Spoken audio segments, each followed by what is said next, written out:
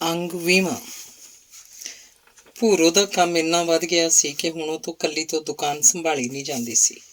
ਬਾਕੀ ਦੁਕਾਨਾਂ ਵਾਲੇ ਹੈਰਾਨ ਸਨ ਕਿ ਭੂਰੋ ਕੋਲੋਂ ਕਿਹੜੀ ਗਿੱਦੜ ਸਿੰਗੀ ਸੀ ਜਿਸ ਨਾਲ ਗਾਹਕ ਨਹੀਂ ਟੁੱਟ ਰਿਹਾ ਸੀ। ਗਾਹਕ ਪੱਕੀਆਂ ਦੁਕਾਨਦਾਰੀਆਂ ਛੱਡ ਭੂਰੋ ਦੀ ਦੁਕਾਨ ਵੱਲ ਰਿਸ਼ਕ ਆਏ ਸਨ। ਭੂਰੋ ਦੇ ਗਾਹਕ ਜਾਣਦੇ ਸਨ ਕਿ ਉਹ ਬਾਜ਼ਾਰ ਦੇ ਭਾਅ ਨਾਲੋਂ ਇੱਕ ਪੈਸਾ ਵੀ ਵੱਧ ਨਹੀਂ ਲਾਉਂਦੀ ਸੀ ਤੇ ਸਮਾਨ ਦੀ ਕੁਆਲਿਟੀ ਵੀ ਹੁੰਦੀ ਸੀ। ਜੇ ਗਾਹਕ ਇੱਕ ਵਾਰ ਆ ਜਾਂਦਾ ਪਾਸੇ ਨਹੀਂ ਜਾਂਦਾ ਸੀ। ਉਹਨੂੰ ਇਹ ਵੀ ਹਿਸਾਬ ਆ ਗਿਆ ਸੀ ਕਿ ਕਿਹਨੂੰ ਸਮਾਨ ਉਧਾਰ ਦੇਣਾ ਕਿਹਨੂੰ ਨਹੀਂ। ਖਰੀਆਂ ਸਾਮੀਆਂ ਲਈ ਖੁੱਲ੍ਹੀ ਛੁੱਟੀ ਸੀ, ਜਿੰਨਾ ਮਰਜ਼ੀ ਸਮਾਨ ਚੱਕ ਸਕਦੇ ਸੀ। ਅੱਗੇ ਪਿੰਡ ਮੰਡੀ 'ਚ ਬੈਠੇ ਥੋਕ ਦੁਕਾਨਦਾਰ ਵੀ ਉਹਨੂੰ ਦਿਲ ਖੋਲ੍ਹ ਕੇ ਸੌਦਾ ਦੇ ਰਹੇ ਸਨ। ਆਈ ਚਲਾਈ ਫੁੱਲ ਚੱਲਣ ਲੱਗ ਪਈ ਸੀ। ਭੂਰੋ ਨੂੰ ਇੱਕ ਤਾਂ ਜਦ ਬਾਜ਼ਾਰ ਜਾਣਾ ਪੈਂਦਾ ਦੁਕਾਨ ਬੰਦ ਕਰਕੇ ਜਾਣਾ ਪੈਂਦਾ ਸੀ, ਇੱਕ ਹੁਣ ਹਾਕਮ ਦੇ ਮੈਂਟਲ ਹਸਪਤਾਲ 'ਚੋਂ ਆ ਜਾਣ ਕਰਕੇ ਘਰ ਦਾ ਕੰਮ ਵੀ ਵੱਧ ਗਿਆ ਸੀ। ਉਹ ਤੰਗ ਭਾਵੇਂ ਨਹੀਂ ਕਰਦਾ ਸੀ ਪਰ ਖਿਆਲ ਤਾਂ ਰੱਖਣਾ ਹੀ ਪੈਂਦਾ ਸੀ। ਆਖੇ ਵੇਖੇ ਬਿਨਾਂ ਤਾਂ ਉਹ ਨਹਾ ਧੋ ਵੀ ਨਹੀਂ ਸਕਦਾ ਸੀ। ਕਿਤੇ ਕਿਤੇ ਵੱਧ ਕਮਲ ਜਿਹਾ ਵੀ ਕੁੱਟਣ ਲੱਗ ਪੈਂਦਾ ਪਰ ਕਿਸੇ ਨੂੰ ਆਖਦਾ ਕੁਝ ਨਹੀਂ ਸੀ। ਭੂਰੋ ਨੇ ਦੁਕਾਨ ਤੇ ਇੱਕ 25-26 ਸਾਲ ਦੀ ਪਿੰਡ 'ਚੋਂ ਕੁੜੀ ਰੱਖ ਲਈ। ਮੇਘਾ ਨਾਂ ਦੀ ਇਹ ਕੁੜੀ ਪਹਿਲਾਂ ਵੀ ਸ਼ਹਿਰ ਇੱਕ ਦੁਕਾਨ ਤੇ ਕੰਮ ਕਰਦੀ ਰਹੀ ਸੀ, ਪਰ ਉਹ ਹੁਣ ਸ਼ਹਿਰ ਜਾਣੋਂ ਹਟ ਗਈ ਤਾਂ ਭੂਰੋ ਨੇ ਉਸ ਨਾਲ ਗੱਲ ਕਰ ਲਈ। ਪਹਿਲਾਂ ਭੂਰੋ ਨੇ ਜਿਸ ਮੁਨਿਆਰੀ ਦੀ ਦੁਕਾਨ ਤੇ ਮੇਘਾ ਕੰਮ ਕਰਦੀ ਰਹੀ ਸੀ ਉਹਨਾਂ ਤੋਂ ਪੁੱਛਿਆ। ਉਹਨਾਂ ਦੱਸਿਆ ਸੀ ਕਿ ਕੁੜੀ ਹੱਦੋਂ ਵੱਧ ਇਮਾਨਦਾਰੀ ਸੀ। ਫਿਰ ਤੁਸੀਂ ਹਟਾਈ ਕਿਉਂ? ਜੇ ਇਮਾਨਦਾਰ ਸੀ ਤਾਂ ਭੂਰੋ ਨੇ ਦੁਕਾਨਦਾਰ ਤੋਂ ਪੂਰੀ ਟੋਹ ਲੈਣੀ ਚਾਹੀ ਸੀ। ਵੇਖ ਬੀਬਿਆ, ਤੇਰੇ ਕੋਲ ਕਾਹਦਾ ਲਕੋਆ ਹੈ? ਇਮਾਨਦਾਰ ਰੱਜ ਗਿਆ, ਨੀਤ ਦੀ ਸਾਫ਼, ਪਰ ਉਸ 'ਚ ਇੱਕ ਖੋਟ ਸੀ। ਕੀ? ਉਹ ਖੋਟ ਮੈਨੂੰ ਵੀ ਤਾਂ ਪਤਾ ਲੱਗੇ। ਉਹ ਹੁਣ ਮੇਰੀ ਦੁਕਾਨ ਤੇ ਉਸ ਕੋਲ ਇੱਕ ਮੁੰਡਾ ਆਉਂਦਾ ਸੀ 25-27 ਦਿਨ। ਉਸ ਨਾਲ ਝੂਠ ਤੂਫਾਨ ਮਾਰ ਕੇ ਪਤਾ ਨਹੀਂ ਕਿੱਧਰ ਨਿਕਲ ਜਾਂਦੀ ਸੀ। ਅਸੀਂ ਪੁੱਛਦੇ ਸੀ ਤੇ ਪੈਰਾਂ ਦੇ ਪਾਣੀ ਨਹੀਂ ਪੈਣ ਦਿੰਦੀ ਸੀ। ਕਿਤੇ ਮੇਰੀ ਮਾਸੀ ਦਾ ਪੁੱਤ ਭਰਾ ਹੈ, ਕਦੇ ਭੂਆ ਦਾ, ਐਂ ਝੂਠ ਤੂਫਾਨ ਮਾਰਨ ਲੱਗੀ ਸੀ। ਮੇਰੇ ਹੁਣ ਆਪਣੇ ਗੱਭਰੂ ਮੁੰਡੇ ਦੁਕਾਨ ਤੇ ਬੈਠਦੇ ਆ। ਬੀਬਿਆ, ਮੈਂ ਡਰ ਜਿਹਾ ਗਿਆ। ਦੁਕਾਨਦਾਰ ਨੇ ਦੱਸਿਆ ਸੀ ਹੁਣ ਭੂਰੋ ਕੋਲ ਉਸ ਕੁੜੀ ਆਉਂਦੀ ਨੂੰ 15 ਦਿਨ ਹੋ ਗਏ ਸੀ, ਪਰ ਕੋਈ ਇਹੋ ਜਿਹੀ ਗੱਲ ਸਾਹਮਣੇ ਨਹੀਂ ਆਈ ਸੀ। ਭੂਰੋ ਨੇ ਨਾ ਵਿਆਹ ਕਰਾਉਣ ਦਾ ਭਾਵੇਂ ਪੱਕਾ ਫੈਸਲਾ ਕਰ ਲਿਆ ਸੀ, ਪਰ ਹੁਣ ਜਦ ਰਾਤੀਂ ਕੰਮ ਕਾਰ ਨਿਬੇੜ ਕੇ ਆਪਣੇ ਮੰਜੇ ਤੇ ਢੇਰੀ ਹੁੰਦੀ ਤਾਂ ਉਸ ਤੇ ਸੋਚਾਂ ਭਾਰੂ ਹੋ ਜਾਂਦੀਆਂ। ਇਹਨਾਂ ਸੋਚਾਂ ਵਿੱਚ ਮੇਲ ਦੀਆਂ ਭਾਵਨਾਵਾਂ ਵੀ ਸਿਰ ਚੱਕ ਲੈਂਦੀਆਂ। ਅਕਸਰ ਉਹ ਵੀ ਹੱਡ ਮਾਸ ਦੀ ਬਣੀ ਸੀ, ਕੋਈ ਪੱਥਰ ਦੀ ਮੂਰਤੀ ਤਾਂ ਹੈ ਨਹੀਂ ਸੀ। ਜਦ ਉਹਦੀਆਂ ਹਾਣੀ ਕੁੜੀਆਂ ਚਿੜੀਆਂ ਦੁਕਾਨ ਤੇ ਆਉਂਦੀਆਂ, ਉਹਨਾਂ ਨੂੰ ਵੀ ਹਾਰ ਸ਼ਿੰਗਾਰ ਦਾ ਸਮਾਨ ਦਿੰਦੇ ਆ, ਉਹਦੀ ਜਵਾਨੀ ਵੀ ਅੰਗੜਾਈਆਂ ਲੈਣ ਲੱਗ ਪੈਂਦੀ। ਜਿੰਨਾ ਆਪਣੇ ਆਪ ਤੇ ਕੰਟਰੋਲ ਕਰਦੀ ਮਨ ਓਨਾ ਹੀ ਭਟਕਦਾ। ਆਪਣਾ ਵਿਆਹ ਨਾ ਕਰਵਾਉਣ ਦਾ ਲਿਆ ਸੰਕਲਪ ਖੇਰੂ ਖੇਰੂ ਹੁੰਦਾ ਜਾਪਦਾ। ਫਿਰ ਉਹ ਆਪਣੇ ਆਪ ਨਾਲ ਹੀ ਗੱਲਾਂ ਕਰਦੀ। ਭੂਰੋ ਬੰਦੀਏ, ਤਾਈ ਮਹਿੰਦਰੋਂ ਸੱਚ ਹੀ ਤਾਂ ਕਹਿੰਦੀ ਸੀ। ਭਰੀ ਉਮਰ ਕਿਵੇਂ ਨਿਕਲੀ, ਅਜੇ ਤਾਂ ਸਿਰ 'ਚ ਪੂਣੀ ਨਹੀਂ ਕੱਤੀ, ਕੋ ਨਾ ਚੱਲੀ ਬਾਬਾ ਧਿਆਈ। ਨਹੀਂ ਭੂਰੋ, ਇਹ ਤਾਂ ਸੋਚ ਹੀ ਨਾ ਤੂੰ। ਅਕਸਰ ਉਹ ਵੀ ਤਾਂ ਹੁੰਦੀਆਂ ਜਿਨ੍ਹਾਂ ਦੇ ਵਿਆਹ ਤੋਂ ਕੁਝ ਚਿਰ ਬਾਅਦ ਹੀ ਹਾਣੀ ਤੁਰ ਜਾਂਦੀ ਹੈ ਸਦਾ ਲਈ। ਉਹ ਵੀ ਬਾਕੀ ਰਹਿੰਦੀ ਉਮਰ ਵਿਆਹ ਨਹੀਂ ਕਰਾਉਂਦੀਆਂ।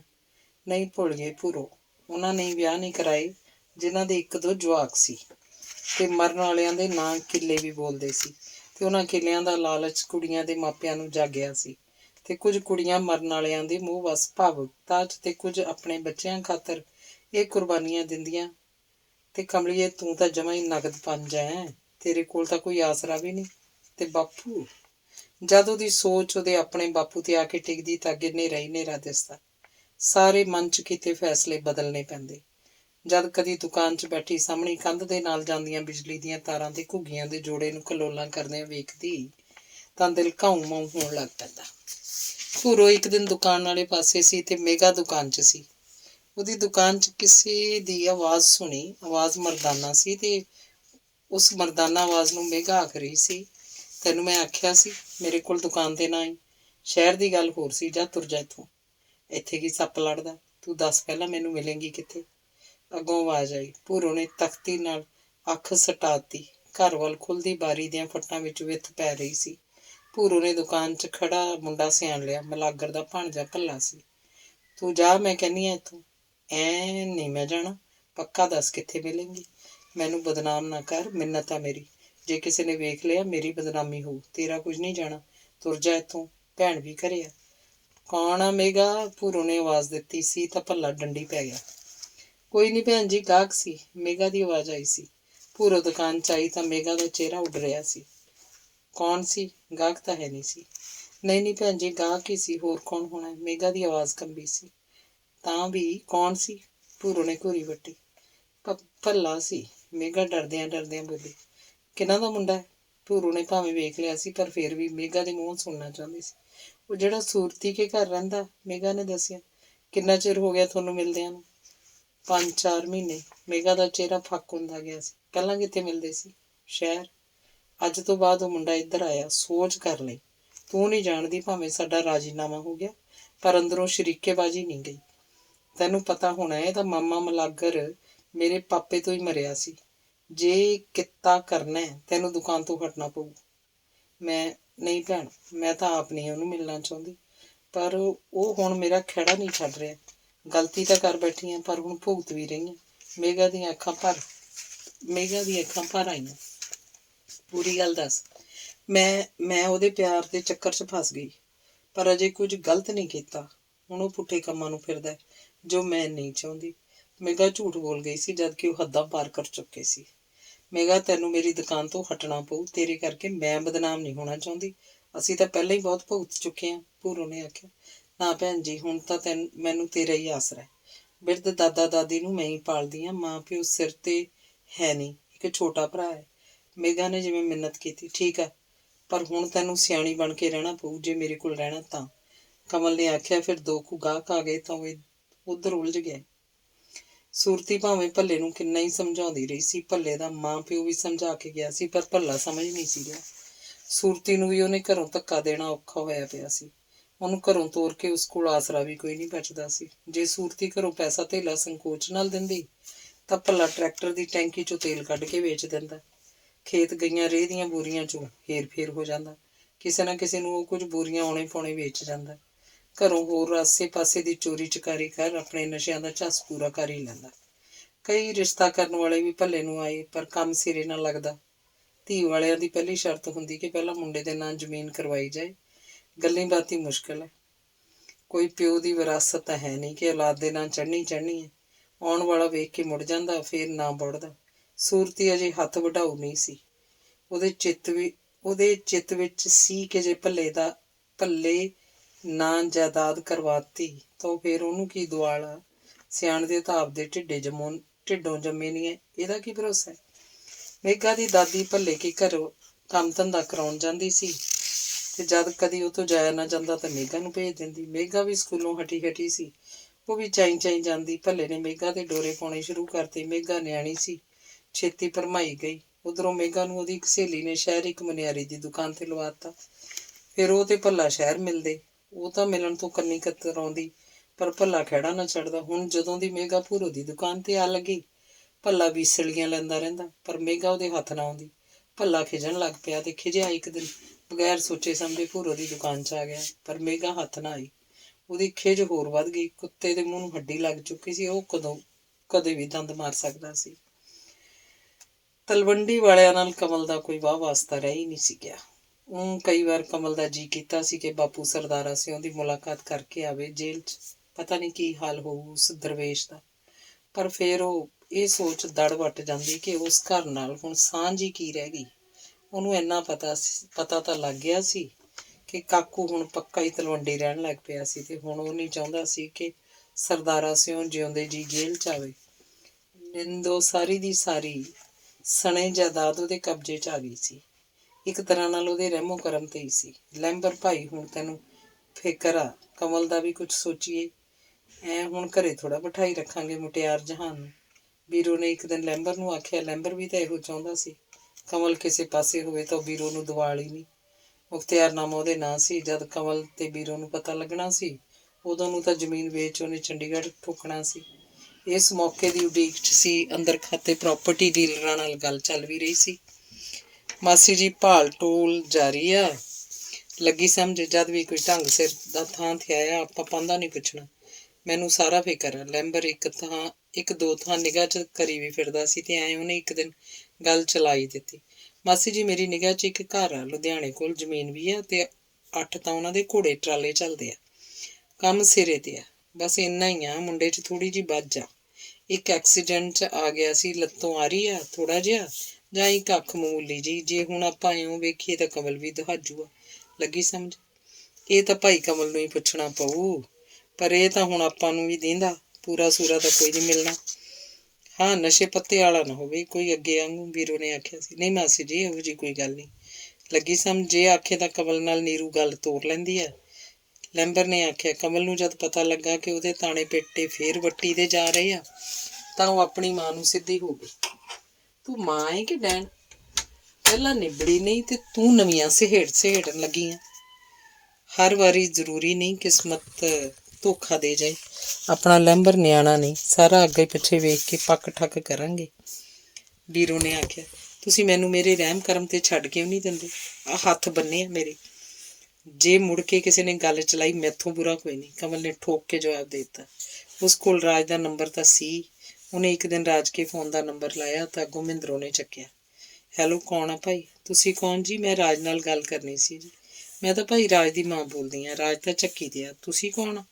ਮੈਂ ਕਮਲ ਬੋਲਦੀ ਹਾਂ। ਹੈਲੋ, ਕਮਲ ਬੋਲਦੀ ਹਾਂ ਜਗਰਾਵਾਂ ਤੋਂ। ਮਾਂ ਜੀ, ਰਾਜ ਨੂੰ ਕਹਿਣਾ ਮੇਰੇ ਨਾਲ ਗੱਲ ਕਰੇ। ਕਮਲ ਕੌਣ ਭਾਈ? ਤੁਸੀਂ ਕਮਲ ਆਖ ਦਿਓ ਮਾਂ ਜੀ, ਉਹ ਸਮਝ ਜਾਣਗੇ ਆਪੇ। ਜ਼ਰੂਰ ਆਖ ਦੇਣਾ ਮਾਂ ਜੀ। ਚੰਗਾ ਭਾਈ, ਆਖ ਦੂੰ। ਆਖ ਮਹਿੰਦਰੋਂ ਨੇ ਰਿਸੀਵਰ ਰੱਖ ਦਿੱਤਾ। ਫੋਨ ਕੱਟਿਆ ਗਿਆ। ਮਹਿੰਦਰੋਂ ਰਾਜ ਆਉਣ ਤੱਕ ਆਪਣੇ ਆਪ ਨਾਲ ਭੰਨ ਤੋੜ ਜਿਹੀ ਕਰਦੀ ਰਹੀ ਕਿ ਇਹ ਕਮਲ ਹੋਈ ਕੌਣ। ਰਾਤ ਨੂੰ ਚੱਕੀ ਤੋਂ ਰਾਜ ਆਇਆ ਤਾਂ ਦੱਸਿਆ ਸੀ।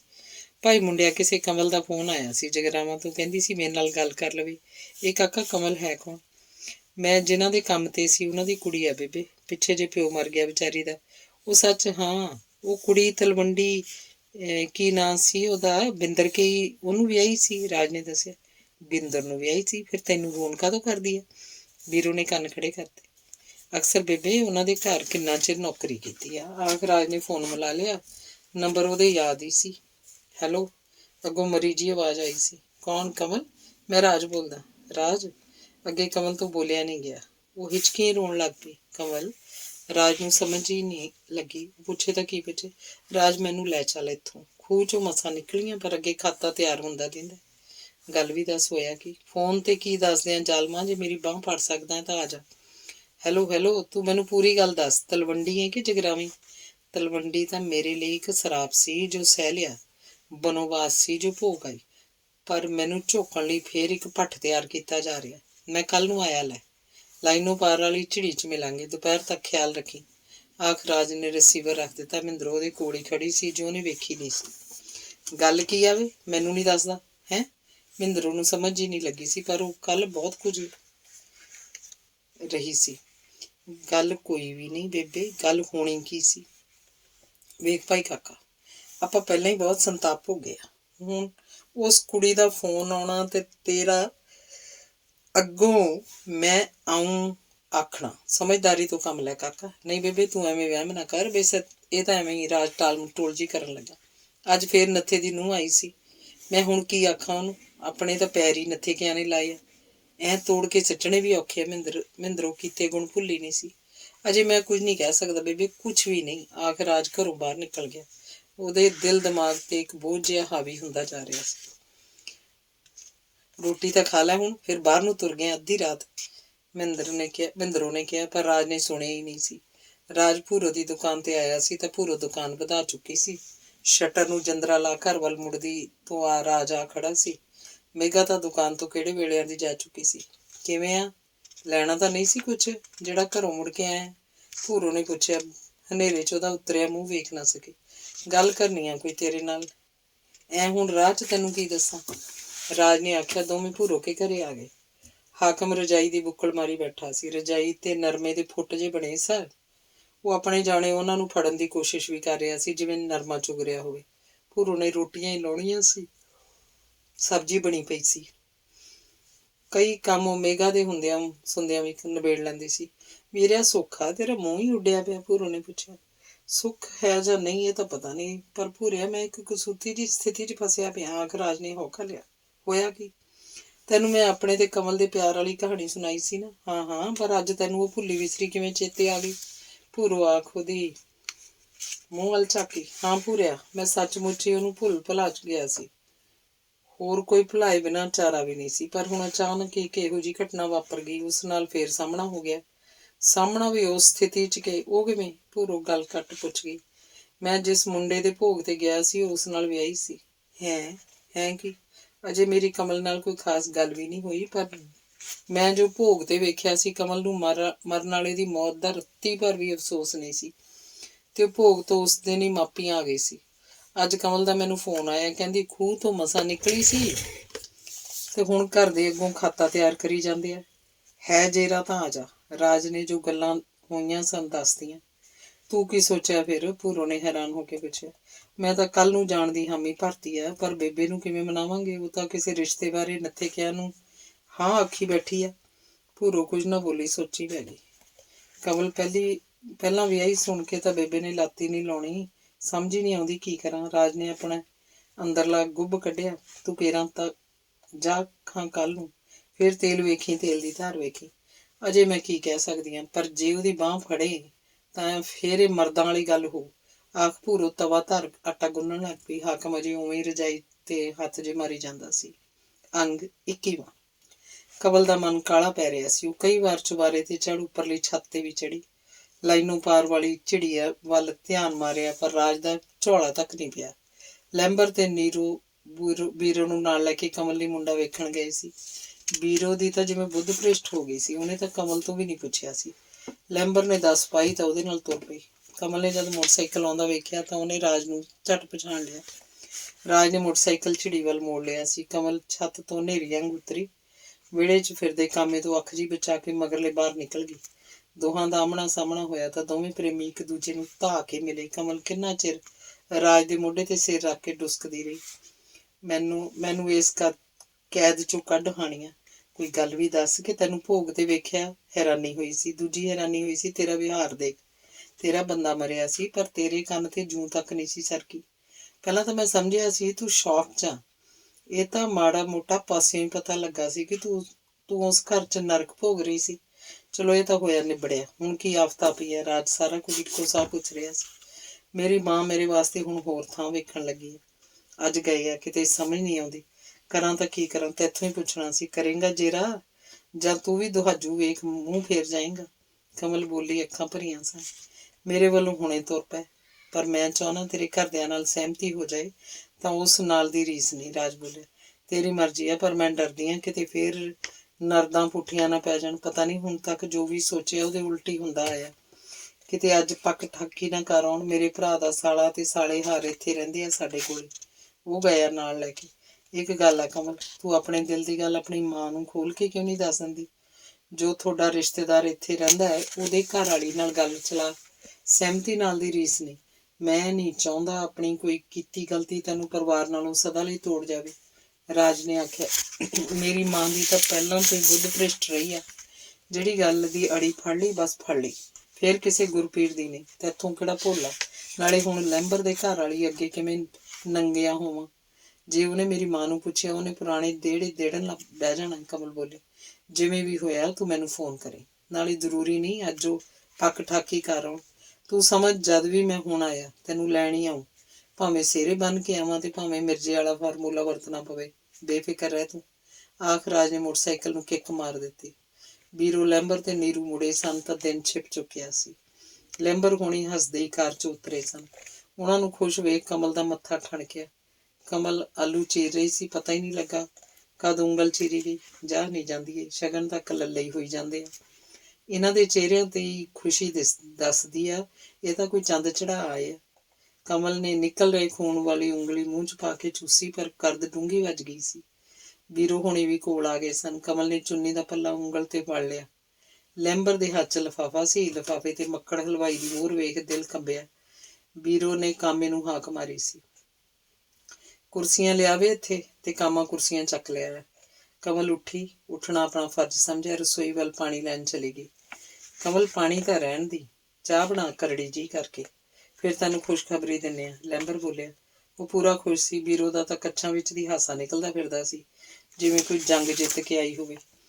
ਕਮਲ ਚਾਹ ਬਣਾ ਲਿਆਈ ਤਾਂ ਲੈਂਬਰ ਨੇ ਡੱਬਾ ਖੋਲ੍ਹਦਿਆਂ ਬੀਰੋ ਨੂੰ ਆਖਿਆ, ਲੈ ਮਾਸੀ ਕਰਾ ਖਾਂ। ਕਮਲ ਦਾ ਮੂੰਹ ਮਿੱਠਾ ਲੱਗੀ ਸਮਝ।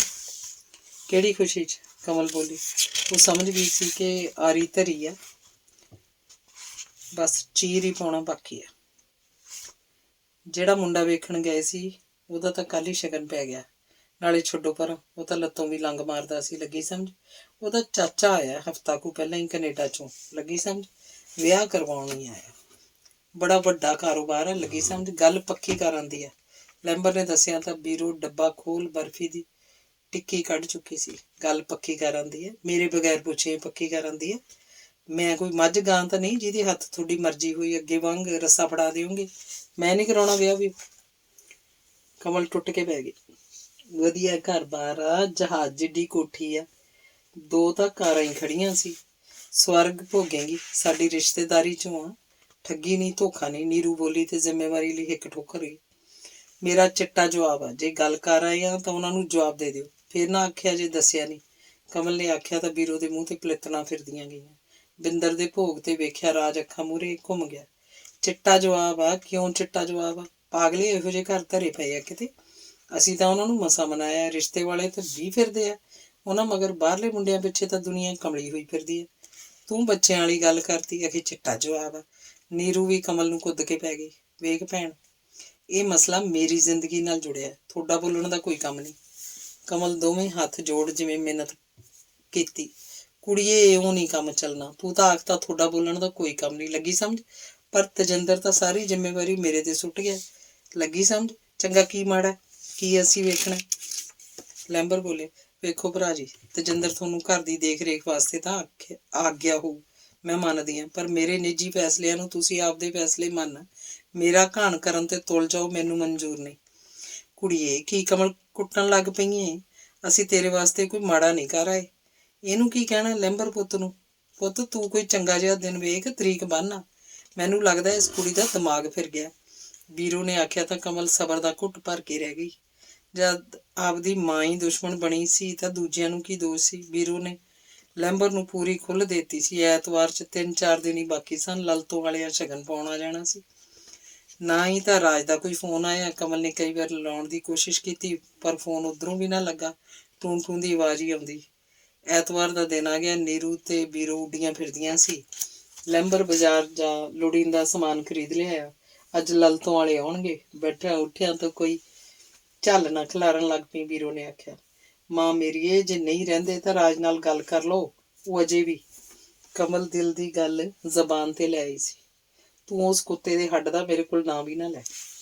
ਜਿਹੜੇ ਘਰੇ ਰੋਟੀਆਂ ਪਾੜਦਾ ਰਿਹਾ, ਉਸ ਘਰ ਹੀ ਖਾਣ ਵਾਲੇ ਭਾਂਡਿਆਂ 'ਚ ਮੂਤਣੋਂ ਬਾਜ਼ ਨਹੀਂ ਆਇਆ। ਤੂੰ ਵੀ ਤਾਂ ਅੰਨੀ ਹੋ ਗਈ ਹੋਏਂਗੀ, ਅੰਨੀ। ਇਸ ਘਰ ਦੀ ਇੱਜ਼ਤ ਦਾ ਭੋਰਾ ਭਰ ਖਿਆਲ ਨਹੀਂ ਕੀਤਾ। ਸ਼ੁਕਰ ਕਰ ਤੁਹਾਡਾ ਕਾਰਾ ਜੱਗ ਜ਼ਾਹਰ ਨਹੀਂ ਹੋਇਆ। ਇਸ ਗਲਤੀ ਦੀ ਸਜ਼ਾ ਤਾਂ ਤੂੰ ਮੈਨੂੰ ਪਹਿਲਾਂ ਹੀ ਦੇ ਚੁੱਕੀ ਹੈ ਮਾਂ ਮੇਰੀਏ, ਹੁਣ ਦੂਰ ਨਾ ਪਾ। ਕਮਲ ਦੀਆਂ ਅੱਖਾਂ ਡੁੱਲੂ ਡੁੱਲੂ ਕਰ ਰਹੀਆਂ ਸੀ। ਚੁੱਪ, ਜ਼ਬਾਨ ਖਿੱਚ ਲੂੰ ਜੇ ਅੱਗੋਂ ਬੋਲੀ ਤਾਂ। ਮੈਨੂੰ ਨਹੀਂ ਪਤਾ ਸੀ ਹੁਣ ਜਵਾਬ ਤੇ ਜਵਾਬ ਕਿਉਂ ਦੇਈ ਆਉਣੀ ਹੈ। ਅੱਗ ਤਾਂ ਫਿਰ ਉਸ ਤਗੜੇ ਕੋਲ ਜਾਣ ਦੀ ਲੱਗੀ ਆ। ਐਵੇਂ ਨਹੀਂ ਉਹ ਬਿੰਦਰ ਦੇ ਭੋਗ ਤੇ ਨੇੜੇ ਹੋ ਬਹਿੰਦਾ ਸੀ। ਤੂੰ ਸੱਦਿਆ ਹੋਊ ਤਾਂ ਫੇਰ ਹੀ ਆਇਆ, ਆਖਿਆ ਹੋਊ ਫੋਨ ਕਰਕੇ। ਵਿਹੜਾ ਮੋਕਲਾ ਹੋ ਗਿਆ। ਬੀਰੋ ਦੰਦ ਪੀ ਰਹੀ ਸੀ। ਨਹੀਂ, ਐਡਾ ਇਲਜ਼ਾਮ ਨਾ ਲਾ। ਉਹਦੀ ਆਪਣੀ ਕੋਈ ਸਕੀਰੀ ਸੀ ਉਸ ਘਰੇ। ਉਹਨੂੰ ਤਾਂ ਇਹ ਵੀ ਨਹੀਂ ਪਤਾ ਸੀ ਕਿ ਮੈਂ ਉਸੇ ਘਰੇ ਵਿਆਹੀ ਹਾਂ ਤੇ ਮਰਨ ਵਾਲਾ ਮੇਰਾ ਬੰਦਾ। ਗਲਤੀ ਤਾਂ ਸਾਥੋਂ ਹੋ ਗਈ ਸੀ। ਉਹੋ ਹੀ ਮੈਨੂੰ ਹੀਨ ਭਾਵਨਾ ਮਾਰ ਗਈ ਤੇ ਹੁਣ ਤੱਕ ਮਾਰੀ ਆਉਂਦੀ ਹੈ। ਮੇਰਾ ਅੱਗੋਂ ਨਾ ਬੋਲਣ ਦਾ ਕਾਰਨ ਹੀ ਹੀਨ ਭਾਵਨਾ ਸੀ। ਕਮਲ ਬਥੇਰਾ ਪਿੱਟਦੀ ਰਹੀ ਸੀ, ਪਰ ਬੀਰੋ ਥੰਦੇ ਘੜੇ ਤੇ ਕੋਈ ਅਸਰ ਨਹੀਂ ਹੋਇਆ ਸੀ। ਉਸ ਦਿਨ 2 ਕਾਰਾਂ ਆਈਆਂ, ਜਿਨ੍ਹਾਂ ਚੋਂ 2-3 ਆਦਮੀ ਤੇ 2-3 ਹੀ ਔਰਤਾਂ ਉਤਰੀਆਂ। ਪ੍ਰਿਥੀ ਸਿੰਘ ਕਨੇਡੀ ਉੱਚੇ ਲੰਮੇ ਕੱਦ ਦਾ ਡੱਫਲ ਜਿਹਾ ਆਦਮੀ ਸੀ। ਡਾਈ ਕੀਤੀ ਅੱਧ ਕਤਰੀ ਜੀ ਦਾੜੀ ਉਹਦੀ ਢਲਦੀ ਉਮਰ ਵੱਲ ਇਸ਼ਾਰਾ ਕਰ ਰਹੀ ਸੀ। ਕਾਲੀਆਂ ਐਨਕਾਂ 'ਚ ਅੱਖਾਂ ਤੇ ਕਾਲੇ ਧੱਬੇ ਵੱਧ ਰਹੇ ਬਲੱਡ ਪ੍ਰੈਸ਼ਰ ਵੱਲ ਇਸ਼ਾਰਾ ਕਰ ਰਹੇ ਸਨ। ਹੱਥਾਂ 'ਚ ਪਾਏ ਛਾਪਾਂ ਛੱਲੇ ਤੇ ਮਹਿੰਗਾ ਕੋਟ ਪੈਂਟ ਜ਼ਰੂਰ ਉਹਦੀ ਕਨੇਡੀ ਵਾਲੀ ਚੜ੍ਹਤ ਤੇ ਠੱਪਾ ਲਾ ਰਹੇ ਸੀ। ਉਹਨੂੰ ਵੇਖ ਕਮਲ ਦਾ ਜੀਅ ਕੀਤਾ ਡਾਂਗ ਚੱਕ ਲਵੇ। ਜਿਹੜਾ ਆਪਣੀਆਂ ਪੋਤੀਆਂ ਵਰਗੀ ਆਪਣੇ ਬਿਸਤਰ ਦਾ ਵਿਛਾਉਣਾ ਬਣਾਉਣ ਲਈ ਮੁੱਠਾ ਜਬ ਥੁੱਕੀ ਫਿਰਦਾ ਸੀ। ਨਾਲ ਆਈਆਂ ਬੀਬੀਆਂ ਅੰਦਰ ਬਾਹਰ ਝੱਟ 'ਚ ਫਿਰ ਗਈਆਂ ਸਨ। ਉਹ ਕਮਲ ਨੂੰ ਵੀ ਬਾਜ਼ਾਰ 'ਚ ਪਈ ਕਿਸੇ ਵਸਤੂ ਵਾਂਗ ਹਾੜ ਰਹੀਆਂ ਸਨ। ਪ੍ਰਿਥੀ ਤਾਂ ਕਮਲ ਤੋਂ ਅੱਖ ਨਹੀਂ ਸੀ ਪੱਟ ਰਿਹਾ। ਨਾਲੇ ਆਉਣ ਵਾਲੇ ਵੀ ਪ੍ਰਿਥੀ ਦੀ ਕਿਸਮਤ ਤੇ ਰਸ਼ਕ ਕਰ ਰਹੇ ਸੀ। ਲੈਂਬਰ ਨੇ ਵਿਸਕੀ ਤੇ ਬੀਅਰ ਰੱਖੀ। ਉਹ ਪਹਿਲਾਂ ਤਾਂ ਨਾ ਨੁੱਕਰ ਜੀ ਕਰਦੇ ਰਹੇ, ਪਰ ਫਿਰ ਉਹ ਪੀਣ ਲੱਗੇ ਤਾਂ ਬੋਤਲ ਮੇਜ਼ ਤੇ ਨਾ ਟਿਕੀ। ਸ਼ਾਮ ਨੂੰ ਸ਼ਗਨ ਪਾ, ਵਿਆਹ ਦਾ ਦਿਨ ਪੱਕਾ ਕਰ ਤੁਰਦੇ ਬੜੇ। ਕਮਲ ਦੀ ਕੋਈ ਪੇਸ਼ ਨਹੀਂ ਜਾ ਰਹੀ ਸੀ। ਬੱਜੇ ਦਿਨ ਦਾ ਕੀ ਸੀ, ਜਮਦੂਤ ਰੂਪ ਧਾਰ ਅੱਗੇ ਖੜੇ ਸਨ। ਹੁਣ 2 ਹੀ ਗੱਲਾਂ ਸਨ, ਜਾਂ ਤਾਂ ਅੱਖਾਂ ਮੀਟ ਕੇ ਜੋ ਹੋ ਰਿਹਾ ਸੀ ਹੋਣ ਦੇਵੇ ਤੇ ਜਿਹੜੀ ਕਿੱਲੀ ਉਹਨੂੰ ਬੰਨ੍ਹ ਰਹੇ ਸੀ ਚੁੱਪ ਕਰਕੇ ਰੱਸਾ ਪਵਾ ਲਵੇ, ਤੇ ਜਾਂ ਘਰੋਂ ਭੱਜ ਰਾਜ ਦੇ ਪਿੰਡ ਦਾ ਰਾਹ ਫੜੇ। ਦੋਹਾਂ ਚੋਂ ਇੱਕ ਰਸਤਾ ਤਾਂ ਅਖਤਿਆਰ ਕਰਨਾ ਹੀ ਪੈਣਾ ਸੀ। ਅਖੀਰ ਗੁਣਾ ਇਸ ਗੱਲ ਤੇ ਪਿਆ ਕਿ ਉਹ ਕੇਰਾਂ ਫੇਰ ਆਪਣੀ ਮਾਂ ਤੇ ਲੈਂਬਰ ਹੋਣਾ ਨੂੰ ਜ਼ੋਰ ਪਾ ਕੇ ਵੇਖੇ। ਜੇ ਉਹ ਮੰਨ ਗਏ ਠੀਕ, ਨਹੀਂ ਰਾਜ ਦੇ ਪਿੰਡ ਦਾ ਰਾਹ ਫੜੇ, ਅੱਗੇ ਅੱਲਾ ਬੇਲੀ। ਇਹ ਸੋਚ ਹੀ ਉਹਨੇ ਲੈਂਬਰ ਦੇ ਘਰਾਂ ਵਾਲੀ ਨਾਲ ਗੱਲ ਛੇੜੀ। ਵੇਖ ਭੈਣ, ਤੂੰ ਇੱਕ ਔਰਤ ਏ ਤੇ ਔਰਤ ਹੀ ਔਰਤ ਦੀਆਂ ਭਾਵਨਾਵਾਂ ਨੂੰ ਸਮਝ ਸਕਦੀ ਏ। ਜੋ ਮੈਂ ਕਹਿਣ ਲੱਗੀ ਹਾਂ ਧਿਆਨ ਨਾਲ ਸੁਣੀ। ਉਹਦੀ ਆਵਾਜ਼ ਐਂ ਸੀ ਜਿਵੇਂ ਆਪਣੀ ਉਮਰ ਤੋਂ ਪਹਿਲਾਂ ਹੀ ਬਹੁਤ ਸਿਆਣੀ ਹੋ ਗਈ ਹੋਵੇ। ਤਾਂ ਧਿਆਨ ਨਾਲ ਕਿਉਂ ਨਾ ਸੁਣੋ, ਜੋ ਕਹਿਣਾ ਹੈ ਬੇਸੰਕੋਚ ਕਹਿ। ਮੈਂ ਤੇਰੀਆਂ ਵੱਡੀਆਂ ਭੈਣਾਂ ਵਰਗੀ ਹਾਂ, ਨੀਰੂ ਬੋਲੀ। ਮੇਰੀ ਮਾਂ ਜਾਣਦੀ ਹੈ, ਉਹ ਤੋਂ ਭੁੱਲ ਨਹੀਂ। ਮੈਂ ਵਿਆਹ ਤੋਂ ਪਹਿਲਾਂ ਇੱਕ ਰਾਜ ਨਾਂ ਦੇ ਮੁੰਡੇ ਨੂੰ ਪਿਆਰ ਕਰਦੀ ਸੀ। ਤੈਨੂੰ ਇਹ ਵੀ ਦੱਸ ਦਿਆਂ, ਉਹ ਮੁੰਡਾ ਬਿੰਦਰ ਦੇ ਭੋਗ ਤੇ ਤੇਰੀ ਨਜ਼ਰ ਵੀ ਪਿਆ ਸੀ ਗੱਲਾਂ ਕਰਦਾ। ਮੇਰੀ ਮਾਂ ਨੇ ਸਾਡੀ ਇੱਕ ਨਹੀਂ ਸੁਣੀ ਤੇ ਮੈਨੂੰ ਬਿੰਦਰ ਦੇ ਲੜ ਲਾਤਾ। ਚਲੋ ਉਹ ਤਾਂ ਹੋਈ ਨਿਬੜੀ। ਜੋ ਮੈਂ ਨਰਕ ਭੋਗਿਆ ਤੁਸਾਂ ਤੋਂ ਵੀ ਭੁੱਲ ਨਹੀਂ, ਪਰ ਹੁਣ ਦੂਰ ਨਾ ਪਾਓ, ਮੇਰੀ ਮਿੰਨਤ ਆ। ਮੈਨੂੰ ਰਾਜ ਨਾਲ ਹੀ ਕਮਲ ਦੀਆਂ ਅੱਖਾਂ 'ਚੋਂ ਮੋਟੇ-ਮੋਟੇ ਹੰਝੂ ਡਿੱਗੇ। ਨੀਰੂ ਕਮਲ ਨੂੰ ਡੁਸਕਦਿਆਂ ਵੇਖ ਸੋਚਾਂ 'ਚ ਪੈ ਗਈ। ਤੂੰ ਹੁਣ ਰੱਬ ਬਣ ਕੇ ਬੌੜ ਭੈਣ ਮੇਰੀਏ, ਸਾਰੀ ਉਮਰ ਨੰਗੇ ਸਿਰ ਪਾਣੀ ਭਰੂ ਤੇਰਾ। ਭੈਣ ਬਣ ਕੇ ਆ ਬੇੜਾ ਪਾਰ ਲਾ ਦੇ ਮੇਰਾ। ਕਮਲ ਹੱਥ ਬੰਨ ਖਲੋਤੀ ਤਾਂ ਨੀਰੂ ਮੋਮਬੱਤੀ ਵਾਂਗ ਪਿਘਲਦੀ ਗਈ। ਮੈਂ ਲੈਂਬਰ ਨਾਲ ਗੱਲ ਕਰੂੰ, ਨਾਲੇ ਮਾਸੀ ਜੀ ਨਾਲ। ਫਿਕਰ ਨਾ ਕਰ, ਮੈਂ ਆਪਣੀ ਪੂਰੀ ਵਾਹ ਲਵਾਂ। ਪਰ ਜੇ ਰਾਜ ਪਹਿਲਾਂ ਵਿਆਹਿਆ ਜਾ ਚੁੱਕਿਆ ਹੋਇਆ, ਨੀਰੂ ਨੇ ਆਖਿਆ। ਪੂਰੀ ਤਸੱਲੀ ਦਿੱਤੀ। ਉਹਦਾ ਵੀ ਆਪਣਾ ਪਹਿਲਾ ਪਿਆਰ ਸਿਰ ਚੱਕ ਖਲੋਤਾ। ਉਹ ਵੀ ਤਾਂ ਵਿਆਹ ਤੋਂ ਪਹਿਲਾਂ ਕਿਸੇ ਨੂੰ ਦਿਲ ਦੇ ਬੈਠੀ ਸੀ, ਪਰ ਉਹਨਾਂ ਦਾ ਪਿਆਰ ਸਿਰੇ ਨਹੀਂ ਚੜਿਆ ਸੀ ਤੇ ਉਹ ਲੈਂਬਰ ਨਾਲ ਵਿਆਹੀ ਗਈ ਸੀ। ਉਹਨੂੰ ਤਾਂ ਹੁਣ ਇਹ ਵੀ ਨਹੀਂ ਸੀ ਪਤਾ ਵੀ ਉਹਦਾ ਪਿਆਰ ਸੀ ਤਾਂ ਸੀ ਕਿੱਥੇ ਹੈ ਵੀ ਸੀ ਜਾਂ ਨਹੀਂ। ਮੇਰੇ ਚੰਮ ਦੀਆਂ ਭਾਵੇਂ ਜੁੱਤੀਆਂ ਸਵਾ ਲਈ, ਬਸ ਇਹ ਅਹਿਸਾਨ ਕਰਦੇ ਮੇਰੇ ਤੇ। ਕਮਲ ਨੇ ਫੇਰ ਆਖਿਆ ਤਾਂ ਨੀਰੂ ਨੇ ਉਹਦਾ ਮੋਢਾ ਥਾਪੜਿਆ। ਉਸ ਰਾਤ ਹੀ ਨੀਰੂ ਨੇ ਲੈਂਬਰ ਨਾਲ ਗੱਲ ਛੇੜੀ। ਬੋਲਦੇ ਨਹੀਂ ਜੀ, ਮੈਨੂੰ ਤਾਂ ਕਮਲ ਤੇ ਊਂ ਤਰਸ ਜਿਹਾ ਆਈ ਜਾਂਦਾ। ਪਹਿਲਾਂ ਉਹਦੀ ਮਾਂ ਨੇ ਡੋਬੀ ਸੀ, ਹੁਣ ਰਹਿੰਦੀ ਖੁੰਦੀ ਕਸਰ ਆਪਾਂ ਕੱਢਣ ਤੇ ਹੋ ਗਏ। ਕਿੱਥੇ ਕਮਲ, ਕਿੱਥੇ ਕਨੇਡਾ ਵਾਲਾ ਬੁੱਢੜ। ਹੋਰ 4 ਸਾਲਾਂ ਨੂੰ ਸਿਵਿਆਂ 'ਚ ਲੱਤਾਂ ਹੋਣਗੀਆਂ ਉਹਦੀਆਂ। ਨਾਲੇ ਇਹ ਤਾਂ ਦੱਸਿਆ ਹੀ ਨਹੀਂ ਕਿ ਕਮਲ ਦੇ ਬਰਾਬਰ ਦੀਆਂ ਤਾਂ ਕੁੜੀਆਂ ਹੀ ਹੋਣਗੀਆਂ ਉਹਦੀਆਂ। ਮੇਰੀ ਮੰਨੋ, ਇਹ ਰਿਸ਼ਤਾ ਤੁੜਵਾ ਦਿਓ, ਨੀਰੂ ਨੇ ਆਖਿਆ। ਜੇ ਹਾਂ ਗੱਲ ਆ ਤਾਂ ਆਪਾਂ ਨੂੰ ਕੀ ਇਤਰਾਜ਼ ਆ? ਉਹਦੀ ਮਾਂ ਜਾਣੇ ਨਾ ਜਾਣੇ, ਆਪਣੇ ਕਿਹੜਾ ਪ੍ਰਿਥੀਏ ਕਿਆ ਨਾਲ ਲੇਲੇ ਸਾਂਝੇ ਆ। ਮਾਸੀ ਨਾਲ ਗੱਲ ਕਰਕੇ ਉਹਨਾਂ ਨੂੰ ਜਵਾਬ ਦੇ ਦਿਓ। ਲੈਂਬਰ ਨੇ ਨੀਰੂ ਨੂੰ ਆਖਿਆ। ਉਹਨੂੰ ਇਸ ਗੱਲ ਦਾ ਕੋਈ ਮਸਲਾ ਨਹੀਂ ਸੀ ਕਿ ਕਮਲ ਕਿੱਥੇ ਵਿਆਹੀ ਦੀ ਹੈ, ਕਿੱਥੇ ਨਹੀਂ। ਉਹਦੀ ਤਾਂ ਜ਼ਮੀਨ ਅੱਖ ਤਿੰਨ ਸੀ, ਉਹ ਸਾਰਾ ਹੱਲ ਹੋ ਹੀ ਜਾਣਾ ਸੀ। ਉਹਦੀ ਪਲਾਨ ਸੀ ਕਿ ਕਮਲ ਸਹੁਰੇ ਘਰ ਜਾਵੇ ਤੇ ਵੀਰੋ ਨੂੰ ਹਜ਼ੂਰ ਸਾਹਿਬ ਨੂੰ ਤੋਰ, ਮਗਰੋਂ ਜ਼ਮੀਨ ਡੰਡਾ ਵੇਚ ਡੇਰਾ ਜਾ ਕੇ ਚੰਡੀਗੜ੍ਹ ਵੱਜੂ। ਫਿਰ ਉਹਨੇ ਨਾ ਆਪਣੇ ਭਣੋਈਏ ਤੇਜਿੰਦਰ ਨੂੰ ਦਵਾਲ ਹੋਣਾ ਸੀ ਤੇ ਨਾ ਆਪਣੀ ਭੈਣ ਨੂੰ। ਵੀਰੋ ਤੇ ਕਮਲ ਤਾਂ ਕਿਹੜੇ ਬਾਗ ਦੀ ਮੂਲੀ ਸੀ। ਨੀਰੂ ਨੇ ਮੌਕਾ ਵੇਖ ਵੀਰੋ ਨਾਲ ਗੱਲ ਚਲਾ ਲਈ। ਮਾਸੀ ਜੀ, ਉਹ ਤਾਂ ਭਾਈ ਹੁਣ ਪਤਾ ਲੱਗਾ ਪ੍ਰਿਥੀ ਦੇ ਤਾਂ 2 ਕੁੜੀਆਂ ਮੁਟਿਆਰਾਂ। ਸਾਨੂੰ ਤਾਂ ਜਿਉਂ ਪਤਾ ਲੱਗਾ ਦੋਹਾਂ ਜੀਆਂ ਨੂੰ ਉਦੋਂ ਹੀ ਅੱਗ ਲੱਗ ਗਈ। ਆਪਾਂ ਕੁੜੀ ਡੁੱਬਣੀ ਥੋੜੀ ਸੀ ਉੱਥੇ, ਅਸੀਂ ਤਾਂ ਫੋਨ ਕਰਕੇ ਜਵਾਬ ਦੇ ਦਿੱਤਾ। ਅਜੇ ਵੀ ਸ਼ੁਕਰ ਆ ਆਪਾਂ ਨੂੰ ਵੇਲੇ ਸਿਰ ਪਤਾ ਲੱਗ ਗਿਆ, ਨਹੀਂ ਫੇਰ ਕੀ ਬਣਨਾ ਸੀ। ਫਿਰ ਹੁਣ ਵੀਰੋ ਸੁਣ 75 ਜੀ ਗਈ। ਪਹਿਲਾਂ ਕਨੇਡੇ ਵਾਲਾ ਜਵਾਈ ਵੇਖ ਉਹ ਆਪਣੇ ਆਪ ਨੂੰ ਬਹੁਤ ਭਾਗਸ਼ਾਲੀ ਸਮਝ ਰਹੀ ਸੀ, ਪਰ ਨੀਰੂ ਦੀ ਸੁਣ ਐਂ ਲੱਗਾ ਜਿਵੇਂ ਕਮਲ ਫੇਰ ਵਿਧਵਾ ਹੋ ਗਈ ਹੋਵੇ। ਫੇਰ ਕੀ ਮਾਸੀ ਜੀ, ਲੱਖ ਵੱਟੀਏ, ਆਪਾਂ ਤਾਂ ਪਹਿਲਾਂ ਪਤਾ ਲੱਗ ਗਿਆ। ਨਹੀਂ ਆਪਣੇ ਨਾਲ ਤਾਂ ਜੱਗੋਂ 13ਵੀਂ ਹੋਣੀ ਸੀ। ਭਾਈ ਤੁਹਾਡੀ ਰਿਸ਼ਤੇਦਾਰੀ ਕਰਕੇ ਮੈਂ ਤਾਂ ਤੁਹਾਡੇ ਤੇ ਸਿੱਟਤੀ ਸੀ। ਹੁਣ ਮੈਂ ਕੀ ਆਖਾਂ, ਇਹ ਤਾਂ ਬੇੜੀ ਬਹਿਣੀ ਪਹਿਲਾਂ ਹੀ ਨੰਨੇ ਪਾਉਣ ਬਹਿ ਗਈ ਸੀ। ਗੱਲ ਕਾਹਦੀ ਸਿਰੇ ਲੱਗਣੀ ਸੀ, ਇਹਦੇ ਤਾਂ ਦਿਲ ਦੀਆਂ ਹੋ ਗਈਆਂ। ਵੀਰੋ ਬੋਲੀ। ਉਹ ਕਮਲ ਤੋਂ ਇੱਕ ਚੀਚੀਆਂ ਲੈ ਰਹੀ ਸੀ। ਹੁਣ ਇਹ ਗੱਲ ਤਾਂ ਛੱਡੋ ਮਾਸੀ ਜੀ, ਜੋ ਹੋਈ ਨਿਬੜੀ। ਆਪਾਂ ਕਮਲ ਤੋਂ ਹੀ ਪੁੱਛੀਏ, ਉਹ ਕੀ ਚਾਹੁੰਦੀ ਹੈ। ਨੀਰੂ ਗੱਲ ਟਿਕਾਣੇ ਤੇ ਲੈ ਰਹੀ ਸੀ। ਜੋ ਚਾਹੁੰਦੀ ਹੈ ਮੈਂ ਨਹੀਂ ਚਾਹੁੰਦੀ। ਹੁਣ ਕਿਹੜੇ ਮੂੰਹ ਨਾਲ ਤੈਨੂੰ ਦੱਸਾਂ। ਝੱਗਾ ਚੱਕਿਆਂ ਆਪਦਾ ਹੀ ਢਿੱਡ ਨੰਗਾ ਹੋਊ। ਵੀਰੋ ਉਧੜਨ ਨੂੰ ਤਿਆਰ ਸੀ।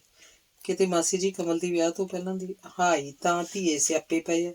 ਮੈਥੋਂ ਵੀ ਕਾਹਲੀ 'ਚ ਪੈਰ ਚੱਕ ਹੋ ਗਿਆ। ਆਖ ਵੀਰੋ ਸਾਰੀਆਂ ਗੰਢਾਂ ਖੋਲਦੀ ਗਈ। ਨੀਰੂ ਨੂੰ ਭਾਵੇਂ ਪਹਿਲਾਂ ਹੀ ਕਮਲ ਦੱਸ ਚੁੱਕੀ ਸੀ, ਪਰ ਨੀਰੂ ਐਂ ਸੁਣ ਰਹੀ ਸੀ ਜਿਵੇਂ ਹੁਣੇ ਪਤਾ ਲੱਗ ਰਿਹਾ ਹੋਵੇ। ਫਿਰ ਤਾਂ ਮਾਸੀ ਜੀ ਗੱਲ ਹੀ ਨਿਬੜ ਗਈ। ਆਪਾਂ ਉਸੇ ਮੁੰਡੇ ਦੀ ਪੁੱਛ ਦੱਸ ਕਰੀਏ, ਜੇ ਗੱਲ ਬਣ ਜਾਏ ਤਾਂ। ਕੁੜੀਏ ਤੂੰ ਕਮਲੀ ਹੋਈ ਹੈ, ਮੈਨੂੰ ਤਾਂ ਉਹ ਮੁੰਡਾ ਲੱਗਦਾ ਹੀ ਵਿਓ ਵਰਗਾ ਜਿਹਨੇ ਇਸ ਘਰ ਦੀ ਇੱਜ਼ਤ। ਮਾਸੀ ਜੀ, ਹੋਰ ਕੋਈ ਹੱਲ ਵੀ ਤਾਂ ਨਹੀਂ। ਨਾਲੇ ਜੇ ਕਮਲੀ ਕਿਸੇ ਖੂਹ ਟੋਬੇ ਪੈ ਗਈ ਫੇਰ ਕੀ ਕਰ ਲੈਂਗੀ। ਪੁੱਤ ਤੇਰਾ ਬਾਹਰ ਬੈਠਾ ਪਰਦੇਸਾਂ 'ਚ। ਨੀਰੂ ਨੇ ਜਿਵੇਂ ਦੁੱਖ ਦੇ ਥਾਂ ਤੇ ਹੱਥ ਰੱਖਿਆ। ਹੈ ਤਾਂ ਭਾਈ ਹੈ ਹੀ, ਪਰ ਥੁੱਕੇ ਚੱਟਣ ਵਾਲੀ ਗੱਲ ਆ ਨਾ ਮੇਰੇ ਲਈ ਤਾਂ। ਚਲੋ ਜਿਵੇਂ ਤੁਹਾਨੂੰ ਚੰਗਾ ਲੱਗਦਾ ਉਵੇਂ ਕਰ ਲਓ। ਆਖ ਵੀਰੋ ਨੇ ਹਾਮੀ ਭਰਤੀ। ਨੀਰੂ ਨੇ ਖੁਸ਼ਖਬਰੀ ਕਮਲ ਨੂੰ ਸੁਣਾਈ ਤਾਂ ਉਹਦੀ ਖੁਸ਼ੀ ਦਾ ਕੋਈ ਟਿਕਾਣਾ ਨਾ ਰਿਹਾ। ਉਹਨੂੰ ਤਾਂ ਇਹ ਆਸ ਹੀ ਨਹੀਂ ਸੀ। ਉਹ ਤਾਂ ਸੋਚਦੀ ਸੀ ਇਹਨੂੰ ਘਰੋਂ ਭੱਜਣਾ ਪਊ। ਲੈ ਨੀਰੂ ਭੈਣ, ਹੁਣ ਤੂੰ ਭਾਵੇਂ ਮੇਰੇ ਚੰਮ ਦੀਆਂ ਜੁੱਤੀਆਂ ਸਵਾ ਲਈ, ਚੂੰ ਨਹੀਂ ਕਰਦੀ। ਕਮਲ ਨੇ ਆਖਿਆ। ਉਸ ਦਿਨ ਹੀ ਕਮਲ ਨੇ ਫਿਰ ਚੱਲ ਨਹੀਂ ਫੋਨ ਲਾਇਆ ਸੀ ਤਾਂ ਫੋਨ ਲੱਗ ਗਿਆ ਸੀ, ਪਰ ਅੱਗੋਂ ਬੋਲਣ ਵਾਲੀ ਮਹਿੰਦਰੋ ਸੀ ਜਿਹਨੇ ਉਹ ਤਾਂ ਹੈ ਨਹੀਂ ਭਾਈ ਆਖ ਫੜਾਕਦੇ ਨੇ ਰਿਸੀਵਰ ਰੱਖਤਾ ਸੀ। ਅੰਗ 22ਵਾਂ। ਰਾਜ ਸਵੇਰ ਦਾ ਹਫਿਆ ਪਿਆ ਸੀ, ਪਾਣੀ ਦੀ ਘੁੱਟ ਤੱਕ ਨਹੀਂ ਪੀਤੀ ਸੀ। ਉਹਦੀ ਤੇ ਹੋਰ ਮੋਤਬਰਾਂ ਦੀ ਦਿਹਾੜੀ ਥਾਣੇ ਤੇ ਸਰਕਾਰੀ ਹਸਪਤਾਲ ਹੀ ਨਿਕਲੀ ਸੀ। ਮੇਘਾ ਦਾ ਕਤਲ ਹੋ ਗਿਆ ਸੀ। ਕਤਲ ਮੇਘਾ ਕੇ ਘਰੇ ਹੀ ਹੋਇਆ ਸੀ। ਪਹਿਲਾਂ ਬਲਾਤਕਾਰ ਕੀਤਾ ਗਿਆ। ਬਲਾਤਕਾਰੀ ਇਕੱਲਾ ਨਹੀਂ ਸੀ, 2-3 ਜਣੇ ਹੋਣਗੇ, ਇਹ ਡਾਕਟਰ ਦੀ ਰਿਪੋਰਟ ਹੀ ਦੱਸ ਰਹੀ ਸੀ। ਮੇਘਾ ਦੇ ਮੂੰਹ 'ਚ ਚੁੰਨੀ ਤੁੰਨੀ ਗਈ ਸੀ। ਉਸ ਨਾਲ ਬਹੁਤ ਨਿਰਦਈ ਵਰਤਾਰਾ ਹੋਇਆ ਸੀ। ਉਹ ਘਰੇ ਇਕੱਲੀ ਨਹੀਂ ਸੀ, ਦਾਦਾ ਤੇ ਦਾਦੀ ਵੀ ਸਨ। ਉਹ ਅਜੇ ਸੁੱਤੇ ਨਹੀਂ ਸਨ ਜਦ ਕਮਰੇ ਦਾ ਬਾਰ ਖੜਕਿਆ ਸੀ। 2-3 ਵਾਰ ਠਕ ਠਕ ਹੋਈ। ਕੌਣ ਆ ਆਖ ਉਹਦੀ ਦਾਦੀ ਨੇ ਉੱਠ ਕੇ ਬਾਰ ਖੋਲ੍ਹਿਆ ਸੀ। ਉਹਨਾਂ ਨੂੰ ਤਾਂ ਫਿਰ ਪਤਾ ਹੀ ਨਹੀਂ ਲੱਗਾ ਸੀ ਉਹ ਕਿਹੜੇ ਵੇਲੇ ਨੱਪੇ ਗਏ ਸਨ। ਨਾ ਹੀ ਕਿਸੇ ਦੀ ਸਿਆਣ ਆਈ ਸੀ। ਮੂੰਹ ਬੱਧੇ ਸਨ। ਕੁੱਟ ਉਹਨਾਂ ਨੂੰ ਬੇਹਾਲ ਕਰਤਾ ਸੀ। ਸੁਰਤ ਆਈ ਸੀ ਤਾਂ ਮੇਘਾ ਮੰਜੇ ਤੇ ਖੂਨ ਨਾਲ ਲੱਥ-ਪੱਥ ਮਰੀ ਪਈ ਸੀ। ਉਹਦੇ ਸਰੀਰ ਤੇ ਕੋਈ ਕੱਪੜਾ ਨਹੀਂ ਸੀ। ਉਹ ਨੰਗ ਧੜੰਗੀ ਸੀ। ਸਰੀਰ ਤੇ ਜ਼ਖਮਾਂ ਦੇ ਨਿਸ਼ਾਨ ਸੀ। ਦੋਵੇਂ ਬਿਰਧ ਤਾਂ ਹੁਣ ਤੱਕ ਸਦਮੇ 'ਚ ਸਨ। ਉਹਨਾਂ ਦੀ ਦੁਨੀਆ ਹੀ ਉੱਜੜ ਗਈ ਸੀ। ਮੇਘਾ ਦਾ ਛੋਟਾ ਭਰਾ ਘਰੇ ਨਹੀਂ ਸੀ। ਉਹ ਗੁਆਂਢੀਆਂ ਦੇ ਘਰ ਟੀਵੀ ਵੇਖਦਾ ਉੱਥੇ ਹੀ ਸੌਂ ਗਿਆ ਸੀ। ਲਾਸ਼ ਮਿਲ ਗਈ? ਮਹਿੰਦਰੋਂ ਨੇ ਰਾਜ ਘਰ ਆਇਆ ਸੀ ਤਾਂ ਪੁੱਛਿਆ। ਉੱਥੇ ਹੀ ਮੁਰਦਾ ਘਰ ਸੰਭਾਲ ਆਂਦੀ ਹੈ। ਸੰਸਕਾਰ ਤਾਂ ਹੁਣ ਸਵੇਰੇ ਹੀ ਹੋਣਾ। ਬੇਬੇ ਤੂੰ ਭੂਰੋ ਕੇ ਰਹਿਣਾ ਸੀ, ਕਾਹਨੂੰ ਆਉਣਾ ਸੀ ਘਰੇ? ਰਾਜ ਨੇ ਆਖਿਆ। ਹੁਣੇ ਤੁਰੀ ਆਈਆਂ। ਭੂਰੋ ਡਰਦੀ ਡੁਰਦੀ ਨਹੀਂ, ਪੱਥਰ ਦੇ ਲਾ, ਪਰ ਫਿਰ ਵੀ ਹੁੰਦਾ ਹੀ ਆ ਪੁੱਤ। ਮੇਘਾ ਉਹਦੇ ਕੋਲੇ ਕੰਮ ਕਰਦੀ ਸੀ, ਜੇ ਆਖੇ ਤਾਂ ਤੈਨੂੰ ਰੋਟੀ ਖਵਾ ਕੇ ਜਾ ਵੜੂ। ਊਂ ਅਜੇ ਲੱਗਾ ਨਹੀਂ ਪਤਾ ਕੋਈ ਕਿਹਦਾ ਕਾਰਾ ਹੋਇਆ। ਪਤਾ ਹੀ ਆ ਬੇਬੇ, ਪਤੇ ਨੂੰ ਕੀ ਆ। ਅਗਲਾ ਸ਼ਰੀਕੇ ਤੋਂ ਡਰਦਾ ਬੋਲਦਾ ਨਹੀਂ। ਅੱਜ ਨਹੀਂ ਤਾਂ ਕੱਲ ਗੱਲ ਬਾਹਰ ਨਿਕਲ ਹੀ ਆਉਣੀ ਹੈ। ਭੂਰੋ ਨੂੰ ਆਖਣ ਵਾਲੇ ਮੂੰਹ ਨਾ ਖੋਲ ਬੈਠੇ। ਭੱਲਾ ਹੀ ਹੋ ਸਕਦਾ, ਹੋਰ ਕੋਈ ਨਹੀਂ। ਭੂਰੋ ਨੇ ਹੀ ਮੈਨੂੰ ਦੱਸਿਆ ਸੀ ਭੱਲਾ ਪਹਿਲਾਂ ਵੀ ਮੇਘਾ ਨੂੰ ਤੰਗ ਕਰਦਾ ਸੀ। ਰਾਜ ਨੇ ਆਖਿਆ। ਆਪਣੇ ਆਪ ਨੂੰ ਲਾਹਨਤ ਵੀ ਪਾਈ। ਸ਼ੱਕ ਹੁੰਦਿਆਂ ਵੀ ਉਹ ਕਾਤਲ ਲੁਕਾਉਣ ਦੀ ਕੋਸ਼ਿਸ਼ ਕਰ ਰਿਹਾ ਸੀ। ਅੱਜ ਫੇਰ ਭਾਈ ਉਸ ਜਗਰਾਵਾਂ ਵਾਲੀ ਕੁੜੀ ਦਾ ਫੋਨ ਆਇਆ ਸੀ। ਮੈਂ ਤਾਂ ਭਾਈ ਘਰੇ ਹੈ ਨਹੀਂ ਆਖ ਫੋਨ ਕੱਟਤਾ ਸੀ। ਸੱਚੀ ਗੱਲ ਆ। ਓਹੋ ਬੇਬੇ ਪੁੱਛ ਤਾਂ ਲੈਂਦੀ ਕੀ ਕੰਮ ਸੀ, ਤੂੰ ਵੀ ਨਾ ਬਸ।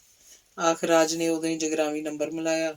ਅਖੀਰਲਾ ਨੰਬਰ ਨੱਪਣ ਸਾਰੀ ਟਰਨ ਟਰਨ ਹੋਣ ਲੱਗ ਪਈ। ਨਾਲ ਹੀ ਹੈਲੋ ਦੀ ਆਵਾਜ਼ ਆਈ। ਆਵਾਜ਼ ਕਮਲ ਦੀ ਸੀ। ਕਮਲ ਮੈਂ ਬੋਲਦਾ। ਠੀਕ ਹੈ ਤੂੰ?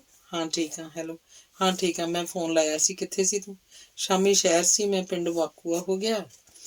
ਜੇ ਪਿੰਡ ਵੀ ਹੁੰਦਾ ਫਿਰ ਵੀ ਘਰ ਨਹੀਂ ਹੋਣਾ ਸੀ। ਮੈਂ ਤਾਂ ਚੱਕੀ ਤੇ ਹੀ ਹੁੰਨਾ। ਤੈਨੂੰ ਦੱਸਿਆ ਤਾਂ ਸੀ ਚੱਕੀ ਤੇ ਫੋਨ ਹੈ ਨਹੀਂ। ਹੈਲੋ ਹੈਲੋ ਹਾਂ ਮੈਂ ਤੈਨੂੰ ਇੱਕ ਖੁਸ਼ਖਬਰੀ ਦੇਵਾਂ। ਕੀ ਆਖਿਆ? ਹੈਲੋ ਤੈਨੂੰ ਖੁਸ਼ਖਬਰੀ ਦੇਵਾਂ। ਹੈਲੋ ਸੁਣਦਾ ਆਵਾਜ਼ ਆਉਂਦੀ ਹੈ? ਹਾਂ ਹਾਂ ਆਉਂਦੀ ਹੈ। ਖੁਸ਼ਖਬਰੀ ਇਹ ਨਾ ਦਵੀਂ ਕਿ ਮੇਰੇ ਵਾਸਤੇ ਰਿਸ਼ਤਾ ਪਸੰਦ ਕਰ ਆਏ ਆ। ਹਾਂ ਹਾਂ ਪਸੰਦ ਤਾਂ ਕਰ ਆਏ ਸੀ, ਪਰ ਹੁਣ ਆਪਾਂ ਉਹ ਰਿਸ਼ਤਾ ਠੁਕਰਾਤਾ। ਹੈਲੋ ਹਾਂ ਉਹ ਰਿਸ਼ਤਾ ਠੁਕਰਾਤਾ। ਹੁਣ ਤਾਂ ਤੈਨੂੰ ਵੇਖਣ ਆਉਣਗੇ, ਤਿਆਰੀ ਖਿੱਚ ਲੈ। ਹੈਲੋ ਕੀ ਆਖਿਆ? ਉਹ ਬੋਲਿਆ ਹੁਣ ਤੇਰਾ ਘਰ-ਬਾਰ ਵੇਖਣ ਆਉਣਗੇ। ਲੈਂਬਰ ਤੇ ਨੀਰੂ ਨੇ ਮਨਾ ਲਿਆ ਬੀਬੀ ਨੂੰ। ਅਸ਼ਕੇ ਤੇਰੇ ਜਿੰਦਾਬਾਦ। ਹਾਂ ਹਾਂ ਹੈਲੋ ਜੋ ਵੀ ਆਇਆ 2-4 ਦਿਨ ਠਹਿਰ ਕੇ ਆਵੇ। ਉਹ ਕਿੰਨਾ ਚਿਰ ਫੋਨ ਤੇ ਗੱਲ ਕਰਦੇ ਰਹੇ। ਦੋਹਾਂ ਦੀ ਖੁਸ਼ੀ ਦਾ ਕੋਈ ਟਿਕਾਣਾ ਨਹੀਂ ਸੀ। ਉਹ ਸਾਰੀ ਰਾਤ ਰਾਜ ਨੂੰ ਨੀਂਦ ਨਾ ਆਈ। ਇੱਕ ਤਾਂ ਕਮਲ ਦੇ ਘਰਦਿਆਂ ਵੱਲੋਂ ਹਰੀ ਝੰਡੀ ਮਿਲਣ ਦੀ ਖੁਸ਼ੀ, ਇੱਕ ਮੇਘਾ ਦੀ ਮੌਤ ਦਾ ਗਮ। ਗੁੱਥਮ ਗੁੱਥਾ ਜਿਹਾ ਹੋ ਗਿਆ। ਇੱਕ ਦੂਜੇ ਤੇ ਭਾਰੂ ਹੁੰਦੇ ਰਹੇ ਸਨ। ਸਵੇਰੇ ਉੱਠਣ ਸਾਰ ਪਹਿਲਾਂ ਰਾਜ ਚੱਕੀ ਤੇ ਗਿਆ। ਮੱਝਾਂ ਵੀ ਚੱਕੀ ਦੇ ਨਾਲ ਹੀ ਬਣਾਏ ਵਾੜੇ 'ਚ ਹੁੰਦੀਆਂ ਸੀ। ਚੱਕੀ ਤੇ ਲਾਡੀ ਨੂੰ ਸਾਰੇ ਕੰਮ ਸੰਭਾਲ ਕੇ ਉਹ ਨੱਥੇ ਕੋਲ ਗਿਆ ਸੀ। ਨੱਥਾ ਪਿਛਲੇ ਕਈ ਦਿਨਾਂ ਤੋਂ ਬਿਮਾਰ ਤੁਰਿਆ ਹੁੰਦਾ ਸੀ। ਕਿਵੇਂ ਆ ਤੁਸੀਂ? ਅਜੇ ਲਾਸ ਲੈਣ ਨਹੀਂ ਗਏ? ਤੁਰ ਜਾਂਦੇ ਜਾਣੀ ਦਾ ਵੇਲੇ ਨਾਲ ਸੰਸਕਾਰ ਹੋਵੇ। ਨੱਥੇ ਨੇ ਆਖਿਆ। ਤਾਇਆ ਜਾਣੇ ਹੀ ਆ ਬਸ। ਮੈਂ ਤਾਂ ਐਵੇਂ ਇੱਧਰ ਤੁਰਿਆ ਆਇਆ। ਆਪਾਂ ਹੀ ਆ, ਹੋਰ ਕੌਣ ਆ ਵਿਚਾਰਿਆਂ ਦਾ ਜਿਹੜਾ ਅੱਗੇ ਲੱਗੂ। ਜਾਣੀ ਦਾ ਆਹੋ ਇਹ ਤਾਂ ਹੈ ਹੀ। ਹੋਰ ਕਿਵੇਂ ਆ? ਉਹਨਾਂ ਬਿਰਧਾਂ ਦੇ ਤਾਂ ਨਹੀਂ ਸੱਟਾਂ ਜ਼ਿਆਦਾ ਲੱਗੀਆਂ। ਜਾਣੀ ਦਾ ਨਹੀਂ ਠੀਕ ਆ। ਉਹ ਤਾਂ ਕਾਕਾ ਪਤਾ ਸਾਰਿਆਂ ਨੂੰ ਆ, ਬਸ ਕੋਈ ਮੂੰਹ ਹੀ ਨਹੀਂ ਖੋਲਦਾ, ਸ਼ਰੀਕੇ ਤੋਂ ਡਰਦਾ। ਤੂੰ ਵੀ ਜਾਣੀ ਦਾ ਮੂੰਹ ਬੰਦ ਹੀ ਰੱਖੀ। ਜਾਣੀ ਦਾ ਭੁੱਲ ਕਿਸੇ ਤੋਂ ਵੀ ਨਹੀਂ। ਇਹ ਕਾਰਾ ਕਿਹਨੇ ਕੀਤਾ? ਐਵੇਂ ਬਲਾਮਤ ਗੱਲ ਪਾਉਣ ਵਾਲੀ ਗੱਲ ਬਣ ਜਾਂਦੀ ਹੈ। ਜੋ ਬੋਲਦਾ ਜਾਣੀ ਕੁੰਡਾ ਵੀ ਉਹਨੂੰ ਹੀ ਖੋਲ੍ਹਣਾ ਪੈਂਦਾ। ਨੱਥਾ ਸਿਓ ਮੱਤਾ ਦੇਣ ਲੱਗ ਪਿਆ। ਆਪਣੇ ਜਾਣੇ ਉਹ ਸੱਚਾ ਵੀ ਸੀ। ਉਹ ਤਾਂ ਤੇਰੀ ਗੱਲ ਠੀਕ ਆ ਚਾਚਾ। ਬਸ ਸਾਲੀ ਆਪਦੀ ਜ਼ਮੀਰ ਹੀ ਆਪ ਨੂੰ ਲੈਣ ਤਾਂ ਪਾਉਂਦੀ ਹੈ। ਮੈਂ ਸਾਰੀ ਰਾਤ ਹੀ ਇਸੇ ਉਧੇੜ ਬੁਣ 'ਚ ਰਿਹਾ। ਜੇ ਉਹਨਾਂ ਨੂੰ ਇਹ ਕੇਸ ਪਚ ਗਿਆ ਫਿਰ ਹੋਰ ਵੀ ਮੂੰਹ ਪਾਊ। ਸਬਕ ਮਿਲ ਹੀ ਜਾਣਾ ਚਾਹੀਦਾ। ਰਾਜ ਨੇ ਆਖਿਆ। ਚੱਲ ਫਿਰ ਵੇਖ ਲਿਆ ਜੇ ਜੋ ਜਾਣੀ ਦਾ ਜਿਵੇਂ ਹੋ। ਮੈਂ ਜਾਣੀ ਦਾ ਤੇਰੇ ਨਾਲ ਇੱਕ ਹੋਰ ਗੱਲ ਕਰਨੀ ਆ। ਆਖ ਨੱਥਾ ਰਾਜ ਦੇ ਮੂੰਹ ਤੇ ਨਜ਼ਰਾਂ ਗੱਡ ਗਿਆ। ਕੀ ਤਾਇਆ ਜੀ? ਉਹ ਰਿਸ਼ਤਾ ਇੱਕ ਤੇਰੀ ਮਾਂ ਨਾਲ ਆਪਣੇ ਗਾਮੇ ਦੇ ਘਰੋਂ ਗੱਲ ਕਰ ਆਈ ਸੀ। ਰਿਸ਼ਤਾ ਚੰਗਾ ਹੈ ਜਾਣੀ ਦਾ, ਨੱਥੇ ਨੇ ਕਿਹਾ। ਤਾਇਆ ਜੀ ਮੇਰੀ ਕੋਈ ਮਜਬੂਰੀ ਆ, ਮੈਂ ਇਹ ਰਿਸ਼ਤਾ ਨਹੀਂ ਲੈ ਸਕਦਾ, ਮੈਨੂੰ ਇਸ ਗੱਲਾਂ ਦਾ ਮਾਫ ਹੀ ਕਰਿਓ। ਆਖਦਿਆਂ ਰਾਜ ਦੀ ਜ਼ੁਬਾਨ ਥਿੜਕੀ। ਨੱਥੇ ਨੂੰ ਜਵਾਬ ਦੇਣਾ ਉਸ ਲਈ ਖੇਡ ਨਹੀਂ ਸੀ, ਪਰ ਹੋਰ ਕੋਈ ਚਾਰਾ ਵੀ ਨਹੀਂ ਸੀ। ਤੇਰੀ ਮਰਜ਼ੀ ਆ ਭਾਈ, ਜਾਣੀ ਦਾ ਫੇਰ ਵੀ ਸੋਚ ਲਈ। ਉੱਧਰ ਤੂੰ ਇੱਕ ਲੱਤ ਤੇ ਲੱਗਦਾ ਹੈ, ਉੱਧਰੋਂ ਹਾਕਮ ਦੀ ਜਵਾਕੜੀ ਜੀ ਗੱਲ ਨਹੀਂ ਕਰਨ ਦਿੰਦੀ ਜਾਣੀ ਦਾ। ਅੱਜ ਕੱਲ ਭਲਾਈ ਦਾ ਤਾਂ ਸਾਲਾ ਜ਼ਮਾਨਾ ਹੀ ਨਹੀਂ ਰਿਹਾ, ਕਿਸੇ ਦਾ ਕਿੰਨਾ ਵੀ ਚੰਗਾ ਕਿਉਂ ਨਾ ਕੀਤਾ ਹੋਵੇ। ਆਖ ਨੱਥਾ ਜਿਵੇਂ ਆਪਣੇ ਵੱਲੋਂ ਕਿਤੇ ਆਸਾਨ ਜਤਾ ਗਿਆ। ਮੇਰੀ ਵੱਡੀ ਮਜਬੂਰੀ ਹੈ ਤਾਂ ਉਹ ਦੱਸ ਦਿਓ ਤੈਨੂੰ। ਹੁਣ ਮੈਨੂੰ ਜਾਣ ਦੇ ਕੇ ਸ਼ਹਿਰ ਵੀ ਜਾਣਾ, ਅੱਜ ਦਾ ਦਿਨ ਤਾਂ ਸੰਸਕਾਰ 'ਚ ਹੀ ਨਿਕਲ ਜਾਣਾ। ਆਖ ਰਾਜ ਉੱਠ ਪਿਆ। ਗਾਮੇ ਦੇ ਘਰੋਂ ਚਾਹ ਨੂੰ ਹਾਕਾਂ ਹੀ ਮਾਰਦੀ ਰਹਿ ਗਈ। ਸੁਣ ਤਾਂ ਰਾਜ ਨੂੰ ਗਿਆ ਸੀ, ਪਰ ਉਹਦੀਆਂ ਨਜ਼ਰਾਂ ਦਾ ਸਾਹਮਣਾ ਕਰਨ ਦਾ ਜਿਵੇਂ ਹੀਆ ਹੀ ਨਹੀਂ ਪਿਆ। ਆਪਣੇ ਘਰ ਵੱਲ ਆਉਂਦਾ ਰਾਜ ਭੂਰੋ ਕੇ ਘਰੇ ਵੜ ਗਿਆ। ਭੂਰੋ ਨੇ ਵੀ ਅੱਜ ਦੁਕਾਨ ਨਹੀਂ ਖੋਲ੍ਹੀ ਸੀ। ਉਹ ਬਹੁਤ ਉਦਾਸ ਸੀ, ਮੂੰਹ ਤੇ ਮੱਖੀ ਨਹੀਂ ਸੀ ਉੱਡਦੀ। ਮੇਘਾ ਦਾ ਹੋਇਆ ਕਤਲ ਉਹਨੂੰ ਆਪਣਾ ਕਤਲ ਲੱਗ ਰਿਹਾ ਸੀ। ਮੇਘਾ ਗਲਤ ਸੀ, ਘਰ ਦੇ ਹਾਲਾਤਾਂ ਤੇ ਉਹਦੇ ਬਚਪਨ ਨੇ ਗਲਤ ਪਾਸੇ ਲਾਤੀ ਸੀ, ਪਰ ਹੁਣ ਮੇਘਾ ਠੀਕ ਸੀ। ਆਪਣੀਆਂ ਕੀਤੀਆਂ ਗਲਤੀਆਂ ਤੇ ਪਛਤਾਉਂਦੀ ਰਹਿੰਦੀ ਸੀ। ਹੁਣ ਤਾਂ ਆਪਣੇ ਨਾਲ ਹੀ ਮਤਲਬ ਰੱਖਦੀ ਸੀ। ਮੇਘਾ ਨੇ ਇੱਕ ਦਿਨ ਉਹਨੂੰ ਦੱਸਿਆ ਸੀ ਕਿ ਭੱਲਾ ਧਮਕੀਆਂ ਦਿੰਦਾ ਹੈ, ਪਰ ਉਹ ਉਹਦੀਆਂ ਧਮਕੀਆਂ 'ਚ ਨਹੀਂ ਆਈ ਸੀ। ਭੂਰੋ ਨੇ ਆਖਿਆ ਸੀ, ਵੇਖ ਮੇਘਾ, ਸਵੇਰ ਦਾ ਭੁੱਲਿਆ ਸ਼ਾਮ ਨੂੰ ਵੀ ਘਰ ਆ ਜਾਏ ਤਾਂ ਉਹਨੂੰ ਭੁੱਲਿਆ ਨਹੀਂ ਕਹਿੰਦੇ। ਕੁਝ ਸਮੇਂ ਲਈ ਰਸਤੇ ਤੋਂ ਭਟਕ ਗਿਆ ਕਹਿ ਸਕਦੇ ਹਾਂ। ਰੱਬ ਤਾਂ ਕੋਈ ਹੈ ਹੀ ਨਹੀਂ। ਬੰਦਿਆਂ ਤੋਂ ਭੁੱਲਾਂ ਹੋ ਜਾਂਦੀਆਂ, ਤੈਥੋਂ ਵੀ ਹੋਈਆਂ। ਵੱਡੇ ਵੱਡੇ ਉਖੜ ਜਾਂਦੇ ਆ। ਕਮਲੀ ਅਜੇ ਵੀ ਮੌਕਾ ਹੈ ਆਪਣੀਆਂ ਭੁੱਲਾਂ ਤੇ ਮਿੱਟੀ ਪਾਉਣ ਦਾ। ਜੇ ਮੈਂ ਚਾਹੁੰਦੀ ਨਾ, ਜਦ ਮੈਨੂੰ ਤੇਰੀਆਂ ਕਰਤੂਤਾਂ ਦਾ ਪਤਾ ਲੱਗਾ ਸੀ, ਤੈਨੂੰ ਦੁਕਾਨ ਤੇ ਰੱਖਣਾ ਤਾਂ ਇੱਕ ਪਾਸੇ ਥੜੇ ਨਾ ਚੜਨ ਦਿੰਦੀ। ਪਰ ਮੈਂ ਸੋਚਿਆ ਸੀ ਉਹੀ ਮੇਰੀ ਵੱਡੀ ਭੁੱਲ ਹੋਏਗੀ। ਤੈਨੂੰ ਇਸ ਦਲਦਲ ਚੋਂ ਕੱਢਣ ਦੀ ਜ਼ਰੂਰਤ ਸੀ, ਨਾ ਕਿ ਉਸ ਵੱਲ ਹੋਰ ਧਕੇਲਣ ਦੀ। ਮੈਨੂੰ ਪਤਾ ਮਜਬੂਰੀਆਂ ਕੀ ਹੁੰਦੀਆਂ। ਸੋਚਿਆ ਸੀ ਜੇ ਮੇਰੇ ਸਿਰ ਤੇ ਰਾਜ ਜਾਂ ਤਾਏ ਨੱਥੇ ਮੈਂਬਰ ਦਾ ਹੱਥ ਨਾ ਹੁੰਦਾ, ਮੇਰਾ ਖਬਰੇ ਕੀ ਬਣਨਾ ਸੀ। ਇਹ ਸਾਰਾ ਕੁਝ ਸੋਚ ਹੀ ਤੈਨੂੰ ਦੁਕਾਨ ਤੇ ਟਿਕਿਆ ਰਹਿਣ ਦਿੱਤਾ ਸੀ। ਭੂਰੋ ਬੋਲਦੀ ਗਈ ਸੀ। ਭੈਣ ਹੁਣ ਨਹੀਂ, ਮੈਂ ਬਸ ਜੋ ਹੋ ਗਿਆ ਸੋ ਹੋ ਗਿਆ, ਅੱਗੇ ਤੋਂ ਨਹੀਂ, ਤੇਰੀ ਕਸਮ ਆ ਮੈਨੂੰ। ਮੇਘਾ ਨੇ ਜਿਵੇਂ ਪੁੱਠੇ ਕੰਮਾਂ ਤੋਂ ਤੋਬਾ ਕਰ ਲਈ ਸੀ। ਉਹ ਭੱਲੇ ਨੂੰ ਝਾੜਨ ਲੱਗ ਪਈ ਸੀ। ਉਹ ਤਾਂ ਹੀ ਉਹਦੇ ਮਗਰ ਪੈ ਗਿਆ ਸੀ, ਧਮਕੀਆਂ ਤੇ ਉਤਰ ਆਇਆ ਸੀ। ਤੇ ਉਹ ਧਮਕੀਆਂ ਨਹੀਂ ਰਹੀਆਂ ਸਨ, ਉਹ ਹੈਵਾਨੀਅਤ ਦਾ ਨੰਗਾ ਨਾਚ ਨੱਚ ਗਿਆ ਸੀ। ਰਾਜ ਭੂਰੋ ਕੇ ਘਰੇ ਵੜਿਆ ਸੀ ਤਾਂ ਭੂਰੋ ਆਪਣੇ ਬਾਪੂ ਦੇ ਕੇਸ ਵਾਹੀ ਜਾਂਦੀ ਸੀ। ਏਸੀ ਉਧੇੜ ਬੂਣ 'ਚ ਹਾਕਮ ਉਸ ਅੱਗੇ ਬੈਠਾ ਉਲਝ ਜਿਹਾ ਬੋਲੀ ਜਾਂਦਾ ਸੀ। ਗੇਲੋ ਮਰ ਗਈ, ਤੂੰ ਚੰਗਾ ਹੋ ਗਿਆ ਮਰ ਗਈ, ਮੈਂ ਵੀ ਮਰ ਗਿਆ। ਡੌਂ ਡੌਂ ਢੋਲ ਵੱਜੀ ਜਾਂਦਾ। ਵੱਜ ਗਿਆ ਢੋਲ, ਵੱਜ ਗਿਆ ਢੋਲ। ਛੀ ਚੁੱਪ। ਆਪਣੇ ਆਪ ਨੂੰ ਆਖੋ ਚੁੱਪ ਕਰ ਗਿਆ। ਭੂਰੋ ਨੇ ਕੇਸ ਇਕੱਠੇ ਕੀਤੇ, ਜੂੜਾ ਬੰਨ੍ਹਤਾ। ਹਸਪਤਾਲ ਵਾਲਿਆਂ ਤਾਂ ਚੱਲ ਨਾ ਕੱਟੇ ਕੇਸ, ਕਾਹਤੋਂ ਨਹੀਂ ਕੱਟੇ ਕੀ ਪਤਾ, ਆਪਾਂ ਹੀ ਕੱਟ ਦਿੰਦੇ ਹਾਂ। ਸੰਭਾਲਣੇ ਕਿਹੜਾ ਸੌਖੇ ਆ, ਰਾਜ ਨੇ ਜਾਣ ਸਾਰ ਆਖਿਆ। ਜਦ ਉਹਨਾਂ ਸੰਭਾਲ ਲਈ, ਆਪਾਂ ਨਹੀਂ ਸੰਭਾਲ ਸਕਦੇ, ਕਾਹਤੋਂ ਕੱਟਣੇ ਆ, ਭੂਰੋ ਨੇ ਆਖਿਆ। ਮੈਂ ਤਾਂ ਊਂ ਆਖ ਬੈਠਾ, ਖੋਲੀ ਨਹੀਂ ਦੁਕਾਨ ਅੱਜ ਕਾਹਦੀ ਖੋਲਣੀ ਹੈ, ਪਰ ਖੋਲਣੀ ਪਊ, ਗਾਹਕ ਮੁੜਦੇ ਆ। ਕਿਸੇ ਨੂੰ ਕਿਸੇ ਦੀ ਤਕਲੀਫ ਦਾ ਕੀ ਪਤਾ, ਸੰਸਕਾਰ ਵੇਲੇ ਬੰਦ ਕਰ ਦਿਓ, ਕਦੋਂ ਕੁ ਆਊ ਲਾਸ਼, ਆਖ ਭੂਰੋ ਨੇ ਸੇਮਾਈਆਂ ਅੱਖਾਂ ਪੂੰਝੀਆਂ। ਬਸ ਜਾ ਕੇ ਹੁਣੇ ਲੈ ਆਉਂਦੇ ਹਾਂ। ਜਾਂਦੇ ਹਾਂ ਅਸੀਂ 2-4 ਜਣੇ, ਦੁਪਹਿਰ ਤੱਕ ਹੋ ਜਾਊ ਸੰਸਕਾਰ। ਮੈਂ ਤਾਂ ਤੇਰੇ ਕੋਲ ਇਉਂ ਆਇਆ, ਪੁਲਿਸ ਨੂੰ ਵਿਰਲ ਤਾਂ ਦੇਣੀ ਪਊ, ਨਹੀਂ ਤਾਂ ਮੂੰਹ ਪੈ ਜਾਊ ਇਹਨਾਂ ਬੰਦਿਆਂ ਦਾ। ਰਾਜ ਅਸਲ ਮੁੱਦੇ ਤੇ ਆਇਆ। ਮੈਂ ਤਾਂ ਤੈਨੂੰ ਪਹਿਲਾਂ ਹੀ ਆਖਿਆ ਸੀ, ਇਹ ਤਾਂ ਹੈ ਨਹੀਂ, ਮੇਰੀ ਪੁੱਛ ਦੱਸ ਹੋਊ ਨਾ, ਅਕਸਰ ਮੇਰੀ ਦੁਕਾਨ ਤੇ ਕੰਮ ਕਰਦੀ ਸੀ। ਮੈਂ ਸੱਚ ਦੱਸ ਦੇਣਾ ਜਿੰਨਾ ਮੈਨੂੰ ਪਤਾ ਹੈ। ਭੋਰਾ ਭਰ ਲਕੋ ਨਹੀਂ ਰੱਖਦੀ, ਉਹ ਤੋਂ ਬਿਨਾਂ ਹੋਰ ਕੋਈ ਕਤਲ ਕਰ ਹੀ ਨਹੀਂ ਸਕਦਾ। ਯਕੀਨ ਨਾ ਤੂੰ, ਪੁਲਿਸ ਐਵੇਂ ਉਲਟੀਆਂ ਪੁਲਟੀਆਂ ਗੱਲਾਂ ਵੀ ਕਰੀ ਜਾਂਦੀ ਹੁੰਦੀ ਹੈ, ਘਬਰਾਈ ਨਾ। ਆਖ ਰਾਜ ਉਹਨੇ ਪੈਰੀ ਮੁੜ ਗਿਆ। ਦੁਪਹਿਰ ਤੱਕ ਸੰਸਕਾਰ ਹੋ ਗਿਆ। ਮੇਘਾ ਦੀ ਦਾਦੀ ਤੇ ਦਾਦਾ ਆਪਣੇ ਜੁੰਡੇ ਪੱਟ ਰਹੇ ਸਨ, ਰੋ ਕਮਲੇ ਹੋ ਰਹੇ ਸਨ। ਉਹਨਾਂ ਤਿੰਨਾਂ ਜੀਆਂ ਦਾ ਪੇਟ ਪਾਲਣ ਵਾਲੀ ਬੱਚੀ ਕਿਸੇ ਭੇੜੀਏ ਦਾ ਸ਼ਿਕਾਰ ਬਣ ਗਈ ਸੀ। ਲੋਕ ਮੂੰਹ ਜੋੜ ਗੱਲਾਂ ਤਾਂ ਕਰ ਰਹੇ ਸਨ, ਪਰ ਆਪਣੇ ਗੱਲ ਬਲਾਮਤ ਪੈਣ ਤੋਂ ਡਰ ਵੀ ਰਹੇ ਸਨ। ਗੁੱਜਰ ਪਤਾ ਨਹੀਂ ਕਿਹੜੇ ਪਿੰਡੋਂ ਆਇਆ ਸੀ, ਕਿਹੜੀ ਜਾਤੀ ਚੋਂ, ਪਰ ਆਪਣੇ ਪਿੰਡ 'ਚ ਚੰਗਾ ਰਿਹਾ ਵਿਚਾਰਾ। ਹੁਣ ਤੱਕ ਨੂੰਹ ਪੁੱਤ ਮਰਿਆਂ ਤੋਂ ਬਾਅਦ ਜਮਾਂ ਹੀ ਰਹਿ ਗਏ ਦੋਵੇਂ ਜੀ। ਉਹ ਔਖਾ ਹੋ ਜਾਂਦਾ ਹੈ। ਮਰਨ ਵਾਲੀ ਕੁੜੀ ਤਾਂ ਉਦੋਂ ਵੀ ਤਕੜੀ ਸੀ।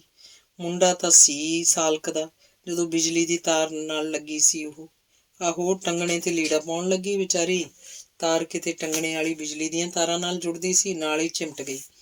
ਉਹ ਵੀ ਭੜੂਆ ਉਵੇਂ ਉਹਨੂੰ ਜੱਫਾ ਪਾ ਗਿਆ, ਦੋਵੇਂ ਲੰਮਕ ਗਏ। ਛੱਡਦੀ ਸੀ ਬਿਜਲੀ। ਲੋਕ ਗੱਲਾਂ ਕਰ ਰਹੇ ਸਨ, ਮੇਘਾ ਦੇ ਮਾਂ ਪਿਓ ਦੀਆਂ ਗੱਲਾਂ ਕਰ ਰਹੇ ਸਨ। ਮੇਘਾ ਦੀ ਮਾਂ ਤੇ ਪਿਓ ਬਿਜਲੀ ਲੱਗ ਕੇ ਮਰੇ ਸਨ, ਅੱਜ ਫੇਰ ਮੇਘਾ ਦੇ ਦਾਦੇ ਦਾਦੀ ਦੀ ਦੁਨੀਆ ਉੱਜੜ ਗਈ ਸੀ। ਦਿਨ ਦੇ ਛਿਪਾਰ ਨਾਲ ਪੁਲਿਸ ਦੀ ਭਰੀ ਗੱਡੀ ਧੂੜਾਂ ਪੱਟਦੀ ਪਿੰਡ ਆਈ। ਖੇਡ ਨਹੀਂ ਸੀ, ਕਤਲ ਦਾ ਮਾਮਲਾ ਸੀ, ਉਹ ਵੀ ਸਮੂਹ ਬਲਾਤਕਾਰ। ਇੱਕ ਦਿਨ ਪਹਿਲਾਂ ਤਾਂ ਕਿਸੇ ਮੰਤਰੀ ਦੀ ਸ਼ਹਿਰ ਚ ਆਮਦ ਦੇ ਕਾਰਨ ਪੁਲਿਸ ਰੁੱਝੀ ਸੀ, ਧਿਆਨ ਹੀ ਨਹੀਂ ਦਿੱਤਾ ਗਿਆ ਸੀ। ਪੁਲਿਸ ਕੋਲ ਤਾਂ ਸਿਰ ਖੁਰਕਣ ਦੀ ਵੇਲ ਨਹੀਂ ਸੀ, ਪਰ ਅੱਜ ਪੁਲਿਸ ਪੂਰੀ ਚੜ੍ਹਾਈ ਤੇ ਆਈ ਸੀ ਤੇ ਆਉਂਦੀ ਪਹਿਲਾਂ ਸੱਥ ਚੋਂ ਭੂਰੋ ਦੀ ਦੁਕਾਨ ਤੇ ਗਈ ਸੀ। ਭੂਰੋ ਸੰਸਕਾਰ ਤੋਂ ਆ ਕੇ ਦੁਕਾਨ 'ਚ ਆ ਬੈਠੀ ਸੀ। ਸਰਦਾਰ ਬਹਾਦਰ ਮਰਨ ਵਾਲੀ ਦੁਕਾਨ ਤੇ ਤਾਂ ਕੰਮ ਜ਼ਰੂਰ ਕਰਦੀ ਸੀ, ਪਰ ਦੁਕਾਨ ਵਾਲੀ ਕੁੜੀ ਬਹੁਤ ਸ਼ਰੀਫ ਆ, ਜੇ ਆਖੋ ਤਾਂ ਮੇਰੇ ਘਰ ਬੁਲਾ ਲਵਾਂਗੇ। ਸਰਪੰਚ ਨੇ ਸੱਥ ਵਿੱਚ ਹੀ ਥਾਣੇਦਾਰ ਨੂੰ ਆਖਿਆ ਸੀ। ਨਹੀਂ, ਮੈਂ ਉਸ ਘਰ ਦਾ ਮਾਹੌਲ ਵੇਖਣਾ ਚਾਹੁੰਦਾ ਜਿੱਥੇ ਉਹ ਕੰਮ ਕਰਦੀ ਸੀ, ਥਾਣੇਦਾਰ ਨੇ ਆਖਿਆ ਤੇ ਉਹ ਦੁਕਾਨ 'ਚ ਆ ਗਏ। ਪੰਚਾਇਤ ਵੀ ਨਾਲ ਸੀ। ਪਹਿਲਾਂ ਥਾਣੇਦਾਰ ਨੇ ਘਰ ਦਾ ਮਾਹੌਲ ਤਾੜਿਆ ਸੀ। ਭੂਰੋ ਦਾ ਫੇਸ ਵਾਚਦਾ ਰਿਹਾ ਸੀ। ਬੀਬਾ, ਮਰਨ ਵਾਲੀ ਕੁੜੀ ਤੇਰੀ ਦੁਕਾਨ 'ਚ ਕੰਮ ਕਰਦੀ ਸੀ? ਥਾਣੇਦਾਰ ਜਗਜੀਤ ਸਿੰਘ ਨੇ ਆਪਣੀਆਂ ਖੋਜੀ ਅੱਖਾਂ ਭੂਰੋ ਤੇ ਕੱਢੀਆਂ। ਜੀ, ਉਹ ਕੁਝ ਸਮੇਂ ਤੋਂ ਇੱਥੇ ਹੀ ਕੰਮ ਕਰਦੀ ਸੀ, ਭੂਰੋ ਨੇ ਦੱਸਿਆ। ਕਿਹੋ ਜਿਹੀ ਨੇਚਰ ਦੀ ਕੁੜੀ ਸੀ? ਤੁਸੀਂ 8-10 ਘੰਟੇ ਇਕੱਠੀਆਂ ਰਹੀਆਂ ਉਹਨੂੰ ਕੋਈ ਤੰਗ ਕਰ ਰਿਹਾ ਹੋਵੇ ਜਾਂ ਕਿਸੇ ਨਾਲ? ਇਹ ਧਿਆਨ ਰੱਖਣਾ ਮੈਥੋਂ ਕੋਈ ਗੱਲ ਲੁਕੋਈ ਨਾ ਜਾਵੇ, ਕਤਲ ਦਾ ਮਾਮਲਾ ਹੈ, ਥਾਣੇਦਾਰ ਨੇ ਆਖਿਆ। ਉਹ ਬੀਬਾ ਬੰਦਾ ਲੱਗ ਰਿਹਾ ਸੀ। ਜੀ, ਭੱਲੇ ਨਾਂ ਦਾ ਮੁੰਡਾ ਤੰਗ ਕਰ ਰਿਹਾ ਸੀ। ਇੱਕ ਵਾਰ ਦੁਕਾਨ ਤੇ ਵੀ ਆਇਆ ਸੀ, ਪਰ ਮੈਂ ਇਸ ਘਟਨਾ ਬਾਰੇ ਕੁਝ ਨਹੀਂ ਕਹਿ ਸਕਦੀ, ਭੂਰੋ ਬੇਖੌਫ ਬੋਲੀ ਸੀ। ਰਾਜ ਨੇ ਵੀ ਆਪਣਾ ਮੂੰਹ ਖੋਲ੍ਹਿਆ ਸੀ। ਸਰ, ਅਸੀਂ ਸ਼ਰੀਕਾ ਪੈਣ ਤੇ ਡਰੋਂ ਡਰਦੇ ਹਾਂ। ਇਸ ਕਤਲ 'ਚ ਭੱਲੇ ਦਾ ਹੱਥ ਹੋ ਸਕਦਾ ਹੈ, ਸਾਨੂੰ ਪੂਰਾ ਸ਼ੱਕ ਹੈ, ਰਾਜ ਨੇ ਆਖਿਆ ਤਾਂ ਥਾਣੇਦਾਰ ਨੇ ਉਹਨੂੰ ਪੂਰੀ ਝਿੜਕ ਦਿੱਤੀ ਸੀ। ਕੰਜਰੋ, ਕੁੜੀ ਦਾ ਵਹਿਸ਼ੀਆਨਾ ਢੰਗ ਨਾਲ ਕਤਲ ਹੋਇਆ ਤੇ ਤੁਸੀਂ ਮੁਜਰਮ ਲੁਕਾਉਣੇ ਆ। ਜੀ ਕਰਦਾ ਤੁਹਾਨੂੰ ਇੱਥੇ ਹੀ ਲੰਮੇ ਪਾ ਲਵਾਂ। ਆਖ ਥਾਣੇਦਾਰ ਨੇ ਉਸੇ ਵੇਲੇ ਹੀ ਐਕਸ਼ਨ ਲਿਆ ਸੀ। ਸ਼ੱਕ ਦੀ ਸੂਈ ਪਹਿਲਾਂ ਵੀ ਪਰਦੇ ਨਾਲ 1-2 ਬੰਦਿਆਂ ਨੇ ਘੁਮਾਈ ਸੀ। ਥਾਣੇਦਾਰ ਨੇ ਆਪਣੀ ਟੀਮ ਨਾਲ ਮਲਾਗਰ ਕੇ ਘਰ ਦਾ ਰੁੱਖ ਕਰ ਲਿਆ। ਭੱਲਾ ਬੜੇ ਆਰਾਮ ਨਾਲ ਆਪਣੀ ਬਾਰ 'ਚ ਬਣੀ ਥੜੀ ਤੇ ਬੈਠਾ ਮੁੱਛਾਂ ਨੂੰ ਵੱਟ ਚੜਾਈ ਜਾਂਦਾ ਸੀ। ਜਦ ਉਹਨੂੰ ਜਾ ਚੱਕਿਆ, ਸੂਰਤੀ ਘਰੋਂ ਬੂ ਕਰਦੀ ਨਿਕਲੀ ਸੀ। ਉਹਨੂੰ ਕੋਈ ਸਮਝ ਲੱਗਦੀ, ਉਦੋਂ ਨੂੰ ਗੱਡੀ ਧੂੜ ਉਡਾਉਂਦੀ ਸ਼ਹਿਰ ਦੇ ਰਾਹ ਪੈ ਗਈ। ਥਾਣੇ ਵੜਨ ਸਾਰੀ ਥਾਣੇਦਾਰ ਨੇ ਥਾਣੇ ਦੇ ਵਿਹੜੇ 'ਚ ਭੱਲੇ ਨੂੰ ਮੁੱਦਾ ਪਾ ਲਿਆ। ਕਿੰਨੇ ਜਾਣੇ ਤੇ ਕੌਣ ਸੀ? ਓਏ ਬਖ ਹਰਾਮਜ਼ਾਦਿਆ, ਨਹੀਂ, ਜੋ ਹਾਲ ਮੈਂ ਤੇਰਾ ਕਰੂੰ ਉਹ ਵੇਖ ਤਾਂ ਭੂਤ ਵੀ ਮੂਤਣ ਲੱਗ ਪੈਣ।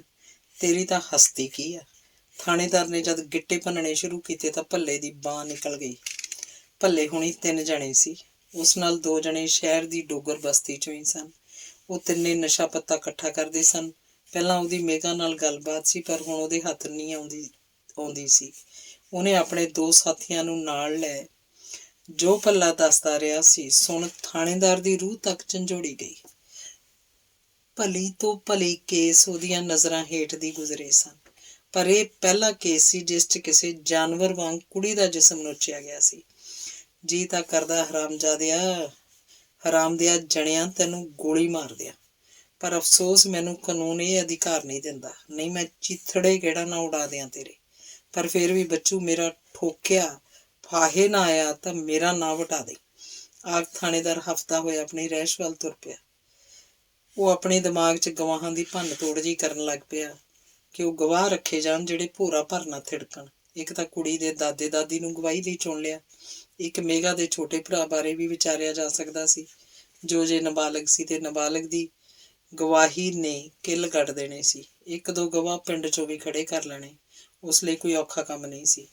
ਉਹਨੂੰ ਸਿਪਾਹੀ ਨੇ ਆ ਕੇ ਦੱਸਿਆ ਸੀ ਕਿ ਦੂਜੇ 2 ਵੀ ਖਿੱਚ ਲਿਆਂਦੇ। ਥਾਣੇਦਾਰ ਬੁੜਕ ਕੇ ਉੱਠਿਆ ਸੀ। ਕਾਕਾ, ਤੂੰ ਕੋਈ ਸੁਰ ਪਤਾ ਨਹੀਂ ਦੱਸਿਆ। ਨੱਥੇ ਕਿਆਂ ਨੂੰ ਕੀ ਆਖਾਂ ਮੈਂ? ਮਿੰਦਰੋ ਨੇ ਰਾਜ ਨੂੰ ਡੰਗ ਦਿਹਾੜੀ ਚੁੱਪ ਰਹਿਣ ਬਾਅਦ ਫੇਰ ਘੇਰ ਲਿਆ ਸੀ। ਬੇਬੇ, ਮੈਂ ਤੈਨੂੰ ਦੱਸਿਆ ਸੀ ਮੇਰੇ ਚਾਚੇ ਨੱਥੇ ਨਾਲ ਟੁੱਟਵੀਂ ਜੀ ਗੱਲ ਹੋ ਵੀ ਗਈ ਸੀ। ਅੱਜ ਭਲਕ ਆਉਣਗੇ ਜਗਰਾਵਾਂ ਵਾਲੇ, ਆਪਾਂ ਉਹਨਾਂ ਨਾਲ ਰਿਸ਼ਤਾ ਪੱਕਾ ਕਰ ਲੈਣਾ, ਰਾਜ ਨੇ ਦੱਸਿਆ ਤਾਂ ਮਿੰਦਰੋ ਨੇ ਮੱਥੇ ਤੇ ਹੱਥ ਮਾਰਿਆ। ਤੇਰੀ ਮੱਤ ਮਾਰੀ ਹੈ? ਨਾਲੇ ਕਾਕਾ, ਉਹ ਤਾਂ ਕਰੇਵਾ ਵੱਜਣਾ ਹੈ, ਕਰੇਵਾ, ਭਾਵੇਂ ਕਿੰਨੇ ਢੋਲ ਢਮੱਕੇ ਨਾਲ ਵਿਆਹ ਕਰਦਾ ਫਿਰੇ। ਹੁਣ ਤਾਂ ਆਪਣਾ ਕੰਮ ਵੀ ਸੋਹਣਾ ਚੱਲਿਆ ਹੈ, ਜਵਾਕਾਂ ਵਾਲੀਆਂ ਗੱਲਾਂ ਨਹੀਂ ਕਰੀਦੀਆਂ। ਮਿੰਦਰੋ ਨੇ ਕਰੜਾ ਹੋ ਕੇ ਆਖਿਆ। ਨਹੀਂ ਬੇਬੇ, ਇਸ ਵਿਸ਼ੇ ਤੇ ਹੁਣ ਮੇਰੇ ਨਾਲ ਕੋਈ ਗੱਲ ਨਾ ਕਰੀ। ਉਹ ਅੱਜ ਭਲਕ ਆਉਣਗੇ, ਤੈਨੂੰ ਹਾਂ ਆਖਣੀ ਪਊ। ਇਹ ਮੇਰੇ ਰੱਬਾ, ਇਸ ਘਰ ਤੇ ਪੁੱਠਾ ਚੱਕਰ ਕਿਉਂ ਚੱਲਦਾ ਰਿਹਾ ਸਦਾ? ਹੁਣ ਸੁੱਖ ਦਾ ਸਾਹ ਆਇਆ, ਇਸ ਚੋਰ ਦੀ ਮੱਤ ਨੂੰ ਪੁੱਠੀ ਭੰਭਾਲੀ ਆ ਗਈ। ਮਿੰਦਰੋ ਫਿੱਸ ਪਈ ਅੱਖਾਂ ਡੁੱਲਣ ਲੱਗ ਪਈਆਂ। ਨਾ ਮੇਰੀ ਬੇਬੇ, ਨਾ, ਮੈਂ ਤੇਰੇ ਆਖੇ ਲੱਗ ਜਾਊਂ, ਜ਼ਰੂਰ ਲੱਗ ਜਾਊਂ। ਉਸ ਕੁੜੀ ਦਾ ਨਾਂ ਤੱਕ ਨਹੀਂ ਆਉਂਦਾ ਮੇਰੀ ਜ਼ੁਬਾਨ ਤੇ, ਪਰ ਤੈਨੂੰ ਇੱਕ ਵਾਅਦਾ ਕਰਨਾ ਪਊ ਮੇਰੇ ਨਾਲ। ਮੇਰੇ ਸਿਰ ਤੇ ਹੱਥ ਰੱਖ ਕੇ ਰਾਜ ਸ਼ਰਤ ਤੇ ਉਤਰ ਆਇਆ। ਪੁੱਤ ਮਾਵਾਂ ਨਾਲ ਸ਼ਰਤਾਂ ਨਹੀਂ ਰੱਖੀ ਦੀਆਂ। ਚੱਲ ਫੇਰ ਵੀ ਦੱਸ ਕੀ ਚਾਹੁੰਦਾ ਤੂੰ। ਮੇਰੇ ਸਿਰ ਤੇ ਹੱਥ ਰੱਖ ਕੇ ਆਖਦੇ, ਮੈਨੂੰ ਸਾਰੀ ਉਮਰ ਵਿਆਹ ਵਾਸਤੇ ਨਹੀਂ ਆਖੇਂਗੀ, ਗੱਲ ਤੱਕ ਨਹੀਂ ਛੇੜੇਂਗੀ ਕਦੀ। ਰਾਜ ਨੇ ਆਪਣੀ ਸ਼ਰਤ ਰੱਖਦੀ। ਦਰ ਪੇਟੇ ਨੂੰ ਐਂ ਕਿਵੇਂ ਹੋ ਜੂ।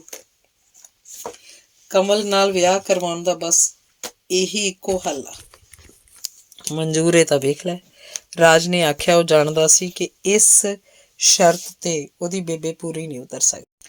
ਚੱਲ ਭਾਈ, ਜਿਵੇਂ ਤੇਰੀ ਮਰਜ਼ੀ ਕਰਦਾ ਫਿਰ। ਜਦੋਂ ਕਿਸੇ ਕੰਜਰ ਦੇ ਆਖੇ ਹੀ ਨਾ ਲੱਗਣਾ ਹੋਇਆ। ਮਹਿੰਦਰੋਂ ਕੁਝ ਢੈਲੀ ਹੋਈ ਤਾਂ ਰਾਜ ਨੇ ਉਹਦੇ ਪੈਰ ਫੜ ਲਏ। ਜੇ ਮੈਂ ਖੁਸ਼ ਰਹਿ ਸਕਦਾ ਤਾਂ ਉਸ ਨਾਲ ਹੀ ਰਹਿ ਸਕਦਾ। ਨਾਲੇ ਹੁਣ ਮੇਰੇ ਇਕੱਲੇ ਦੀ ਗੱਲ ਨਹੀਂ, ਮੈਂ ਤਾਂ ਪਹਿਲਾਂ ਵੀ ਆਪਣੇ ਪਿਆਰ ਦਾ ਗਲਾ ਘੁੱਟ ਜਗਰਾਵਾਂ ਤੋਂ ਆ ਗਿਆ ਸੀ।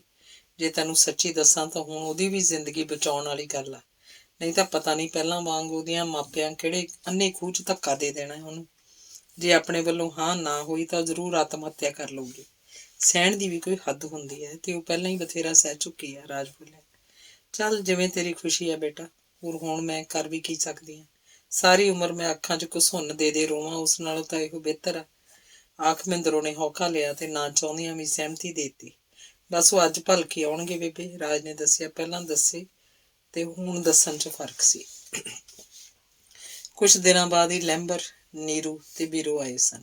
ਰੋਟੀ ਪਾਣੀ ਦਾ ਕੰਮ ਭੂਰੋ ਨੇ ਦੁਕਾਨ ਬੰਦ ਕਰ ਸੰਭਾਲ ਲਿਆ। ਉਹਨੇ ਅਜੇ ਤੱਕ ਦੁਕਾਨ ਤੇ ਕਿਸੇ ਨੂੰ ਰੱਖਿਆ ਨਹੀਂ ਸੀ। ਗੱਲਾਂ ਬਾਤਾਂ ਹੁੰਦੀਆਂ ਤੋਂ ਹੀ ਬੀਰੋ ਨੇ ਮਹਿੰਦਰੋਂ ਨੂੰ ਟਕੋਰਿਆ ਸੀ। ਵੇਖ ਭੈਣੇ, ਮੇਰੀ ਇੱਕ ਬੇਨਤੀ ਆ।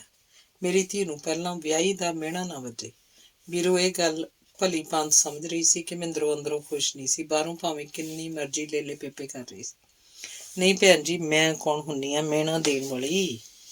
ਕੋਈ ਨਵੀਂ ਜਾਣ ਪਛਾਣ ਤਾਂ ਹੈ ਨਹੀਂ। ਰਾਜ ਤੁਹਾਡੇ ਕੋਲ ਕਿੰਨਾ ਚਿਰ ਰਿਹਾ ਆ, ਤੁਸੀਂ ਇਹਦੇ ਬਾਰੇ ਤਾਂ ਜਾਣਦੇ ਹੀ ਆ।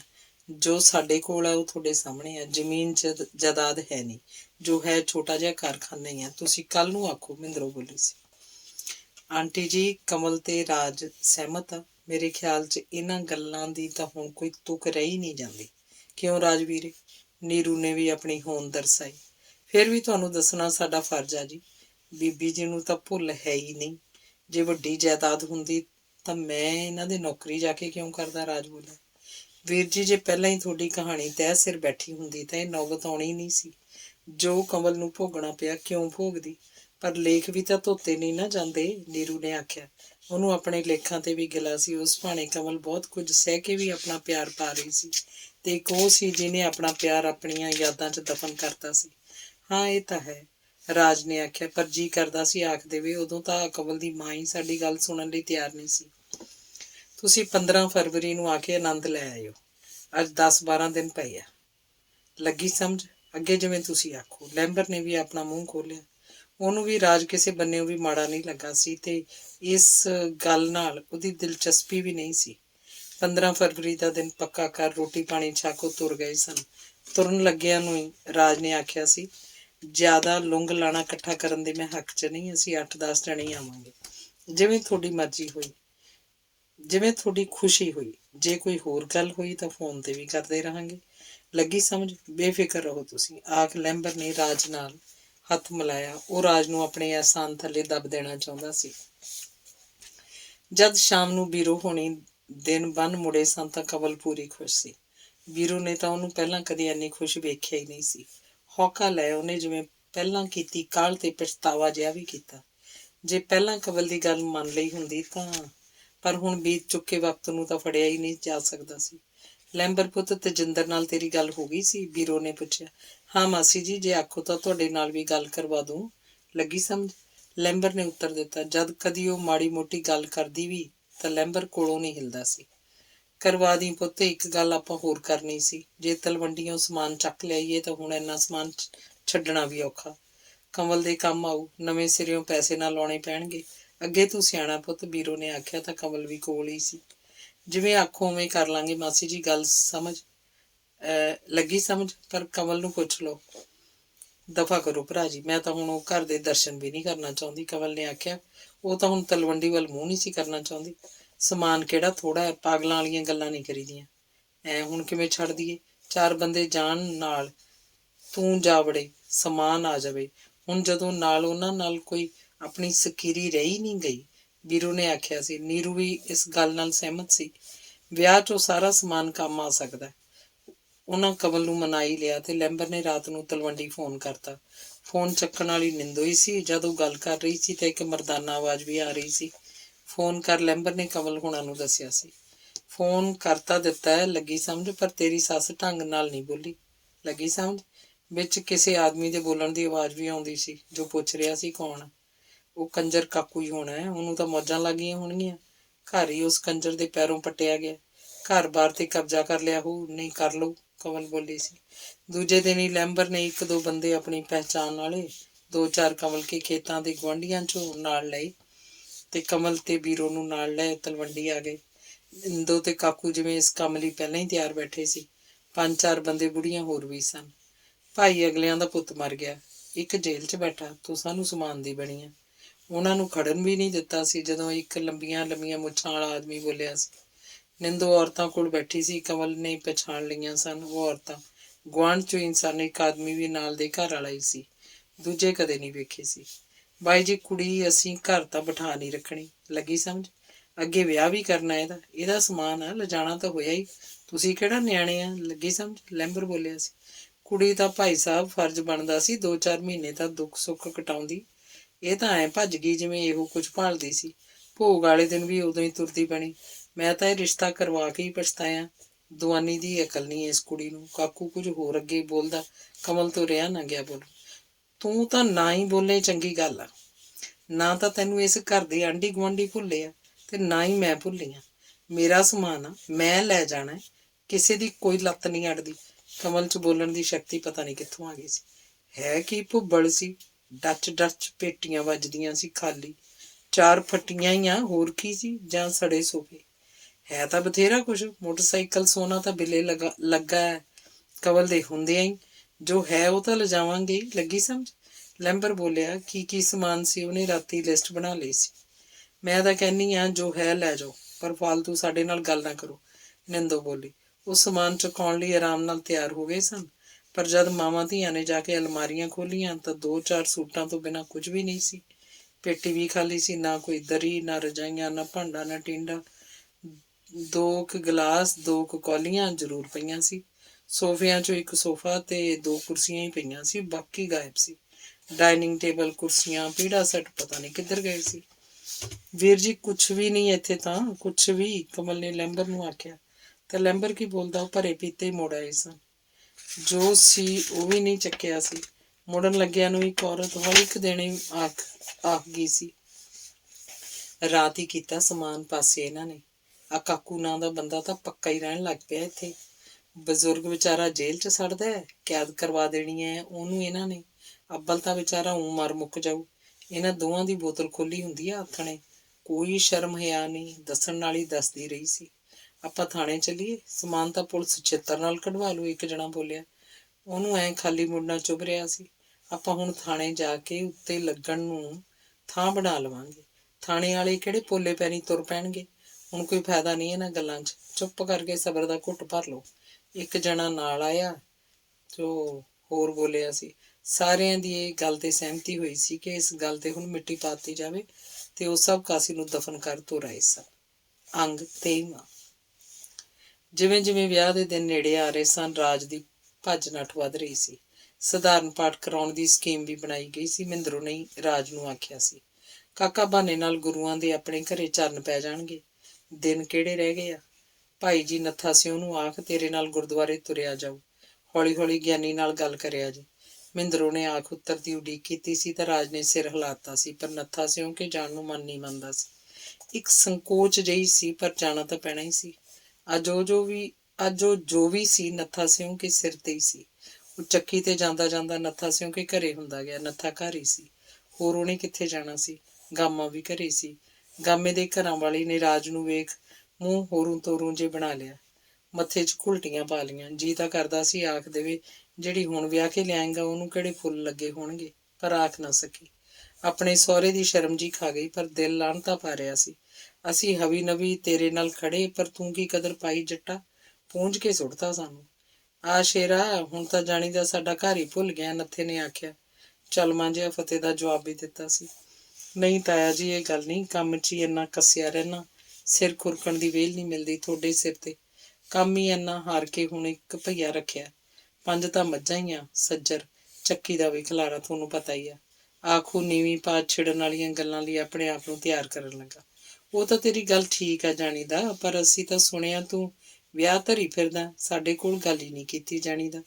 ਨੱਥੇ ਨੂੰ ਵੀ ਗਿਲਾ ਸੀ, ਉਹਨਾਂ ਦੇ ਹੱਥੋਂ ਸਾਕ ਕਿਉਂ ਨਹੀਂ ਲਿਆ ਸੀ। ਹਾਂ ਤਾਂ ਉਹ ਮੈਂ ਆਇਆ ਹੀ ਤਾਂ ਜੇ ਆਪਾਂ ਗ੍ਰੰਥੀ ਨੂੰ ਆਖ ਆਉਂਦੇ ਪਾਠ ਰਖਵਾਉਣਾ ਹੈ। ਦਿਨ ਤਾਂ ਸਾਰੇ 10 ਰਹਿ ਗਏ, ਹੋਰ ਵੀ ਰਹਿ ਮਸ਼ਵਰੇ ਕਰਨ ਵਾਲੇ ਆ। ਰਾਜ ਨੇ ਆਖਿਆ। ਹੋਇਆ ਕਿੱਥੋਂ ਆ ਰਿਸ਼ਤਾ ਭਰਾ ਸਿਆ? ਵਾਹਵਾ ਦਾਜ ਦਹੇਜ ਦੀ ਗੱਲ ਹੋਈ ਹੋਣੀ ਆ, ਜਿਹੜਾ ਸਾਡੇ ਹੱਥੋਂ ਨਹੀਂ ਲਿਆ। ਗਾਮੇ ਨੇ ਨਹੋਰੇ ਜੇ ਨਾਲ ਆਖਿਆ। ਉਹਨੂੰ ਉਹਦੇ ਘਰ ਵਾਲੀ ਵੀ ਬੋਲਣ ਲਈ ਇਸ਼ਾਰੇ ਕਰ ਰਹੀ ਸੀ। ਬਾਈ ਸਿਆ, ਮੇਰੀ ਕੋਈ ਮਜਬੂਰੀ ਸੀ, ਹੁਣ ਇੱਥੇ ਫਿਰਦੇ ਨੂੰ ਕੀ ਦੱਸਾਂ। ਤਾਇਆ ਜੀ, ਅਸਲ 'ਚ ਜਿਨ੍ਹਾਂ ਦੇ ਮੈਂ ਘਰੇ ਰਹਿੰਦਾ ਸੀ ਉਹਨਾਂ ਦੀ ਕੁੜੀ ਆ। ਮੈਨੂੰ ਤੁਸੀਂ ਗਲਤ ਨਾ ਸਮਝੋ। ਆਖ ਰਾਜ ਨੀਵੀਂ ਪਾ ਗਿਆ। ਜੀ ਤਾਂ ਕਰਦਾ ਸੀ ਇਹ ਵੀ ਦੱਸ ਦੇ ਵੀ ਉਹ ਕੁੜੀ ਵਿਆਹੀ ਸੀ, ਪਰ ਦੱਸ ਨਾ ਸਕਿਆ। ਮੇਰੀਆਂ ਤਾਂ ਜਾਣੀ ਦਾ ਭਾਈ ਹੁਣ ਲੱਤਾਂ ਹੀ ਨਹੀਂ ਤੁਰਦੀਆਂ। ਗਾਮੇ ਨੂੰ ਲੈ ਜਾ ਨਾਲ। ਓਏ ਗਾਮੇ ਪੁੱਤ, ਜਾ ਗੁਰਦੁਆਰੇ ਤੱਕ ਨਾਲ ਜਾਣੀ ਦਾ ਜਾਣਾ ਤਾਂ ਪਊ ਹੀ ਭਾਈ। ਨੱਥੇ ਨੇ ਰਾਜ ਨੂੰ ਆਖ ਗਾਮੇ ਨੂੰ ਵੀ ਆਵਾਜ਼ ਦੇ ਦਿੱਤੀ। ਬਾਪੂ ਜੀ, ਅਸੀਂ ਐਵੇਂ ਤੁਰੇ ਫਿਰਦੇ ਆਂ ਬੇਸ਼ਰਮਾਂ ਵਾਂਗੂ। ਮੈਂ ਵੀ ਅਗਲਿਆਂ ਨੂੰ ਹਾਂ ਆਖ ਕੇ ਨਾ ਕੀਤੀ ਹੈ। ਮੂੰਹ ਪਾੜ ਕੇ ਸਾਖ ਮੰਗਿਆ ਸੀ ਮਾਪਿਆਂ ਤੋਂ। ਗਾਮੇ ਦੇ ਘਰਾਂ ਵਾਲੀ ਆਪਣਾ ਗੁੱਬ ਗੁਬਾਰ ਕੱਢਣ ਲੱਗ ਪਈ। ਰਾਜ ਨੱਥੇ ਦੇ ਮੰਜੇ ਤੋਂ ਉੱਠ ਚੌਂਤਰੇ ਵੱਲ ਭੌਂ ਗਿਆ। ਵੇਖ ਭਰਜਾਈ, ਇਹ ਕਿਵੇਂ ਹੋਇਆ? ਮੈਂ ਗਾਮੇ ਬਾਈ ਨੂੰ ਸਾਰੀ ਕਹਾਣੀ ਦੱਸ ਦੂੰ। ਅਸਲ 'ਚ ਤੁਸੀਂ ਤਾਂ ਮੇਰੇ ਵੱਲੋਂ ਸਾਰ ਲਓਗੇ, ਮੈਥੋਂ ਨਹੀਂ ਸਾਰਿਆ ਜਾਣਾ। ਇਸ ਘਰ ਨਾਲੋਂ ਟੁੱਟ ਕੇ ਜਿਹੜੇ ਘਰ ਨੇ ਮੇਰੇ ਪੈਰ ਲਾਏ ਆ। ਰਾਜ ਅੱਖਾਂ ਭਰ ਆਇਆ। ਤੂੰ ਵੀ ਤਾਂ ਕਦਰ ਕਰਨੀ ਸੀ ਭਾਈ। ਧੜਕ ਦੇਣੇ ਟੁੱਟ ਗਿਆ। ਗਾਮੇ ਦੇ ਘਰੋਂ ਕੁਛ ਢੈਲੀ ਜੀ ਹੋਈ। ਜੇ ਆਖੇ ਤਾਂ ਭਰਜਾਈ ਪੈਰੀਂ ਪੱਗ ਰੱਖ ਦੇਣਾ। ਹੋਰ ਦੱਸ। ਰਾਜ ਨੇ ਆਪਣੀ ਪੱਗ ਨੂੰ ਹੱਥ ਪਾਇਆ ਤਾਂ ਗਾਮਾ ਬੋਲਿਆ, ਓਏ ਇਹ ਕੀ ਕਰਦਾ ਪਾਗਲਾ? ਚਾਹ ਪੀ ਲਈਏ ਘੁੱਟ ਘੁੱਟ, ਫੇਰ ਚੱਲਦੇ ਆਂ। ਚੁੱਪ ਕਰਨੀ, ਤੂੰ ਵੀ ਨਹੀਂ ਹੁਣ ਆਪਣੀ ਸਿਆਣਪ ਘੋਟੀ। ਗਾਮਾ ਰਾਜ ਨੂੰ ਆਖ ਆਪਣੇ ਘਰ ਵਾਲੀ ਨੂੰ ਵੀ ਬੋਲਣ ਤੋਂ ਰੋਕ ਗਿਆ ਸੀ। ਉਹ ਚਾਹ ਰੱਖ ਵਿਓ ਜੀ ਘੋਲਦੀ ਤੁਰ ਗਈ। ਹੋਰ ਦੱਸ ਤੂੰ, ਸ਼ਰਾਬ ਸ਼ਰੂਬ ਦੀ ਲੋੜ ਪਊ ਤਾਂ ਪਾਈਏ ਡਰਮ, ਹੁਣ ਤਾਂ ਮੌਕਾ ਹੈ। ਗਾਮੇ ਨੇ ਗੱਲ ਨੂੰ ਮੋੜਾ ਦਿੱਤਾ ਤੇ ਜੋ ਆਖਿਆ ਸੀ ਦਿਲੋਂ ਹੀ ਆਖਿਆ ਸੀ। ਨਾ ਨਾ ਕਾਹਨੂੰ ਬਾਈ, ਆਪਾਂ ਇਹ ਕੰਮ ਨਹੀਂ ਕਰਨਾ। ਵਿਆਹ 'ਚ ਪੁਲਿਸ ਦਵੱਲੀ ਫਿਰੇ ਭਾਵੇਂ, ਚੱਕ ਲਵਾਂਗੇ 2-4 ਪੇਟੀਆਂ ਠੇਕੇ ਤੋਂ, ਲੋੜ ਪਈ ਤਾਂ। ਰਾਜ ਨੇ ਆਖਿਆ। ਉਹ ਖੁਸ਼ੀ ਨਾਲ ਖਿੜ ਗਿਆ ਸੀ। ਠੇਕੇ ਤੋਂ ਜ਼ਰੂਰ ਲਵਾਉਣੀ ਹੈ, ਮੈਂ ਕਰ ਲੂੰ ਆਪੇ ਬਾਲਣ ਫੂਕਣ। ਲੈ ਤੂੰ ਚਾਹ ਪੀ, ਠਰ ਨਾ ਜਾਏ, ਚੱਲਦੇ ਆਂ ਫਿਰ ਆਪਾਂ। ਗਾਮੇ ਨੇ ਆਖਿਆ। ਘਰ ਵਾਲੀ ਦਾ ਸੂੰਡ ਕਾਜੇ ਵੀ ਚੜਿਆ ਸੀ।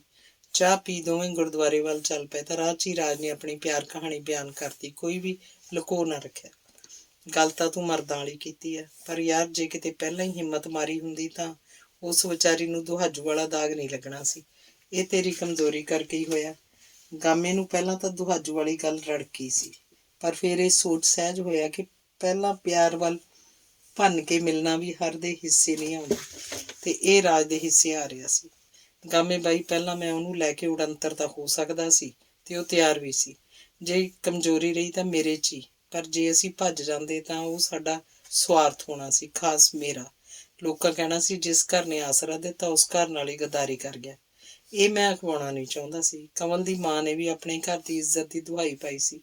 ਬਸ ਮੈਨੂੰ ਇਹਨਾਂ ਹਾਲਤਾਂ 'ਚ ਹੀ ਉੱਥੇ ਆਉਣਾ ਪਿਆ। ਇਹ ਤਾਂ ਮੈਂ ਉਸ ਮਰਨ ਵਾਲੇ ਦੇ ਭੋਗ ਤੇ ਜਾਣਾ ਸੀ ਤਾਂ ਗੱਲ ਅੱਗੇ ਤੁਰਨੀ ਸੀ। ਸਾਡੇ ਤਾਂ ਯਾਦ ਚੇਤੇ ਹੀ ਨਹੀਂ ਸੀ ਕਿ ਕੁਦਰਤ ਇੰਨੀ ਮਿਹਰਬਾਨ ਹੋ ਜਾਊ ਤੇ ਫੇਰ ਮੋੜੇ ਪੈਣਗੇ। ਰਾਜ ਨੇ ਦੱਸਿਆ। ਮਰਨ ਵਾਲੇ ਦੇ ਭੋਗ ਤੇ? ਉਹ ਹਾਂ, ਜਿੱਥੇ ਵਿਆਹੀ ਸੀ, ਸਾਡੀ ਸਕੀਰੀ ਵਿੱਚੋਂ ਹੀ ਸੀ। ਉਹ ਗੱਲਾਂ ਕਰਦੇ ਗੁਰਦੁਆਰਾ ਸਾਹਿਬ ਆਏ ਸਨ। ਸੱਥ 'ਚ ਬੈਠੇ ਬੰਦੇ ਉਹਨਾਂ ਨੂੰ ਵੇਖ ਆਪਣੇ ਅੰਦਾਜ਼ੇ ਲਾਉਂਦੇ ਰਹੇ ਕਿ ਉਹ ਗੁਰਦੁਆਰਾ ਸਾਹਿਬ ਕੀ ਲੈਣ ਆਏ ਹੋਣਗੇ। ਘਰ ਨੂੰ ਰੰਗ ਰੋਗਨ ਹੋਣ ਲੱਗ ਪਿਆ। ਗੁਰੂ ਗ੍ਰੰਥ ਸਾਹਿਬ ਵੀ ਪ੍ਰਕਾਸ਼ ਕਰਵਾ ਲਿਆ। ਵਿਆਹ ਵਾਲਾ ਘਰ ਕਰਕੇ ਆਂਢ ਗੁਆਂਢ ਦੀ ਵੀ ਘਰੇ ਆਵਾਜਾਈ ਵੱਧ ਗਈ, ਪਰ ਭੂਰੋ ਤੋਂ ਤਾਂ 5-10 ਮਿੰਟ ਹੀ ਮਸਾਂ ਗੇੜਾ ਵੱਜਦਾ।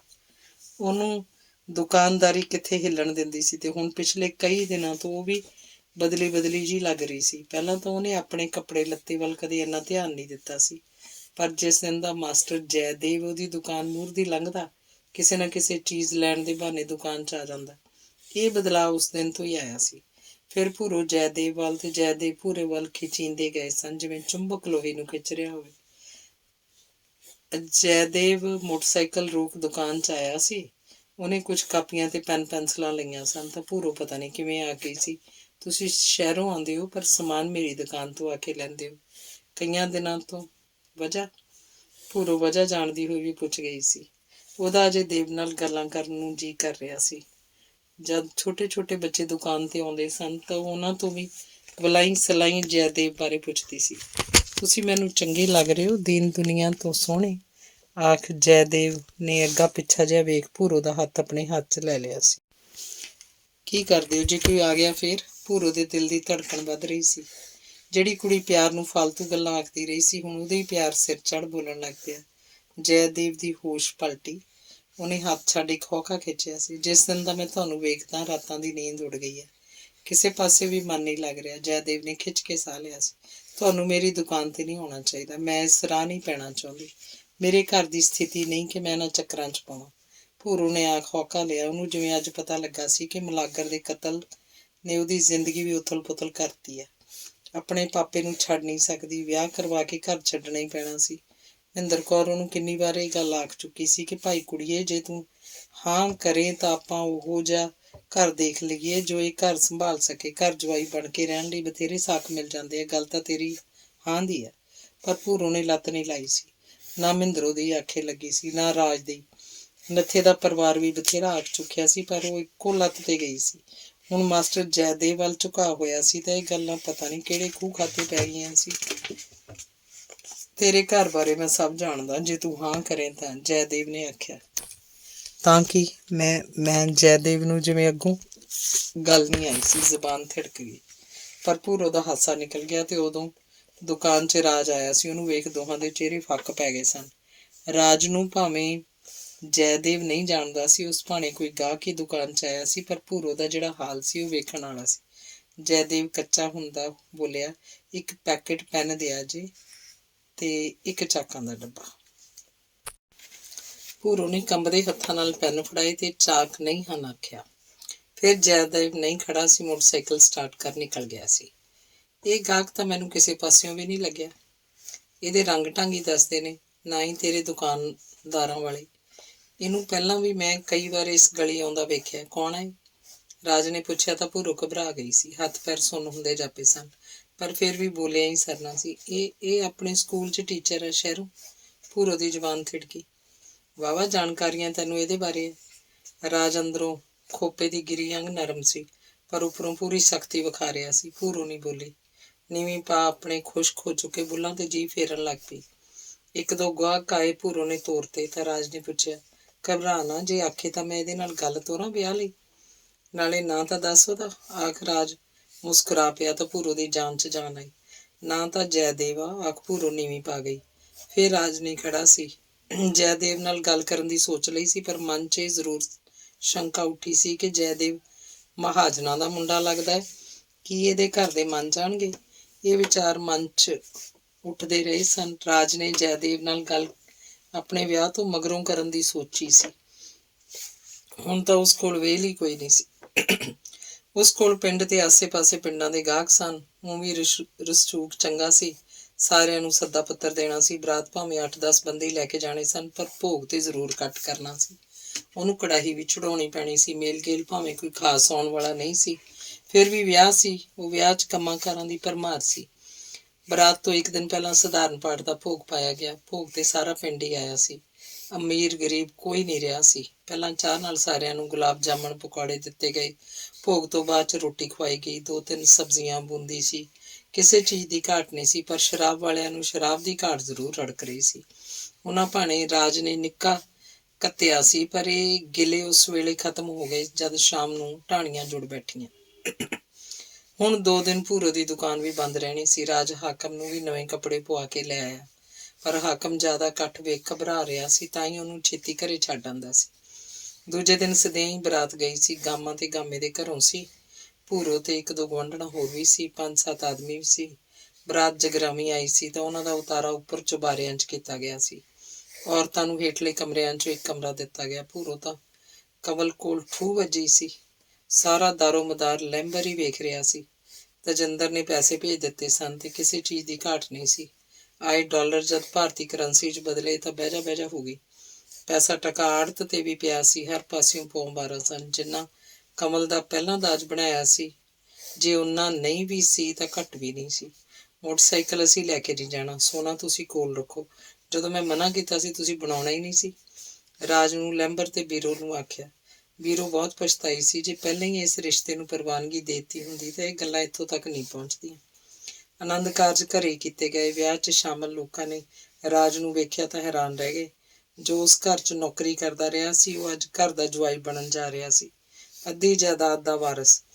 ਪਰ ਇਹ ਗੱਲ ਕੋਈ ਨਹੀਂ ਜਾਣਦਾ ਸੀ ਕਿ ਜਾਇਦਾਦ ਤਾਂ ਲੈਂਬਰ ਹਥਿਆ ਚੁੱਕਾ ਸੀ। ਹਾੜੀ ਦੀ ਫਸਲ ਤੋਂ ਬਾਅਦ ਨਵੇਂ ਮਾਲਕਾਂ ਦਾ ਕਬਜ਼ਾ ਹੋ ਜਾਣਾ ਸੀ ਤੇ ਪਟਵਾਰੀ ਤੇ ਤਹਿਸੀਲਦਾਰ ਨੂੰ ਅੰਨੇ ਝੋਕੇ ਨਾਵੇਂ ਨਾਲ ਆਨਣ ਫਾਨਣ 'ਚ ਹੀ ਇੰਤਕਾਲ ਵੀ ਹੋ ਜਾਣਾ ਸੀ। ਜਿਹੜੇ 2-4 ਆਦਮੀ ਰਾਜ ਨਾਲ ਬਰਾਤ ਦੇ ਆਏ ਸੀ, ਉਹ ਵੀ ਖੁੱਲਾ ਡੁੱਲਾ ਘਰ ਵੇਖ ਰਾਜ ਦੀ ਕਿਸਮਤ ਤੇ ਰਸ਼ਕ ਕਰ ਰਹੇ ਸੀ। ਇੱਕ ਦੂਜੇ ਦੇ ਕੰਨ 'ਚ ਕਾਨਾਫੂਸੀ ਚੱਲ ਰਹੀ ਸੀ। ਜਦੋਂ ਰੱਬ ਦਿੰਦਾ ਨਾ, ਛੱਪਰ ਫਾੜ ਕੇ ਦਿੰਦਾ। ਸੱਚੀਆਂ ਗੱਲਾਂ। ਪਹਿਲਾਂ ਕੰਜਰ ਦੇ ਨੂੰ ਰਿਸ਼ਤਾ ਹੋਇਆ ਨਹੀਂ, ਜੇ ਹੋਇਆ ਤੈਅ ਹੀ ਟੁੱਟ ਗਈ। ਵਹੁਟੀ ਵੀ ਪਟਾਕੇ ਵਰਗੀ ਮਿਲੀ ਆ ਤੇ ਘਰ ਵੀ ਸਰਦਾਰ ਸਹੁਰਾ ਹੈ ਨਹੀਂ, ਸਾਸੀ ਸਾਸਾ। ਕਹਿੰਦੇ ਆ ਸਾਲਾ ਇਹਦਾ ਬਾਹਰ ਆ ਕਨੇਡੇ, ਘਰ-ਬਾਰ ਤਾਂ ਹੁਣ ਇਹਨੇ ਹੀ ਸਾਂਭ ਲੈਣਾ। ਬਾਈ ਜੀ, ਕਿਸੇ ਦੇ ਕਰਮਾਂ ਦਾ ਕੋਈ ਸ਼ਰੀਕ ਆ, ਕਿਸਮਤ ਹੁੰਦੀ ਆ ਆਪੋ ਆਪਣੇ ਬੰਦੇ ਦੀ ਕਿ ਨਹੀਂ ਹੁੰਦੀ। ਸਹੀ ਗੱਲ ਆ। ਕੰਜਰ ਦੀ ਚੱਕੀ ਦਾ ਕੰਮ ਇੰਨਾ ਚੱਲ ਪਿਆ, ਹੁਣ ਕਈ ਕੁਛ ਲਾਈ ਬੈਠਾ ਉੱਥੇ। ਜਿਹੜੀ ਜ਼ਮੀਨ 'ਚ ਉਹਦੇ ਤੇ ਸਾਰੀ ਹਲਦੀ ਲਾਈ ਬੈਠਾ, ਉਹੀ ਪੀ ਲਿਫਾਫਿਆਂ 'ਚ ਬੰਦ ਕਰ ਜਦੋਂ ਵੇਚੀ, ਇਹ ਤਾਂ ਲੱਖਾਂ 'ਚ ਖੇਡੂ। ਬਸ ਕੜਾ ਲੋਟ ਆਏ ਦਾ ਇਹਦੇ ਆ ਗਿਆ। ਬਰਾਤੀ ਪੈਗ ਤੇ ਪੈਗ ਚੜਾਉਂਦੇ ਜੱਕੜ ਮਾਰ ਰਹੇ ਸਨ। ਬਚ ਕੇ ਵੀ ਆ ਜੀ, ਅੰਗਰੇਜ਼ੀ ਆ, ਗਾਮਾ ਗੇੜੇ ਨਾਲ ਹੀ ਆਖ ਰਿਹਾ ਸੀ। ਰਾਜ ਲੈਂਬਰ ਤੇ ਬੀਰੋ ਨਾਲ ਅੰਦਰ ਵੜ ਘੁਸਰ ਮੁਸਰ ਕਰਦਾ ਰਿਹਾ। ਅਕਸਰ ਉਹਦਾ ਇਹੋ ਹੀ ਕਹਿਣਾ ਸੀ ਕਿ ਉਹਨੇ ਦਾਜ ਦੀ ਭੋਰਾ ਭਰ ਚੀਜ਼ ਨਹੀਂ ਲਿਜਾਣੀ ਸੀ। ਵੇਖ ਕਾਕਾ, ਤੈਨੂੰ ਪਤਾ ਇਸ ਘਰੇ ਘਾਟਾ ਤਾਂ ਕਿਸੇ ਚੀਜ਼ ਦਾ ਹੈ ਨਹੀਂ, ਨਾਲੇ ਹੈ ਵੀ ਇੰਨਾ ਕਿੰਨਾ ਕੁ। ਇੰਨਾ ਤਾਂ ਅੱਜ ਕੱਲ੍ਹ ਗਰੀਬ ਤੋਂ ਗਰੀਬ ਬੰਦਾ ਦੇ ਜਾਂਦਾ। ਨਾਲੇ ਹੁਣ ਪੁੱਤ ਲੈਂਬਰ ਵਿਚਾਰੇ ਦਾ ਖਹਿੜਾ ਛੁੱਟੂ, ਘਰ ਵੀ ਹੁਣ ਤੂੰ ਹੀ ਸੰਭਾਲਣਾ। ਛੱਡੀ ਚੱਕੀ ਚੁੱਕੀ ਦਾ ਖਹਿੜਾ। ਪਿੰਡ 'ਚ ਕਿਉਂ ਲੈਂਬਰ ਪੁੱਤ ਹੈ ਕਿ ਨਹੀਂ? ਵੀਰੋ ਨੇ ਆਖਿਆ ਤਾਂ ਲੈਂਬਰ ਦਾ ਢਿੱਡ ਹੱਸ ਰਿਹਾ ਸੀ। ਹਾਂ ਮਾਸੀ, ਇਸ ਨੇ ਸੰਭਾਲਣਾ, ਹੋਰ ਕਿਹਨੇ ਸੰਭਾਲਣਾ, ਲੱਗੀ ਸਮਝ। ਨਹੀਂ ਜੀ, ਇਹ ਗੱਲ ਤਾਂ ਤੁਸੀਂ ਸੁਖਣੀ ਪਾ ਦਿਓ, ਮੈਂ ਚਹਿਲ ਛੱਡ ਇੱਥੇ ਆ ਜਾਊਂ, ਰਾਜ ਨੇ ਆਖਿਆ। ਪਰ ਆਉਣ ਵਾਲੇ ਸਮੇਂ 'ਚ ਬੋਤਾ ਕਿਹੜੇ ਲੋਟ ਬੈਠਣਾ ਸੀ, ਕੋਈ ਨਹੀਂ ਜਾਣਦਾ ਸੀ। ਅਸਲੀਅਤ ਤਾਂ ਅਜੇ ਨੀਰੂ ਤੋਂ ਵੀ ਕੋਹਾਂ ਦੂਰ ਸੀ। ਡੋਲੀ ਤੁਰਨ ਵੇਲੇ ਕਮਲ ਨੇ ਨੀਰੂ ਦੇ ਕੰਨ ਕੋਲ ਮੂੰਹ ਕਰਕੇ ਇੱਕ ਵਾਰ ਫੇਰ ਧੰਨਵਾਦ ਕੀਤਾ। ਮੈਂ ਤੇਰਾ ਸਾਰੀ ਉਮਰ ਨਹੀਂ ਦੇਣ ਦੇ ਸਕਦੀ ਨੀਰੂ ਭੈਣ, ਸਾਰੀ ਉਮਰ। ਅੱਜ ਉਹ ਪੂਰੀ ਖੁਸ਼ ਸੀ। ਅਸਮਾਨ 'ਚ ਚਮਕ ਰਿਹਾ ਪੁੰਨਿਆਂ ਦਾ ਚੰਨ ਹੱਥ ਵਧਾ ਆਪਣੇ ਕਲਾਵੇ 'ਚ ਲੈ ਲਿਆ। ਉਧਰ ਸੂਰਜ ਨੇ ਧਰਤੀ ਦੀ ਓੜ੍ਹਨੀ ਬਣਾ ਆਪਣਾ ਮੂੰਹ ਛੁਪਾਇਆ। ਉਧਰੋਂ ਕਾਰ 'ਚ ਬੈਠੀ ਕਮਲ ਦੇ ਮੁਖ ਤੋਂ ਕੁੜੀਆਂ ਨੇ ਘੁੰਡ ਚੱਕਿਆ ਤਾਂ ਪੁੰਨਿਆਂ ਦੇ ਚੰਨ ਵਾਂਗ ਲਾਲ ਸੂਹਾ ਮੁਖੜਾ ਹਜ਼ਾਰਾਂ ਬਲਬਾਂ ਦੀ ਤਰ੍ਹਾਂ ਜਗਮਗਾ ਗਿਆ। ਵਧਾਈਆਂ ਭਾਈ ਮਹਿੰਦਰ ਕੋਰੇ, ਤੇਰੀ ਨੂੰਹ ਤਾਂ ਅਸਮਾਨ 'ਚ ਚਮਕਦਾ ਤਾਰਾ, ਇੰਨੀ ਸੋਹਣੀ ਕੁੜੇ, ਨਾ ਪਿੰਡ 'ਚ ਆਈ ਨਾ ਹੀ ਆਉਣੀ ਆ। ਵਧਾਈਆਂ ਮਹਿੰਦਰੋ ਤੈਨੂੰ। ਚਾਰ ਚੁਫੇਰੇ ਉਹਦੇ ਕੰਨਾਂ 'ਚ ਸ਼ਬਦ ਟਕਰਾ ਰਹੇ ਸੀ। ਮਹਿੰਦਰੋ ਨੂੰਹ ਪੁੱਤ ਤੋਂ ਪਾਣੀ ਵਾਰਨ ਲਈ ਤਿਆਰ ਦਰਾਂ 'ਚ ਖੜੀ ਸੀ। ਰਾਜ ਨੂੰ ਵੀ ਚਾਰ ਚੁਫੇਰੇ ਵਧਾਈਆਂ ਮਿਲ ਰਹੀਆਂ ਸੀ। ਕਮਲ ਨੇ ਵੀ ਘਰ ਦੀ ਜ਼ਿੰਮੇਵਾਰੀ ਬਰਾਤੋਂ ਆਉਂਦੀਆਂ ਹੀ ਸੰਭਾਲ ਲਈ ਸੀ। ਬੈਠੋ ਬਈ ਬੈਠੋ, ਆਖ ਗਾਮਾ ਵੀ ਵਿਹੜੇ 'ਚ ਪਏ ਮੰਜਿਆਂ ਵੱਲ ਹੱਥ ਕਰ ਆਖ ਰਿਹਾ ਸੀ। ਨੱਥਾ ਸਿਉਂ ਤੋਂ ਬਰਾਤ ਭਾਵੇਂ ਨਹੀਂ ਜਾਇਆ ਗਿਆ ਸੀ, ਪਰ ਖੁੰਡੀ ਦੇ ਆਸਰੇ ਹੌਲੀ ਹੌਲੀ ਉਹ ਵੀ ਆ ਖੜਾ ਸੀ। ਕੁਛ ਦਿਨਾਂ ਤੋਂ ਉਹਦੇ ਗੋਡੇ ਜਵਾਬ ਦੇਈ ਆਉਂਦੇ ਸਨ। ਸ਼ਰਾਬ ਪੀਣ ਵਾਲਿਆਂ ਬੋਤਲਾਂ ਖੋਲ੍ਹ ਲਈਆਂ ਸਨ। ਗਾਮੇ ਨੇ ਤਾਂ ਰਾਜ ਨੂੰ ਪਤਾ ਵੀ ਨਹੀਂ ਲੱਗਣ ਦਿੱਤਾ ਕਦੋਂ ਡਰਮ ਸ਼ਰਾਬ ਦਾ ਬਣਾ ਲਿਆ ਸੀ। ਕੱਲ ਤਾਂ ਭਾਵੇਂ ਉਹਨੇ ਨਹੀਂ ਸੀ ਭੋਲ ਭੰਨੀ, ਰਾਜ ਦੀ ਲਿਆਂਦੀ ਜਿੰਨੀ ਚੱਲੀ ਸੀ ਅੰਗਰੇਜ਼ੀ ਚੱਲੀ ਸੀ, ਪਰ ਅੱਜ ਗਾਮੇ ਨੇ ਬਰਾਤੋਂ ਆਉਂਦਿਆਂ ਹੀ ਆਪਣੇ ਸੀਰੀ ਨੂੰ ਆਖ 20 ਲੀਟਰ ਦੀ ਕੇਨ ਸ਼ਰਾਬ ਦੀ ਭਰੀ ਮੰਗਵਾ ਲਈ ਸੀ। ਓਏ ਗਾਮੇ ਦੇ ਬੱਚਿਆ, ਹੋਰ ਨਾ ਬਣਾ ਲਈਏ ਨਾ ਥਾਂ ਫਸਣ ਨੂੰ, ਹੋਰ ਲੱਗ ਜਾਊ ਪੇਟੀ ਸ਼ਰਾਬ ਦੀ। ਇਹ ਕਾਹਨੂੰ ਪੰਗਾ ਲੈਣਾ ਸੀ ਘਰ ਦੀ ਕੱਢੀ ਵਾਲਾ, ਰਾਜ ਆਖ ਰਿਹਾ ਸੀ। ਪਰ ਉਹਦੀ ਕਿਹਨੇ ਸੁਣਨੀ ਸੀ। ਗੁਆੜ ਦੇ ਮੁੰਡੇ ਖੁੰਡੇ ਆ ਗਲਾਸੀ ਨਾਲ ਗਲਾਸੀ ਖੜਕਾਉਣ ਲੱਗ ਪਏ। ਮੋਤਬਰਾਂ ਨੂੰ ਇੱਕ ਪਾਸੇ ਬੈਠਕ 'ਚ ਬਿਠਾ ਦਿੱਤਾ। ਭੂਰੋ ਤੇ ਗਾਮੇ ਦੀ ਵਹੁਟੀ ਨੇ ਘਰ ਸੰਭਾਲ ਲਿਆ। ਹਲਵਾਈ ਵੀ ਅੱਜ ਗਿਆ ਨਹੀਂ ਸੀ, ਉਹਨੇ ਸਬਜ਼ੀਆਂ ਭਾਜੀਆਂ ਤਲਣੀਆਂ ਸ਼ੁਰੂ ਕਰਤੀਆਂ। ਕਮਲ 3-4 ਦਿਨ ਰਹੀ ਸੀ, ਫਿਰ ਲੈਂਬਰ ਤੇ ਬੀਰੋ ਆ ਕੇ ਲੈ ਗਏ। ਕੁਛ ਦਿਨਾਂ ਬਾਅਦ ਹੀ ਫਿਰ ਰਾਜ ਲੈ ਆਇਆ ਸੀ। 1-2-3-4 ਦਿਨ ਬੀਤਣੇ ਸ਼ੁਰੂ ਹੋ ਗਏ ਸਨ। ਜੋੜੀ ਪੂਰੀ ਖੁਸ਼ ਸੀ। ਮਹਿੰਦਰੋ ਦਾ ਵੀ ਧਰਤੀ ਪੈਰ ਨਹੀਂ ਲੱਗਦਾ ਸੀ। ਚੰਨ ਵਰਗੀ ਵਿਹੜੇ ਛਮ ਛਮ ਕਰਦੀ ਨੂੰਹ ਘਰ ਨੂੰ ਭਾਗ ਲਾ ਰਹੀ ਸੀ। ਜੈਦੇਵ ਸਾਰੀ ਛੁੱਟੀ ਹੋਣ ਤੇ ਸਕੂਲ 'ਚੋਂ ਬਾਹਰ ਨਿਕਲਿਆ। ਉੱਧਰੋਂ ਆਪਣੀ ਚੱਕੀ ਤੇ ਖੜਾ ਰਾਜ ਵੀ ਇਸੇ ਉਡੀਕ 'ਚ ਸੀ ਕਦੋਂ ਸਾਰੀ ਛੁੱਟੀ ਦੀ ਘੰਟੀ ਵੱਜੇ। ਚੱਕੀ ਕੋਲ ਦੀ ਲੰਘਣ ਲੱਗੇ ਜੈਦੇਵ ਨੂੰ ਹੱਥ ਦੇ ਕੇ ਰੁਕਣ ਦਾ ਇਸ਼ਾਰਾ ਕੀਤਾ ਤਾਂ ਜੈਦੇਵ ਦਾ ਦਿਲ ਧੜਕ ਧੜਕ ਵੱਜਣ ਲੱਗ ਪਿਆ। ਅਸਲ 'ਚ ਜਿਸ ਦਿਨ ਦਾ ਰਾਜ ਉਹਨੂੰ ਤੇ ਭੂਰੋ ਨੂੰ ਦੁਕਾਨ 'ਚ ਮਿਲਿਆ ਸੀ, ਉਸ ਦਿਨ ਤੋਂ ਬਾਅਦ ਜੈਦੇਵ ਵੀ ਭੂਰੋ ਦੀ ਦੁਕਾਨ ਤੇ ਨਹੀਂ ਗਿਆ ਸੀ। ਪਹਿਲਾਂ 2 ਦਿਨ ਦੁਕਾਨ ਬੰਦ ਰੱਖੀ ਸੀ, ਉਹਨਾਂ ਦਾ ਮੇਲ ਹੋ ਹੀ ਨਹੀਂ ਸੀ ਸਕਿਆ। ਜੈਦੇਵ ਜੀ, ਆਪਾਂ ਕੋਈ ਗੱਲ ਕਰਨੀ ਹੈ। ਜੋ ਰਸਤੇ 'ਚ ਨਹੀਂ ਕੀਤੀ ਜਾ ਸਕਦੀ। ਚੱਕੀ ਤੇ ਵੀ ਕੋਈ ਨਾ ਕੋਈ ਆਇਆ ਰਹਿੰਦਾ। ਆਓ ਘਰ ਬੈਠਦੇ ਹਾਂ। ਬਾਈ ਜੀ, ਤੁਹਾਨੂੰ ਕੋਈ ਗਲਤਫਹਿਮੀ ਹੋਈ ਹੈ। ਜੈਦੇਵ ਆਪਣੇ ਆਪ ਨੂੰ ਫਸਿਆ ਫਸਿਆ ਮਹਿਸੂਸ ਕਰ ਰਿਹਾ ਸੀ, ਅੰਦਰੋਂ ਡਰ ਗਿਆ। ਇਹੋ ਜਿਹੀ ਕੋਈ ਗੱਲ ਨਹੀਂ, ਭੂਰੋ ਮੇਰੀ ਭੈਣ ਆ। ਮੂੰਹੋਂ ਬੋਲੀ ਸ਼ਬਦ ਤਾਂ ਨਹੀਂ ਵਰਤਿਆ, ਭੈਣ ਤਾਂ ਭੈਣ ਹੀ ਹੁੰਦੀ ਹੈ। ਮੂੰਹੋਂ ਬੋਲੀ ਆਖ ਫੇਰ ਵਿੱਥ ਪਾਦ ਲਈਦੀ ਹੈ। ਅਸਲ ਮੁੱਦੇ ਤੇ ਆਉਣਾ ਮੈਂ ਤੁਹਾਡੇ ਨਾਲ ਇਸ ਵਿਸ਼ੇ ਤੇ ਹੀ ਗੱਲ ਕਰਨੀ ਆ, ਘਬਰਾ ਨਾ। ਰਾਜ ਬਿਨ ਆਖੇ ਮੋਟਰਸਾਈਕਲ ਮਗਰ ਬੈਠ ਗਿਆ। ਉਸੇ ਗਲੀ ਪਾ ਜਿਹੜੀ ਆਉਣਾ ਜਾਣਾ ਹੁੰਦਾ। ਆਖਿਆ ਤਾਂ ਜੈਦੇਵ ਨੇ ਮੋਟਰਸਾਈਕਲ ਮੋੜ ਲਿਆ। ਉਹ ਭੂਰੋ ਦੀ ਦੁਕਾਨ ਮੂਹਰ ਦੀ ਲੰਘੀ ਸੀ ਤਾਂ ਭੂਰੋ ਨੇ ਕੰਨ ਚੁੱਕ ਲਿਆ। ਅੱਜ ਕਈਆਂ ਦਿਨਾਂ ਬਾਅਦ ਉਹ ਮੋਟਰਸਾਈਕਲ ਦੀ ਆਵਾਜ਼ ਸੁਣੀ ਸੀ। ਦਿਲ ਧੜਕਣ ਲੱਗ ਪਿਆ। ਜੈਦੇਵ ਦੀ ਇੱਕ ਝਲਕ ਵੇਖਣ ਲਈ ਕਾਹਲੀ ਜਿਹੀ ਕਰ ਰਿਹਾ ਸੀ। ਜਦ ਮੋਟਰਸਾਈਕਲ ਦੁਕਾਨ ਮੂਹਰ ਦੀ ਲੰਘ ਗਿਆ ਤਾਂ ਰਾਜ ਨੂੰ ਮਗਰ ਬੈਠਿਆਂ ਵੇਖਦਾ ਉੱਠ ਕੇ ਗਲੀ 'ਚ ਝਾਕੀ। ਮੋਟਰਸਾਈਕਲ ਰਾਜ ਕੇ ਘਰ ਦੇ ਗੇਟ ਅੱਗੇ ਖੜਿਆ ਸੀ। ਭੂਰੋ ਦੇ ਮਾਜਰਾ ਸਮਝ ਆ ਗਿਆ। ਰਾਜ ਨੇ ਚਾਹ ਪੀਂਦਿਆਂ ਦੀ ਗੱਲ ਛੇੜ ਲਈ। ਵੇਖੋ ਜੈਦੇਵ ਜੀ, ਮੈਂ ਵਲ ਫੇਰ ਪਾ ਕੇ ਗੱਲ ਕਰਨ ਦਾ ਆਦੀ ਨਹੀਂ। ਤੈਨੂੰ ਭੂਰੋ ਦਾ ਰਿਸ਼ਤਾ ਮਨਜ਼ੂਰ ਆ? ਜੇ ਨਹੀਂ ਮਨਜ਼ੂਰ ਫਿਰ ਵੀ ਖੁੱਲ ਕੇ ਦੱਸ ਸਕਦਾ, ਕਿਉਂਕਿ ਅਸੀਂ ਜੱਟ ਜ਼ਿਮੀਂਦਾਰ ਆ, ਤੁਸੀਂ ਮਹਾਜਨ ਲੋਕ। ਸੋਚ ਸਮਝ ਕੇ ਜਵਾਬ ਦੇਈ ਮੇਰੀ ਗੱਲ ਦਾ, ਰਾਜ ਨੇ ਪੁੱਛਿਆ। ਤੁਸੀਂ ਵੇਖ ਲਓ ਜੀ, ਪਰ ਮੇਰੇ ਜਾਤੀ ਬੰਧਨ ਨਹੀਂ ਆੜੇ ਆਉਣ ਲੱਗਾ। ਘਰ 'ਚ ਮੇਰੇ ਪਾਪਾ ਜੀ ਤੇ ਮੰਮੀ ਹਨ। ਉਹ ਮੇਰੀ ਗੱਲ ਸੁੱਟਣ ਨਹੀਂ ਲੱਗੇ, ਜੈਦੇਵ ਨੇ ਆਖਿਆ। ਉਹ ਛੇੜੀ ਗੱਲ ਤੇ ਹੈਰਾਨ ਸੀ। ਵੇਖ ਜੈ, ਇਸ ਗੱਲ ਦਾ ਤਾਂ ਉਦੋਂ ਪਤਾ ਲੱਗੂ ਜਦੋਂ ਉਹਨਾਂ ਨਾਲ ਗੱਲ ਹੋਊ। ਜਦ ਸਿਰ ਤੇ ਪੈਂਦੀ ਆ ਨਾ, ਪਤਾ ਤਾਂ ਉਸ ਵੇਲੇ ਲੱਗਦਾ। ਹਕੀਕਤ ਕਿਤਾਬੀ ਗੱਲਾਂ ਨਹੀਂ ਹੁੰਦੀਆਂ ਜਾਂ ਸਕਰੀਨ ਤੇ ਵੇਖੀ ਫਿਲਮ। ਪਹਿਲਾਂ ਉਹਨਾਂ ਨਾਲ ਗੱਲ ਕਰ, ਫਿਰ ਅਸੀਂ ਤੇਰੇ ਘਰਦਿਆਂ ਨਾਲ ਗੱਲ ਛੇੜਾਂਗੇ। ਇਸ ਰਿਸ਼ਤੇ 'ਚ ਇੱਕ ਹੋਰ ਅੜਚਣ ਵੀ ਹੈ, ਸ਼ਾਇਦ ਤੈਨੂੰ ਨਾ ਪਤਾ ਹੋਵੇ। ਰਾਜ ਪੂਰਾ ਠੋਕਰ ਲੈਣਾ ਚਾਹੁੰਦਾ ਸੀ। ਹੋਰ ਅੜਚਣ ਕਿਹੜੀ ਜੀ? ਜੈਦੇਵ ਨੇ ਪੁੱਛਿਆ। ਮਹਿੰਦਰੋਂ ਆਈ ਜੈ ਦੇ ਸਿਰ ਤੇ ਹੱਥ ਫੇਰ ਖਾਲੀ ਭਾਂਡੇ ਚੱਕ ਤੁਰ ਗਈ। ਉਸ ਭਾਣੇ ਕੋਈ ਮੁੰਡਾ ਪਿੰਡ 'ਚੋਂ ਸੀ। ਤੈਨੂੰ ਇੱਥੇ ਰਹਿਣਾ ਮਨਜ਼ੂਰ ਹੋਊ? ਭੂਰੋ ਦੇ ਬਾਪੂ ਦੀ ਹਾਲਤ ਬਾਰੇ ਤੈਨੂੰ ਹੈ ਇਲਮ? ਰਾਜ ਗੱਲ ਸਪਸ਼ਟ ਕਰ ਦੇਣੀ ਚਾਹੁੰਦਾ ਸੀ। ਜੀ, ਮੈਨੂੰ ਮਨਜ਼ੂਰ ਹੋਊ। ਜੇ ਮੈਂ ਇੱਥੇ ਨਾ ਵੀ ਰਹਿ ਸਕਦਾ ਹੋਇਆ, ਭੂਰੋ ਦੇ ਪਾਪੇ ਨੂੰ ਆਪਣੇ ਕੋਲ ਸ਼ਹਿਰ ਹੀ ਰੱਖਾਂਗੇ। ਇਹ ਕੋਈ ਵੱਡੀ ਦਿੱਕਤ ਵਾਲੀ ਗੱਲ ਨਹੀਂ। ਜਦ ਮੈਂ ਆਪਣੇ ਮਾਪਿਓ ਦੀ ਦੇਖਭਾਲ ਕਰੂੰ ਤਾਂ ਉਹਦੀ ਕਿਉਂ ਨਾ ਕਰੂੰ। ਤੁਸੀਂ ਇਸ ਗੱਲ ਦੀ ਚਿੰਤਾ ਹੀ ਨਾ ਕਰੋ।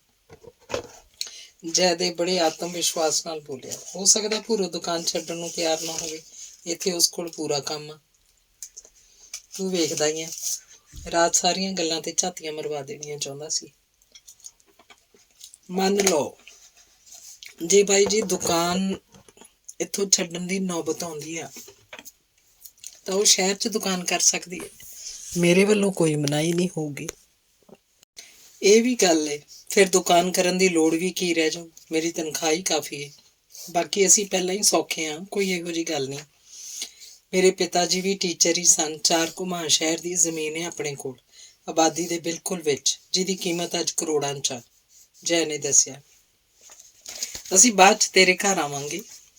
ਤੁਸੀਂ ਪਹਿਲਾਂ ਆਪਣੇ ਘਰ ਗੱਲ ਚਲਾਓ, ਰਾਜ ਨੇ ਆਖਿਆ ਤਾਂ ਜੈਦੇਵ ਉੱਠ ਖਲੋਤਾ। ਠੀਕ ਆ ਜੀ, ਹੁਣ ਮੈਨੂੰ ਇਜਾਜ਼ਤ ਦਿਓ।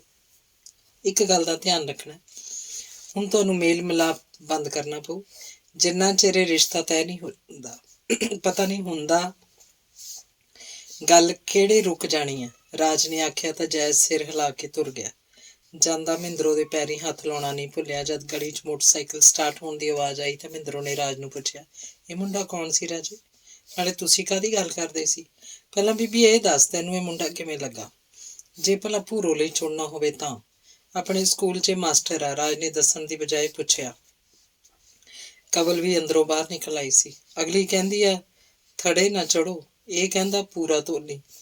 ਉਹ ਮੰਨੇ ਤਾਂ ਹੀ ਨਾ, ਮੁੰਡੇ 'ਚ ਤਾਂ ਕੋਈ ਕਮੀ ਨਹੀਂ, ਬਣਦਾ ਤਣਦਾ, ਪਰ ਗੱਲ ਤਾਂ ਭੂਰੋ ਦੀ ਆ ਸ਼ੇਰਾ, ਮਹਿੰਦਰੋਂ ਬੋਲੀ ਸੀ। ਸਮਝ ਭੂਰੋ ਤਿਆਰ ਆ? ਸੱਚੀ? ਖਾ ਮੇਰੀ ਸਹੁੰ।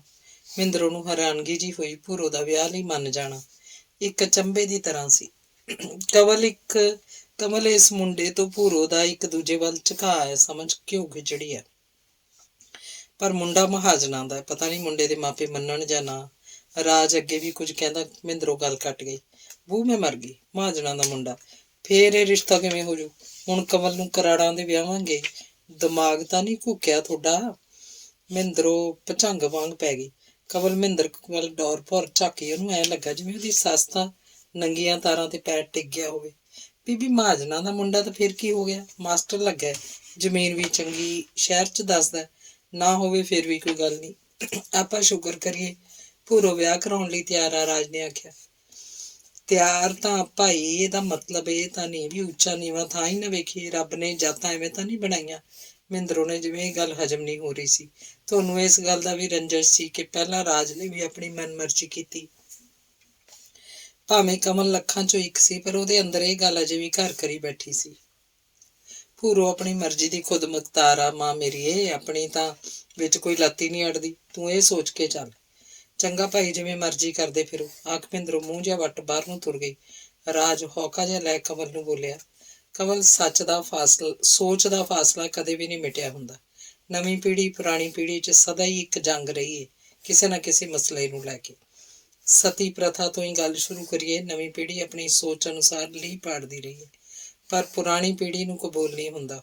ਉਹ ਪੁਰਾਣਾ ਛੱਡ ਨਹੀਂ ਰਹੇ ਹੁੰਦੇ। ਨਵਾਂ ਅਪਣਾਉਣਾ ਉਹਨਾਂ ਲਈ ਖੇਡ ਨਹੀਂ ਹੁੰਦਾ। ਪਹਿਲਾਂ ਨਵੀਆਂ ਵਿਆਹੀਆਂ ਕੀ ਧੌਲੇ ਝਾਟੇ ਵਾਲੀਆਂ ਦੇ ਵੀ ਲੰਬੇ ਲੰਬੇ ਘੁੰਡ ਕੱਢੇ ਹੁੰਦੇ ਸੀ। ਹੋਰ ਬਥੇਰੇ ਮਸਲੇ ਰਹੇ ਆ, ਜਿਵੇਂ ਹੁਣ ਅੰਤਰਜਾਤੀ ਵਿਆਹ ਦਾ ਮਸਲਾ।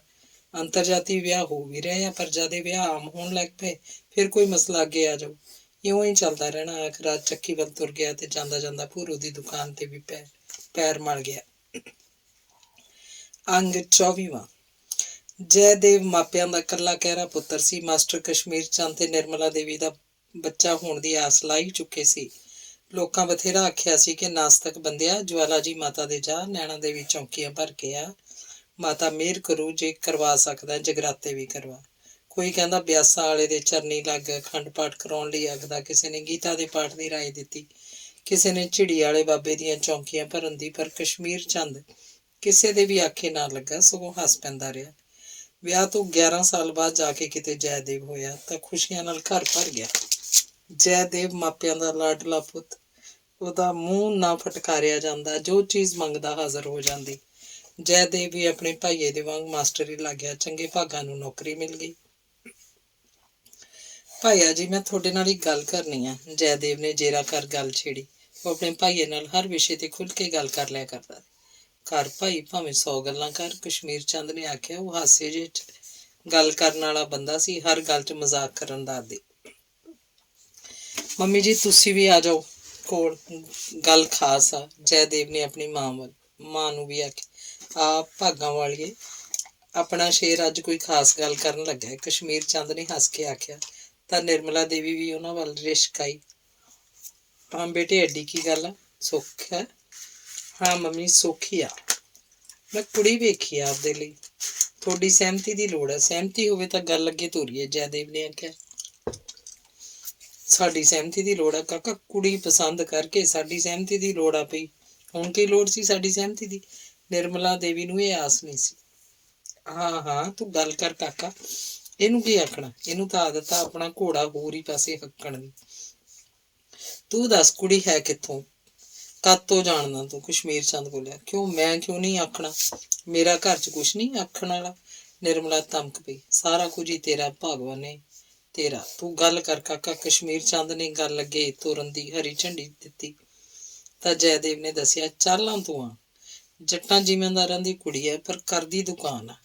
ਪਿਓ ਦੇ ਦਿਮਾਗ 'ਚ ਫਰਕ ਆ, ਦੋਵੇਂ ਪਿਓ ਧੀ ਹਨ ਨਾ। ਹੁਣ ਤੂੰ ਜੱਟਾਂ ਦੀ ਕੁੜੀ ਨਾਲ ਵਿਆਹ ਕਰਾਏਂਗਾ? ਆਪਣੀ ਬਰਾਦਰੀ ਮਰ ਗਈ ਆ ਕੇ ਸ਼ਰਮ ਤਾਂ ਨਹੀਂ ਆਈ ਹੋਣੀ ਗੱਲ ਕਰਨ ਲੱਗੇ ਨੂੰ? ਤੂੰ ਆਪਣਾ ਹੀ ਨਾ ਭਦੋਲ ਜਿਹਾ ਪਾ ਲਿਆ ਕਰ। ਮੁੰਡੇ ਨੂੰ ਆਪਣੀ ਗੱਲ ਕਰਨ ਦੇ, ਉਹ ਤਾਂ ਜੱਟਾਂ ਦੀ ਕੁੜੀ ਆ। ਜੇ ਇਹਦੀ ਪਸੰਦ ਛੱਪੜ ਤੇ ਬੈਠਿਆਂ ਗੱਡੀਆਂ ਵਾਲਿਆਂ ਦੀ ਕੁੜੀ ਵੀ ਹੁੰਦੀ ਤਾਂ ਮੈਨੂੰ ਕੋਈ ਇਤਰਾਜ਼ ਨਹੀਂ ਸੀ। ਗੱਲ ਨਿਰਮਲਾ ਇਹਦੀ ਪਸੰਦ ਦੀ ਆ। ਹਾਂ ਬਈ ਪੁੱਤਰਾ, ਅੱਗੇ ਦੱਸ। ਕੁੜੀ ਦਾ ਆਪਣਾ ਪਿਓ ਤੋਂ ਬਿਨ ਕੋਈ ਵੀ ਨਹੀਂ, ਪਰ ਘਰਾਂ ਦਾ ਇੱਕ ਮੁੰਡਾ ਸਕਿਆਂ ਭਰਾਵਾਂ ਨਾਲੋਂ ਵੱਧ ਆ। ਉਹੋ ਹੀ ਤੁਹਾਡੇ ਨਾਲ ਗੱਲ ਕਰਨਾ ਆਊ। ਹਾਂ, ਕੁੜੀ ਦੀ ਸਾਰਾ ਪਿੰਡ ਇੱਜ਼ਤ ਕਰਦਾ, ਜੈਦੇਵ ਨੇ ਦੱਸਿਆ। ਕਾਕਾ, ਮੈਂ ਗੱਲ ਨਹੀਂ ਹੋਣ ਦੇਣੀ ਜੀ। ਨਾ ਸਾਡੇ ਕਿਸੇ ਨੇ ਇਹੋ ਜਿਹੇ ਕੁੱਤੇ ਕੰਮ ਕੀਤੇ ਆ, ਨਾ ਅਸੀਂ ਕਰੀਏ। ਅਗੇ ਜੱਟਾਂ ਦੀ ਕੁੜੀ ਆ ਨਾ। ਤੈਨੂੰ ਇਹਨਾਂ ਕੰਮਾਂ ਨੂੰ ਪੜ੍ਹਾ ਲਿਖਾ ਕੇ ਬੁਰਸ਼ੇ ਵਰਗਾ ਕੀਤਾ ਸੀ? ਅਕਲ ਨਾ ਮੌਤ। ਨਿਰਮਲਾ ਦੇਵੀ ਦਾ ਪਾਰਾ ਸਿਖਰ ਤੇ ਸੀ। ਕੁੜੀ ਬਣਦੀ ਤਣਦੀ ਆ ਮੰਮੀ। ਜੇ ਮੈਂ ਵਿਆਹ ਕਰਾਊਂ ਤਾਂ ਉਸ ਕੁੜੀ ਨਾਲ ਹੀ, ਨਹੀਂ ਮੈਂ ਐਂ ਭਲਾ। ਜੈਦੇਵ ਨੇ ਵੀ ਲਕੀਰ ਖਿੱਚਦੀ। ਕਾਕਾ, ਮੇਰੇ ਵੱਲੋਂ ਤਾਂ ਹਾਂ ਹੈ, ਜਦੋਂ ਮਰਜ਼ੀ ਆ ਕੇ ਘਰ-ਬਾਰ ਦੇਖ ਜਾਣ। ਕਸ਼ਮੀਰ ਚੰਦ ਨੇ ਆਪਣੇ ਵੱਲੋਂ ਮੋਹਰ ਲਾਤੀ। ਤੂੰ ਤਾਂ ਨਾਸਤਕ ਆ, ਨਾਸਤਕ, ਭਗਵਾਨ ਨੂੰ ਨਾ ਮੰਨਣ ਵਾਲਾ ਬੰਦਾ। ਮੈਂ ਸਾਰੀ ਉਮਰ ਤੇਰੇ ਮੂੰਹੋਂ ਰਾਮ ਰਾਮ ਨਹੀਂ ਸੁਣੀ। ਪੁੱਠੇ ਕੰਮਾਂ 'ਚ ਰਿਹਾ ਸਾਰੀ ਉਮਰ। ਆਖੇ ਅਸੀਂ ਤਰਕਸ਼ੀਲ ਹੁੰਦੇ ਹਾਂ ਨਾ। ਆਹ ਤਰਕਸ਼ੀਲਤਾ ਤੇਰੀ। ਮੈਂ ਕਹਿੰਦੀ ਹਾਂ ਆਹ ਪਾਠ ਆ ਤੁਹਾਡਾ, ਜਿੱਥੇ ਮਰਜ਼ੀ ਮੁੰਡੇ ਕੁੜੀਆਂ ਵਿਆਹੁੰਦੇ ਰਹੋ, ਬਗੈਰ ਜਾਤ ਕੋ ਜਾਤ ਵੇਖਿਆ। ਕਾਕਾ ਤੂੰ ਜਾ, ਜੇ ਕੋਈ ਕੰਮ ਕਰਨਾ ਆਪਦਾ ਕਰਨਾ, ਮੈਂ ਵਾੜਦਾ ਇਸ ਬੇਅਕਲ ਦੇ ਖਾਨੇ 'ਚ, ਜੇ ਕੋਈ ਗੱਲ ਪੈ ਜਾਏ ਤਾਂ। ਕਸ਼ਮੀਰ ਚੰਦ ਨੇ ਆਖਿਆ ਤਾਂ ਜੈਦੇਵ ਬਾਹਰ ਨੂੰ ਰਿਸ਼ਕ ਗਿਆ। ਦੋਹਾਂ ਬੱਚੀਆਂ 'ਚ ਕੁਝ ਚਿਰ ਤਾਂ ਚੁੱਪ ਜਿਹੀ ਤਣੀ ਰਹੀ। ਫਿਰ ਕਸ਼ਮੀਰ ਚੰਦ ਨੇ ਬਾਰੀ ਖੋਲੀ। ਮੇਰੀ ਗੱਲ ਸੁਣ ਨਿਰਮਲ, ਤੂੰ ਇਹ ਸੋਚ, ਆਪਣੇ ਕੋਲ ਜੈ ਤੋਂ ਬਿਨਾਂ ਹੈ ਹੀ ਕੀ? ਉਹ ਖੁਸ਼ ਆ ਤਾਂ ਆਪਾਂ ਖੁਸ਼ ਆ। ਉਹ ਦਿਨ ਯਾਦ ਕਰ ਜਦ ਇਹ ਪੈਦਾ ਨਹੀਂ ਹੋਇਆ ਸੀ, ਕੀ ਕੀ ਸੋਚਦੇ ਸੀ ਆਪਾਂ, ਤੇ ਅੱਜ ਇਹਦੀ ਖੁਸ਼ੀ 'ਚ ਸ਼ਾਮਲ ਹੋਣ ਦੀ ਬਜਾਏ ਉਹ ਤੇ ਆਪਣੀਆਂ ਮਨਮਰਜ਼ੀਆਂ ਥੋਪਣ ਲੱਗੇ ਆ। ਨਹੀਂ ਭਗਵਾਨ, ਇਹ ਠੀਕ ਨਹੀਂ। ਉਹਨੇ ਹੀ ਆਪਣੇ ਜੀਵਨ ਸਾਥੀ ਨਾਲ ਉਮਰ ਕੱਟਣੀ ਆ, ਆਪਾਂ ਨਹੀਂ। ਕੁੜੀ ਬਣਦੀ ਤਣਦੀ ਸੁਘੜ ਸਿਆਣੀ ਹੋਵੇ, ਹੋਰ ਆਪਾਂ ਨੂੰ ਕੀ ਚਾਹੀਦਾ? ਫੇਰ ਵੀ ਜੈ ਦੇ ਭਾਈਆ, ਆਪਣੀ ਬਰਾਦਰੀ ਕੀ ਆਖੂ? ਸਕੀਰੀਆਂ ਵਾਲੇ ਸਾਕੀ ਬੋਲਣਗੇ। ਉਹਨਾਂ ਤਾਂ ਆਪਣਾ ਭਾਂਡਾ ਤਿਆਗਣ ਤੱਕ ਜਾਣਾ। ਮੈਂ ਤੈਨੂੰ ਦੱਸਾਂ, ਕਿਹੜੇ ਰਿਸ਼ਤੇਦਾਰਾਂ ਦੀ ਗੱਲ ਕਰਦੀ ਹੈ ਕਮਲੀਏ? ਉਹਨਾਂ ਦੀ ਜਿਹੜੇ ਆਪਣੇ ਘਰ ਤੇ ਅੱਖ ਵੀ ਰੱਖਣ ਲੱਗ ਪਏ ਸੀ। ਇਹ ਤਾਂ ਆਪਾਂ ਵੇਖਣਾ ਹੈ ਆਪਣੇ ਵਾਸਤੇ ਕੀ ਗਲਤ ਆ ਕੀ ਠੀਕ ਆ। ਕੱਲਾ ਕਹਿਰਾ ਪੁੱਤਰ ਹੈ, ਜੇ ਕੋਈ ਹੋਰ ਕਦਮ ਚੱਕ ਲਿਆ ਸਾਰੀ ਉਮਰ ਅੱਖਾਂ 'ਚ ਘਸੁੰਨ ਦੇ ਕੇ ਰੋਵਾਂਗੇ। ਕਸ਼ਮੀਰ ਚੰਦ ਕਿੰਨਾ ਚਿਰ ਸਮਝਾਉਂਦਾ ਰਿਹਾ ਤਾਂ ਨਿਰਮਲਾ ਦੇਵੀ ਢਾਲੀ ਹੋ ਗਈ, ਤੇ ਜਦ ਇਸ ਸਹਿਮਤੀ ਦੀ ਖਬਰ ਜੈਦੇਵ ਤੇ ਰਾਜ ਨਾਲ ਸਾਂਝੀ ਕੀਤੀ ਤਾਂ ਰਾਜ ਦੇ ਸਿਰੋਂ ਬਹੁਤ ਵੱਡਾ ਬੋਝ ਲੈ ਗਿਆ। ਹੁਣ ਦੱਸ ਕੀ ਖਵਾਏਂਗੀ ਨਨਾਣੇ? ਭੂਰੋ ਜਦ ਬਿਨ ਖੰਭਾਂ ਤੋਂ ਉੱਡੀ ਰਾਜ ਕੇ ਘਰ ਆਈ ਤਾਂ ਕਮਲ ਨੇ ਆਖਿਆ, ਅਕਸਰ ਟਾਈਮ ਚੋਂ ਟਾਈਮ ਕੱਢ ਭੂਰੋ, ਕਮਲ ਕੋਲ ਗੇੜਾ ਮਾਰ ਹੀ ਲਿਆ ਕਰਦੀ ਸੀ। ਤੂੰ ਮੂੰਹੋਂ ਕੱਢ, ਉਹ ਹਾਜ਼ਰ। ਭੂਰੋ ਦੀ ਖੁਸ਼ੀ ਮਿਓ ਨਹੀਂ ਸੀ ਰਹੀ। ਤੂੰ ਇਹ ਦੱਸ, ਬਾਹਰ ਅੰਦਰ ਕਦੀ ਗਈ ਨਹੀਂ? ਸੌਦਾ ਸੂਤ ਲੈਣ ਭਾਵੇਂ ਜਾਨੀ ਹੈ, ਦੁਕਾਨ ਤੇ ਬੈਠੀ ਨਹੀਂ, ਐਡਾ ਮਾਰਕਾ ਕਿਵੇਂ ਮਾਰਿਆ? ਕਮਲ ਨੇ ਭੂਰੋ ਦੀ ਗੱਲ ਦੀ ਚੁੰਡੀ ਵੱਢੀ। ਇਹ ਤੈਨੂੰ ਆਖ, ਭੂਰੋ ਨੇ ਕਮਲ ਦੇ ਧੱਫਾ ਮਾਰਿਆ। ਇਹ ਦੱਸਦੀ ਵੀ ਕੀ? ਉਹਨੂੰ ਤਾਂ ਆਪ ਨੂੰ ਵੀ ਪਤਾ ਨਹੀਂ ਲੱਗਾ। ਕੋਈ ਵਿਸ਼ੇਸ਼ ਘਟਨਾ ਨਹੀਂ ਘਟੀ। ਜੈ ਦੁਕਾਨ ਤੇ ਆਇਆ ਸੀ, ਦੋਹਾਂ ਨੂੰ ਵੀ ਪਤਾ ਨਹੀਂ ਕੀ ਹੋ ਗਿਆ, ਇੱਕ ਦੂਜੇ ਵੱਲ ਵੇਖਦੇ ਹੀ ਰਹਿ ਗਏ। ਬਸ ਜੋ ਵੀ ਹੋਇਆ ਸੀ ਉਹਨਾਂ ਕੁਝ ਪਲਾਂ 'ਚ ਹੀ ਹੋਇਆ। ਪਤਾ ਨਹੀਂ, ਗੱਲ ਨਾ ਟਾਲ ਤਾਂ ਵੀ। ਕਮਲ ਭੂਰੋ ਨੂੰ ਹਿੱਲਣ ਨਹੀਂ ਦੇਣਾ ਚਾਹੁੰਦੀ ਸੀ। ਕੀ ਦੱਸਾਂ ਅੜੀਏ, ਮੈਨੂੰ ਤਾਂ ਆਪ ਪਤਾ ਹੀ ਨਹੀਂ ਲੱਗਾ। ਕੁਝ ਸਮਾਨ ਲੈਣ ਲਈ ਦੁਕਾਨ ਤੇ ਆਏ ਸੀ, ਬਸ ਇੰਨਾ ਕੁਛ ਹੀ ਸੀ, ਹੋਰ ਕੁਛ ਨਹੀਂ। ਤੂੰ ਦੱਸ, ਵੀਰੇ ਨੂੰ ਕਿਵੇਂ ਪੱਟਿਆ ਸੀ? ਭੂਰੋ ਕਮਲ ਦੇ ਮੋਢਿਆਂ ਤੇ ਰੱਖ ਗਈ। ਤੇਰਾ ਵੀਰਾ ਤਾਂ ਸੀ ਮੇਰੇ ਕੋਲ ਸਾਰੇ ਦਾ ਸਾਰਾ, ਸਮਝ ਘਰ 'ਚ ਗੰਗਾ ਸੀ, ਜਦ ਮਰਜੀ ਡੁਬਕੀ ਲਾ ਲਈਦੀ ਸੀ। ਆਖ ਕਮਲ ਵੀ ਸ਼ਰਮਾ ਜੇ ਗਈ। ਉਹਨਾਂ ਦਾ ਹਾਸਾ ਠੱਠਾ ਤਾਂ ਐਂ ਹੀ ਚੱਲਦਾ ਰਹਿੰਦਾ ਸੀ। ਰਾਜ ਨੇ ਨੱਥਾ ਸਿੰਘ ਕੋਲੇ ਗੱਲ ਚਲਾਈ ਤੋਂ ਪਹਿਲਾਂ ਤਾਂ ਕੁਝ ਚਿਰ ਚੁੱਪ ਰਿਹਾ। ਉਹਨੂੰ ਵੀ ਮਹਾਜਨਾਂ ਦੇ ਘਰੇ ਰਿਸ਼ਤਾ ਕਰਨਾ ਗਵਾਰਾ ਨਹੀਂ ਸੀ, ਪਰ ਮਨ 'ਚ ਇਹ ਵੀ ਸੋਚ ਰਿਹਾ ਸੀ ਕਿ ਉਹ ਹੁੰਦੇ ਵੀ ਕੌਣ ਸਨ ਭੂਰੋ ਦੀ ਜ਼ਿੰਦਗੀ 'ਚ ਦਖਲਅੰਦਾਜ਼ੀ ਕਰਨ ਵਾਲੇ। ਉਹਨਾਂ ਤੋਂ ਬਾਗੀ ਹੋ ਕੇ ਵੀ ਤਾਂ ਵਿਆਹ ਕਰਵਾ ਸਕਦੀ ਸੀ। ਅੱਜ ਕੱਲ੍ਹ ਤਾਂ ਆਪਣੇ ਜਵਾਕਾਂ ਤੇ ਜ਼ੋਰ ਨਹੀਂ ਚੱਲਦਾ। ਉਹ ਤਾਂ ਫਿਰ ਵੀ ਸੱਤ ਬਗਾਨੀ ਸੀ। ਇੰਨਾ ਵੀ ਬਹੁਤ ਸੀ ਕਿ ਜੋ ਵੀ ਹੋ ਰਿਹਾ ਸੀ ਉਹਨਾਂ ਦੀ ਦੇਖ ਰੇਖ 'ਚ ਹੋ ਰਿਹਾ ਸੀ। ਲੈ ਜਾ ਕਿਸੇ ਦਿਨ ਗਾਮੇ ਨੂੰ ਨਾਲ, ਜਾਣੀ ਦਾ ਤੁਸੀਂ ਦੋਵੇਂ ਜਾ ਕੇ ਗੱਲਬਾਤ ਕਰ ਆਓ, ਨਾਲੇ ਘਰ-ਬਾਰ ਵੱਲ ਨਿਗਾਹ ਵਾਜੂ। ਜਾਣੀ ਦਾ ਪਤਾ ਨਹੀਂ ਲੱਗਦਾ ਹੁੰਦਾ ਕਈ ਵਾਰ ਕਾਹਲੀ 'ਚ ਕੀਤੇ ਫੈਸਲਿਆਂ ਦਾ। ਉਹਦੇ ਮਾਂ-ਪਿਓ ਨਾਲ ਖੁੱਲ੍ਹ ਕੇ ਗੱਲ ਕਰ ਲਿਆ ਜੀ। ਜਾਣੀ ਦਾ ਕਿਤੇ ਕਿਤੇ ਲੱਗਦਾ ਭੂਰੋ ਆਪਣੀ ਥਾਂ ਤੇ ਪਹਿਲਾਂ ਸੱਚੀ ਸੀ, ਸਾਰੀ ਦੀ ਸੱਚੀ ਆਪਣੇ ਵਿਆਹ ਨਾ ਕਰਵਾਉਣ ਦੇ ਫੈਸਲੇ ਤੇ। ਹੁਣ ਇਹ ਸੋਚ ਹਾਕਮ ਦਾ ਕੀ ਬਣੂ? ਭੂਰੋ ਨੂੰ ਜਾਣੀ ਦਾ ਕਈ ਦਿੱਕਤਾਂ ਦਾ ਸਾਹਮਣਾ ਕਰਨਾ ਪਊ ਵਿਆਹ ਤੋਂ ਬਾਅਦ। ਨੱਥਾ ਸਿਉਂ ਨੇ ਆਖਿਆ ਤਾਂ ਰਾਜ ਨੂੰ ਵੀ ਸਿਰ ਹਿਲਾਉਣਾ ਪਿਆ ਸੀ ਸਹਿਮਤੀ 'ਚ। ਛੁੱਟੀ ਵਾਲੇ ਦਿਨ ਰਾਜ ਤੇ ਗਾਮਾ ਦੋਵੇਂ ਜਾ ਕੇ ਜੈਦੇਵ ਕੇ ਘਰੇ ਰਿਸ਼ਤਾ ਪੱਕਾ ਕਰ ਆਏ। ਇਸ ਖੁਸ਼ੀ ਭਰੇ ਮੌਕੇ ਇੱਕ ਹੋਰ ਗਾਜ ਆ ਡਿੱਗੀ ਸੀ। ਸਵੇਰੇ ਦਿਨ ਚੜੇ ਭੂਰੋ ਇੱਕ ਦਿਨ ਉੱਠੀ ਸੀ ਤਾਂ ਉਹਦਾ ਪਾਪਾ ਹਾਕਮ ਘਰੋਂ ਗਾਇਬ ਸੀ। ਗਲੀ ਵਾਲਾ ਬਾਰ ਖੁੱਲਾ ਪਿਆ ਸੀ। ਭੂਰੋ ਨੇ ਬਿੰਦ ਵਿੱਚ ਹੀ ਅੰਦਰ ਬਾਹਰ ਛਾਣ ਮਾਰਿਆ, ਪਰ ਹਾਕਮ ਨਹੀਂ ਸੀ। ਉਹ ਤਾਂ 5-10 ਮਿੰਟ ਬਾਰ 'ਚ ਭਾਵੇਂ ਖਲੋ ਜਾਂਦਾ, ਪਰ ਹੋਰ ਕਿਸੇ ਪਾਸੇ ਨਹੀਂ ਸੀ ਜਾਂਦਾ, ਘਰੇ ਘਰੇ ਹੀ ਰਹਿੰਦਾ ਸੀ। ਗਿਆ ਤਾਂ ਕਿੱਥੇ ਗਿਆ? ਭੂਰੋ ਨੇ ਉਹਦੀ ਚਾਹ ਰੱਖ ਆਪ ਹੀ ਪੀ ਲਈ। ਚਾਹ ਪੀਓ ਪਹਿਲਾਂ ਅੰਦਰ ਬੌਕਰ ਮਾਰ ਵਿਹੜਾ ਸੰਭਰਿਆ ਕਰਦੀ ਸੀ, ਫਿਰ ਦੁਕਾਨ ਕੋਲ ਸਾਫ਼ ਸਫਾਈ ਕਰਦੀ। ਪਰ ਅੱਜ ਤੂੰ ਕੁਛ ਵੀ ਨਹੀਂ ਹੋਇਆ, ਬੌਕਰ ਨੂੰ ਹੱਥ ਹੀ ਨਹੀਂ ਪਿਆ। ਧਿਆਨ ਇਸ ਗੱਲ ਵੱਲ ਸੀ ਕਿ ਉਹਦਾ ਪਾਪਾ ਗਿਆ ਸੀ ਤਾਂ ਗਿਆ ਕਿੱਧਰ। ਫਿਰ ਉਹ ਆਪਣੇ ਮਨ ਨੂੰ ਹੋੜੇ ਦੇਣ ਲੱਗ ਪਈ, ਇੱਥੇ ਕਿਤੇ ਹੀ ਹੋਣਾ ਹੈ, ਹੋਰ ਕਿੱਥੇ ਜਾਣਾ ਹੈ ਤਾਂ ਹੁਣ ਕਾਫੀ ਹੱਦ ਤੱਕ ਠੀਕ ਆ। ਉਹੀ ਬਾਹਰ ਨੂੰ ਤੁਰ ਪਿਆ ਹੋਊ, ਆਪ ਮੁਹਾਰੇ ਗੱਲਾਂ ਕਰਦੀ ਨਹੀਂ ਦੁਕਾਨ ਜਾ ਖੋਲੀ। ਉਹ ਵੀ ਉਹਨੂੰ ਇੱਕ ਹਾਕ ਵੱਜੀ ਸੀ, ਕੁੜੇ ਦੁਕਾਨ ਨਹੀਂ ਖੋਲੀ ਅੱਜ, ਆਈ ਕਿਰਾਂ 2 ਕਿਲੋ ਖੰਡ ਤੋਲੀ, ਹੁਣ ਵੇਖੀ ਆ ਚਾਹ ਧਰਨ ਲੱਗੀ ਨੇ, ਅਸੀਂ ਤਾਂ ਬੋਰੀ ਲਿਆਉਣੇ ਹੁੰਨੇ ਆ ਇਕੱਠੀ।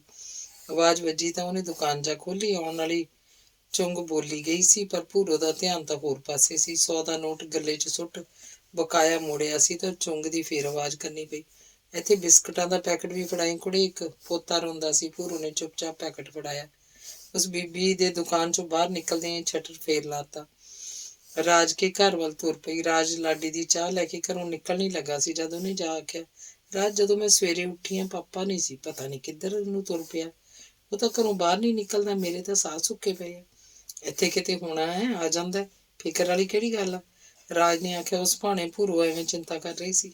ਇਹ ਵੀ ਤਾਂ ਨਹੀਂ ਪਤਾ ਉਹ ਘਰੋਂ ਗਿਆ ਕਿਹੜੇ ਟਾਈਮ ਆ। ਫਿਕਰ ਵਾਲੀ ਗੱਲ ਤਾਂ ਹੈ ਹੀ। ਅੱਗੇ ਗਿਆ ਕਦੇ, ਜਿਉਂ ਆਇਆ। ਮੈਂ ਲਾਡੀ ਦੀ ਚਾਹ ਫੜਾ ਕੇ ਕਰਦਾ ਪਤਾ। ਗੁਰਦੁਆਰੇ ਵਾਲੇ ਸਪੀਕਰ 'ਚੋਂ ਅਨਾਊਂਸਮੈਂਟ ਵੀ ਕਰਵਾ ਦਿੰਦੇ ਆ।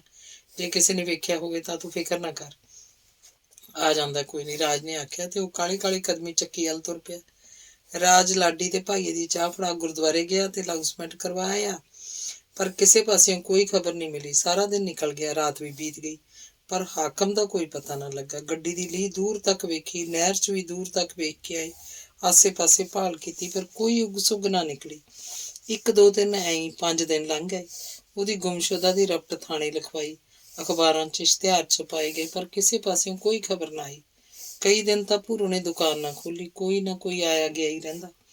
ਭਾਂਤ ਭਾਂਤ ਦੀਆਂ ਕਿਆਸਰਾਈਆਂ ਲਾਈਆਂ ਜਾਂਦੀਆਂ ਰਹੀਆਂ, ਕੋਈ ਕੁਝ ਆਖਦਾ, ਕੋਈ ਕੁਝ, ਜਿੰਨੇ ਮੂੰਹ ਓਨੀਆਂ ਗੱਲਾਂ। ਉਹ ਪਾਗਲਪਨ 'ਚ ਕਿਤੇ ਦੂਰ ਨਿਕਲ ਗਿਆ। ਆਸੇ ਪਾਸੇ ਹੁੰਦਾ ਤਾਂ ਪਤਾ ਲੱਗ ਹੀ ਜਾਣਾ। ਇਹ ਤਾਂ ਤੁਰਿਆ ਵੀ ਪਹਿਲੀ ਰਾਤ ਹੀ ਹੋਊ ਘਰੋਂ। ਰਾਤੋਂ ਰਾਤ ਬੰਦਾ ਕਿਤੋਂ ਦੀ ਕਿਤੇ ਜਾਂਦਾ। ਜੇ ਦਿਨ ਚੜੇ ਗਿਆ ਹੁੰਦਾ, ਕਿਸੇ ਨਾ ਕਿਸੇ ਨੇ ਜ਼ਰੂਰ ਮਿਲਦਾ। ਹੋ ਸਕਦਾ ਨਹਿਰਾਂ ਹੀ ਨਾ ਲੰਘਿਆ ਹੋਵੇ। ਨਹੀਂ, ਇਉਂ ਨਹੀਂ ਹੋਣੀ। ਜੇ ਉਹ ਹੋਈ ਹੁੰਦੀ, ਲਾਸ਼ ਤਾਂ ਮਿਲੀ ਜਾਣੀ ਸੀ। ਰਾਜ ਤੇ ਉਹ ਆਪਣਾ ਮਾਸਟਰ, ਕੀ ਨਾਂ ਉਹਦਾ, ਉਹ ਰਾਜਸਥਾਨ ਤੱਕ ਤਾਂ ਵੇਖ ਆਏ ਆ। ਗਾਮਾ ਵੀ ਨਾਲ ਸੀ। ਰੱਬ ਹੀ ਜਾਣਦਾ ਭਾਈ, ਇਹ ਤਾਂ ਆਪਾਂ ਕੀ ਕਹਿ ਸਕਦੇ ਹਾਂ। ਪਾਗਲਖਾਨੇ 'ਚੋਂ ਲਿਆ ਕੇ ਕੀ ਕਰਨਾ ਸੀ, ਉੱਥੇ ਹੀ ਰਹਿਣ ਦਿੰਦੇ ਕਿ ਨਹੀਂ। ਨਹੀਂ ਯਾਰ, ਹੁਣ ਇੰਨਾ ਪਾਗਲ ਵੀ ਨਹੀਂ ਸੀ ਵੀ ਲੀੜੇ ਪਾੜਦਾ ਫਿਰਦਾ ਸੀ। ਇੰਨਾ ਸੀ ਵੀ ਬੋਲਦਾ ਚੱਲਦਾ ਨਹੀਂ ਸੀ ਕਿਸੇ ਨਾਲ। ਬਿਟਰ ਬਿਟਰ ਜੇ ਵੇਖੀ ਜਾਂਦਾ ਸੀ। ਠੀਕ ਕਿੱਥੇ ਸੀ ਯਾਰ, ਪਾਗਲ ਵੀ ਕਈ ਤਰ੍ਹਾਂ ਦੇ ਹੁੰਦੇ ਆ। ਇੱਕ ਗੱਲੋਂ ਤਾਂ ਚੰਗਾ ਹੋ ਗਿਆ, ਕੁੜੀ ਨਾ ਉੱਧਰ ਜੋਗੀ ਸੀ ਨਾ ਉੱਧਰ ਜੋਗੀ। ਹੁਣ ਇੱਕ ਪਾਸਾ ਹੋ ਗਿਆ। ਵਿਆਹੀ ਜੋ ਵਿਚਾਰੀ, ਮੈਂ ਸੁਣਿਆ ਪਹਿਲਾਂ ਤਾਂ ਵਿਆਹ ਨੂੰ ਜਵਾਬ ਹੀ ਦਿੰਦੀ ਰਹਿੰਦੀ ਸੀ। ਹੁਣ ਤਾਂ ਰਿਸ਼ਤਾ ਪੱਕਾ ਹੋ ਗਿਆ ਸ਼ਹਿਰ ਵਾਲੇ ਮਾਸਟਰ ਨਾਲ, ਜਿਹੜਾ ਗੋਰਾ ਜਿਹਾ ਹੁੰਦਾ। ਗੋਰਾ ਜਿਹਾ, ਉਹ ਤਾਂ ਜੈਦੇਵ ਆ, ਸ਼ਹਿਰੋਂ ਆਉਂਦਾ। ਉਹ ਤਾਂ ਮਹਾਜਣਾ ਦਾ ਮੁੰਡਾ। ਐਂ ਤਾਂ ਮੈਨੂੰ ਪਤਾ ਨਹੀਂ ਮਹਾਜਣਾ ਦਾ ਕਿ ਕਿਹਦਾ। ਰਿਸ਼ਤਾ ਜ਼ਰੂਰ ਪੱਕਾ ਹੋਇਆ। ਉਹ ਤਾਂ ਹੀ ਭੁਲਾਉਣ ਵੀ ਜਾਂਦਾ ਰਿਹਾ ਨਾਲ।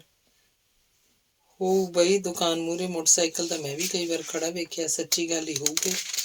ਸਾਲੇ ਕਰਿਆੜ ਨੇ ਸਿੰਗੀ ਵੇਖ ਕਿੱਥੇ ਲਾਈ ਆ। ਇਹ ਗੱਲਾਂ ਆਮ ਹੀ ਹੋਣ ਲੱਗ ਪਈਆਂ। ਕੁੜੀਆਂ ਬੁੜੀਆਂ 'ਚ ਵੀ ਇਹ ਚਰਚਾ ਚੱਲਦੀ ਰਹੀ। ਪਿਆਰੀ ਹੁਣ ਅੱਗੇ ਵਾਂਗ ਤੁਰਨ ਫਿਰਨ ਜੋਗੀ ਨਹੀਂ ਸੀ, ਗੋਡਿਆਂ ਤੋਂ ਰਹੀ ਪਈ ਸੀ। ਫੇਰ ਵੀ ਆਪਣੇ ਬਾਰ 'ਚ ਖੜ੍ਹ ਲੰਘਣ ਟੱਪਣ ਵਾਲਿਆਂ ਨੂੰ ਰੋਕ ਦਿਲ ਦੀ ਭੜਾਸ ਕੱਢ ਹੀ ਲੈਂਦੀ। ਨੇੜੇ ਤੇੜੇ ਘਰਾਂ ਦਿਓ ਵੀ ਸੁੰਦਕ ਲੈ ਆਉਂਦੀ। ਜੈਦੇਵ ਹੁਣ ਆਉਂਦਾ ਵੀ ਤਾਂ ਰਾਜ ਨੂੰ ਨਾਲ ਲੈ ਕੇ ਆਉਂਦਾ ਸੀ। ਹੁਣ ਉਹ ਪਹਿਲਾਂ ਵਾਂਗ ਇਸ ਗਲੀ 'ਚ ਨਹੀਂ ਲੰਘਦਾ ਸੀ। ਮੋਟਰਸਾਈਕਲ ਉੱਪਰਲੀ ਫਿਰਨੀ ਪਾ ਲੈਂਦਾ। ਸੈੱਲਫੋਨ ਪਿੰਡ 'ਚ ਭਾਵੇਂ 2 4 ਹੀ ਸਨ। ਕਾਲ ਮਹਿੰਗੀ ਹੋਣ ਕਰਕੇ ਹਰ ਕਿਸੇ ਦੇ ਵੱਸ ਦਾ ਰੋਗ ਵੀ ਨਹੀਂ ਸੀ। ਨਾ ਹੀ ਅਜੇ ਲੋਕਾਂ ਨੂੰ ਸੁੱਖ ਪਿਆ ਸੀ। ਪਰ ਭੂਰੋ ਨੂੰ ਉਸ ਦੁਕਾਨ ਤੋਂ ਹੀ ਇੱਕ ਚੱਲਦਾ ਮਿਲ ਗਿਆ ਜਿੱਥੋਂ ਸੌਦਾ ਸੂਤ ਲੈਂਦੀ ਸੀ। ਕੁੜੀ, ਆਹ ਫੋਨ ਲੈ, ਤੈਨੂੰ ਸੁੱਖ ਹੋ ਜਾਊ। ਮਾੜਾ ਮੋਟਾ ਸਮਾਨ ਪਿੱਛੇ ਸ਼ਹਿਰ ਨਹੀਂ ਆਉਣਾ ਪੈਂਦਾ। ਰੇੜਾ ਘੋੜਾ ਤੇਰੇ ਪਿੰਡੋਂ ਇੱਥੇ ਮੰਡੀ 'ਚ ਆਉਂਦਾ। ਬਸ ਸਾਨੂੰ ਤੂੰ ਫੋਨ ਤੇ ਸੌਦੇ ਲਿਖਾ ਦਿਆ ਕਰੀਂ, ਭੇਜਣੇ ਸਾਡੀ ਜ਼ਿੰਮੇਵਾਰੀ ਹੈ। ਦੁਕਾਨਦਾਰ ਨੇ ਆਖਿਆ ਤਾਂ ਭੂਰੋ ਨੇ ਮੋਬਾਈਲ ਲੈ ਲਿਆ। ਉਹਨੂੰ ਵੇਖ ਜੈਦੇਵ ਨੇ ਵੀ ਲੈ ਲਿਆ। ਫਿਰ ਉਹ 1 2 ਵਾਰ ਫੋਨ ਤੇ ਗੁਟਰਗੂੰ ਕਰ ਲੈਂਦੇ। ਫਿਰ ਭੂਰੋ ਦੇ ਫੋਨ ਦੀ ਵੀ ਪਿੰਡ 'ਚ ਚਰਚਾ ਚੱਲਦੀ ਰਹੀ। ਲੋਕਾਂ ਦੀ ਜ਼ੁਬਾਨ ਥੋੜ੍ਹੇ ਫੜ ਲੈਣੀ ਸੀ। ਭੂਰਿਆ ਚਾਚੇ ਦਾ ਹੁਣ ਕੀ ਪਤਾ ਲੱਗੇ, ਤੁਸੀਂ ਵਿਆਹ ਕਰਵਾ ਲਓ। ਰਾਜੇ ਨੇ ਇੱਕ ਦਿਨ ਭੂਰੋ ਨੂੰ ਗੱਲ ਛੇੜੀ। ਤੁਸੀਂ ਕਰੋ ਗੱਲ ਵੀਰਿਆ, ਮੈਂ ਥੋੜ੍ਹੇ ਕਰਨੀ ਆ। ਅੱਖ ਭੂਰੋ ਨੀਵੀਂ ਪਾ ਗਈ। ਫੋਨ ਤੁਹਾਡੇ ਦੋਹਾਂ ਕੋਲ, ਗਿਟਰ ਮਿਟਰ ਥੋੜ੍ਹੀ ਹੁੰਦੀ ਰਹਿੰਦੀ ਆ। ਹੁਣ ਇੰਨੀ ਗੱਲ ਵੀ ਨਹੀਂ ਕਰ ਸਕਦੇ, ਰਾਜ ਨੇ ਆਖਿਆ ਤਾਂ ਭੂਰੋ ਬੋਲੀ ਸੀ। ਅੱਖਾਂ ਭਰਦੀਆਂ ਗਈਆਂ ਸਨ। ਨਹੀਂ ਵੀਰਿਆ, ਅਸੀਂ ਇਹੋ ਜਿਹੀ ਗੱਲ ਕਦੇ ਵੀ ਨਹੀਂ ਕੀਤੀ। ਪਾਪੇ ਨੂੰ ਲੈ ਕੇ ਗੱਲਾਂ ਕਰਦੇ ਰਹਿੰਦੇ ਹਾਂ। ਪਤਾ ਨਹੀਂ ਉਹ ਹੋਊ ਵੀ ਕਿ ਨਾ। ਜੇ ਹੋਊ ਤਾਂ ਕਿਹੜੇ ਹਾਲੀ ਹੋਊ। ਕੋਈ ਸਮਝ ਹੀ ਨਹੀਂ ਲੱਗੀ। ਭੂਰਿਆ ਤਾਇਆ ਤੁਰ ਕਿਹੜੇ ਬੰਨੇ ਗਿਆ ਹੋਇਆ। ਕਿਸੇ ਪਾਸੇ ਤਾਂ ਉਗ ਸੁਗ ਨਿਕਲਦੀ।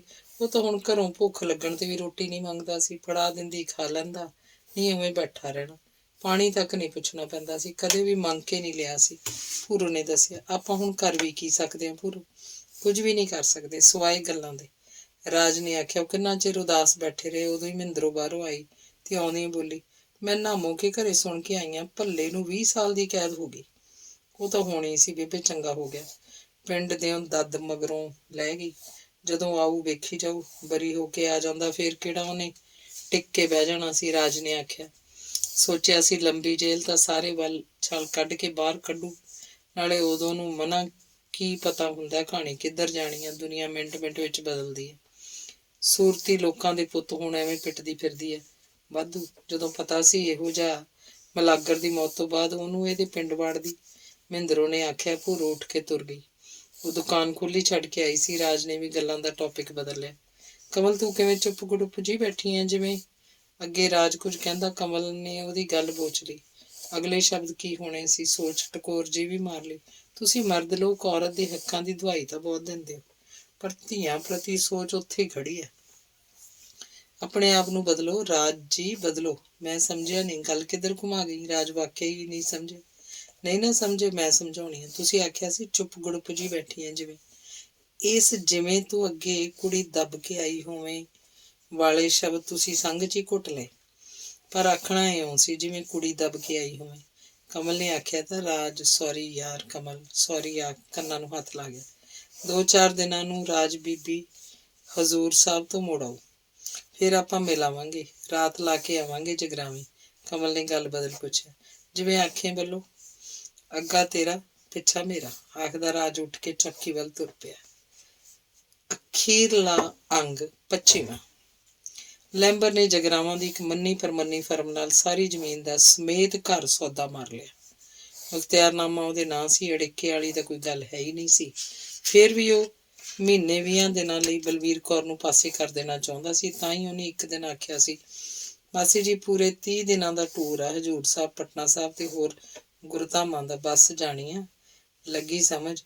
ਜੇ ਆਖੇ ਤਾਂ ਪੈਸੇ ਭਰ ਆਵਾਂ। ਮੈਂ ਤਾਂ ਪੁੱਛਿਆ ਤੂੰ ਪਿੱਛੋਂ ਜੇ ਕਹਿੰਦੀ ਸੀ ਸਾਰਾ ਮੁਲਕ ਜਾ ਆਇਆ, ਪਰ ਮੈਥੋਂ ਜਾ ਨਾ ਹੋਇਆ, ਲੱਗੀ ਸਮਝ। ਤੇਰੀ ਮਰਜ਼ੀ ਹੈ ਪੁੱਤ, ਜਦ ਗੋਡਿਓਂ ਰਹਿ ਗਈ ਫਿਰ ਕਾਹਦਾ ਜਾਣ। ਹੈ ਤਾਂ ਚੰਗਾ ਸੀ ਜੇ ਜਾ ਆਉਂਦੀ, ਕੋਈ ਜਾਣ ਪਛਾਣ ਵਾਲਾ ਹੋਊ ਨਾਲ, ਭਲਾ ਜੇ ਹੋਵੇ ਤਾਂ ਸੌਖੀ ਹੋ ਜਾਂਦੀ ਹੈ। ਬਲਵੀਰ ਕੌਰ ਨੇ ਆਖਿਆ। ਉਹ ਤਾਂ ਕਈ ਸਾਲਾਂ ਤੋਂ ਜਾਊ ਜਾਊ ਕਰਦੀ ਸੀ, ਪਰ ਜਾਈ ਨਹੀਂ ਸੀ ਹੋਇਆ। ਲੈ ਜਾਣ ਪਛਾਣ ਦਾ ਮਾਸੀ ਕੀ ਹੈ, ਲੱਗੀ ਸਮਝ। ਜਾਣ ਪਛਾਣ ਤਾਂ ਮਿੰਟਾਂ 'ਚ ਹੋ ਜਾਂਦੀ ਹੈ। ਮੈਂ ਭਰ ਆਉਣਾ ਪੈਸੇ ਅੱਜ ਹੀ, ਲੱਗੀ ਸਮਝ। ਤੇ ਲੈਂਬਰ ਉਸ ਦਿਨ ਹੀ ਨਾਮ ਲਿਖਵਾ ਪੈਸੇ ਭਰ ਆਇਆ ਤੇ ਬੀਰੋ ਨੇ ਤਿਆਰੀ ਖਿੱਚਣੀ ਸ਼ੁਰੂ ਕਰਤੀ। ਉਹਨੇ ਫੋਨ ਕਰਕੇ ਕਮਲ ਨੂੰ ਵੀ ਦੱਸਤਾ, ਬੀਬੀ ਖਿਆਲ ਰੱਖੀ ਆਪਣਾ, ਇੱਕ ਤਾਂ ਕੁਝ ਦਵਾਈਆਂ ਨਾਲ ਲੈ ਜਾਈਂ ਜ਼ਰੂਰ, ਸਫ਼ਰ ਦਾ ਕੰਮ ਹੁੰਦਾ। ਇੱਕ ਫੋਨ ਨੰਬਰਾਂ ਵਾਲੀ ਕਾਪੀ ਪਾ ਲਈਏ ਬੈਗ 'ਚ, ਠੀਕ ਆ ਨਾ। ਅਸੀਂ ਫੇਰ ਹੀ ਮਿਲ ਕੇ ਜਾਵਾਂਗੇ ਤੇਰੇ ਮੁੜੀ ਤੋਂ। ਕਮਲ ਕਿੰਨਾ ਚਿਰ ਸਮਝਾਉਂਦੀ ਰਹੀ ਸੀ। ਮਿਤੀ ਤਰੀਕ ਤੇ ਲੈਂਬਰ ਗੱਡੀ ਤੇ ਜਾ ਕੇ ਸਿੰਘ ਸਭਾ ਗੁਰਦੁਆਰਾ ਸਾਹਿਬ ਛੱਡ ਆਇਆ ਸੀ। ਉੱਥੋਂ ਹੀ ਸਾਰੀ ਸੰਗਤ ਨੇ ਇਕੱਠੀ ਹੋ ਕੇ ਤੁਰਨਾ ਸੀ। ਜਦ ਸਾਰੀ ਸੰਗਤ ਆ ਗਈ ਤਾਂ ਗੁਰਦੁਆਰਾ ਸਾਹਿਬ ਅਰਦਾਸ ਕਰਵਾਈ ਗਈ। ਅਰਦਾਸ ਤੋਂ ਬਾਅਦ ਯਾਤਰੀਆਂ ਆਪੋ ਆਪਣੀ ਸੀਟਾਂ ਮੱਲ ਲਈਆਂ। ਬੋਲੇ ਸੋ ਨਿਹਾਲ, ਸਤਿ ਸ੍ਰੀ ਅਕਾਲ ਦੇ ਜੈਕਾਰੇ ਨਾਲ ਬੱਸ ਤੁਰੀ ਤਾਂ ਬੀਰੋ ਆਪਣੇ ਨਾਲ ਬੈਠੀ ਬੀਬੀ ਨਾਲ ਗੱਲੀ ਜੁੱਟ ਗਈ। ਉਦੋਂ ਹੀ ਲੈਂਬਰ ਪ੍ਰਾਪਰਟੀ ਡੀਲਰ ਦੇ ਦਫ਼ਤਰ ਬੈਠਾ ਆਖ ਰਿਹਾ ਸੀ, ਚਲੋ ਜੀ ਕੱਲ ਨੂੰ ਕਰਵਾਓ ਰਜਿਸਟਰੀ, ਲੱਗੀ ਸਮਝ। ਘਰ ਜ਼ਮੀਨ ਦੇ ਵਿੱਚ ਹੋਣ ਕਰਕੇ ਸੌਦੇ ਦੇ ਵਿੱਚ ਹੀ ਆ ਰਿਹਾ ਸੀ। ਘਰ ਦੇ ਚਾਰੇ ਬੰਨੇ ਉਹਨਾਂ ਦੀ ਜ਼ਮੀਨ ਸੀ। ਜੇ ਘਰ ਕੰਨੀ ਤੇ ਹੁੰਦਾ ਤਾਂ ਹੋ ਸਕਦਾ ਸੀ ਲੈਂਬਰ ਘਰ ਨਾ ਵੇਚਦਾ। ਘਰ ਦਾ ਸੌਦਾ ਵਿੱਚ ਹੀ ਹੋ ਗਿਆ। ਸਾਰੀ ਜ਼ਮੀਨ ਦੀ ਰਜਿਸਟਰੀ ਕਰਵਾ ਕੁਝ ਲੱਖ ਰੁਪਏ ਕੈਸ਼ ਲੈ ਬਾਕੀ ਆਪਣੇ ਖਾਤੇ 'ਚ ਜਮ੍ਹਾਂ ਕਰਵਾ ਲੈਂਬਰ ਘਰੇ ਆਇਆ ਤਾਂ ਉਹ ਪੂਰਾ ਖੁਸ਼ ਸੀ। ਵਿਸਕੀ ਦੇ ਲੱਗੇ ਦੇ ਪੈਗਾਂ ਨਾਲੋਂ ਵੱਧ ਦੌਲਤ ਦਾ ਨਸ਼ਾ ਚਿਹਰੇ ਤੇ ਲਾਲੀਆਂ ਚੜ੍ਹਾ ਰਿਹਾ ਸੀ। ਬੋਲਦੇ ਨੇ ਜੀ, ਮੈਂ ਤੁਹਾਡੇ ਕੰਮਾਂ 'ਚ ਕਿਤੇ ਵੀ ਦਖਲ ਅੰਦਾਜ਼ੀ ਨਹੀਂ ਕੀਤੀ, ਚੰਗਾ ਕੀਤਾ ਮਾੜਾ ਕੀਤਾ, ਪਰ ਆਹ ਤੁਸੀਂ ਠੀਕ ਨਹੀਂ ਕੀਤਾ। ਏਡਾ ਵੱਡਾ ਧੋਖਾ, ਉਹ ਵੀ ਆਪਣੀ ਸਕੇ ਭੈਣ ਭੜੋਈਏ ਨਾਲ। ਨੀਰੂ ਨੇ ਆਖਿਆ। ਉਹਦਾ ਤਾਂ ਅੰਦਰ ਕੰਬ ਰਿਹਾ ਸੀ। ਤੇਰੇ ਚਿੱਤ 'ਚ ਕਿਵੇਂ ਆ? ਮੈਂ ਉਹਨਾਂ ਦਾ ਗੋਲਾ ਲੱਗ ਰਹਿੰਦਾ ਸਾਰੀ ਉਮਰ, ਲੱਗੀ ਸਮਝ। ਮੈਂ ਉਹਨਾਂ ਦੇ ਘਰ ਦੀ ਦੇਖਭਾਲ ਕਰਨ ਲਈ ਚੌਕੀਦਾਰ ਲੱਗਾ ਸੀ, ਲੱਗੀ ਸਮਝ। ਨਹੀਂ ਭਾਗਵਾਨ ਨੇ, ਮੇਰੀ ਤਾਂ ਉਸ ਦਿਨ ਤੋਂ ਹੀ ਇਸ ਜ਼ਮੀਨ ਤੇ ਅੱਖ ਸੀ ਜਿਸ ਦਿਨ ਬੁੜਾ ਬਾਘ ਸਿੰਘ ਮਰਿਆ ਸੀ ਤੇ ਸੰਸਕਾਰ ਤੇ ਆਏ ਸੀ, ਲੱਗੀ ਸਮਝ। ਕਮਲੀਏ ਸਾਰੀ ਉਮਰ ਡੱਕਾ ਨਾ ਤੋੜੀਏ ਤਾਂ ਵੀ ਨਾਵਾਂ ਨਹੀਂ ਮੁੱਕਣਾ, ਲੱਗੀ ਸਮਝ। ਫੇਰ ਵੀ ਕੀ?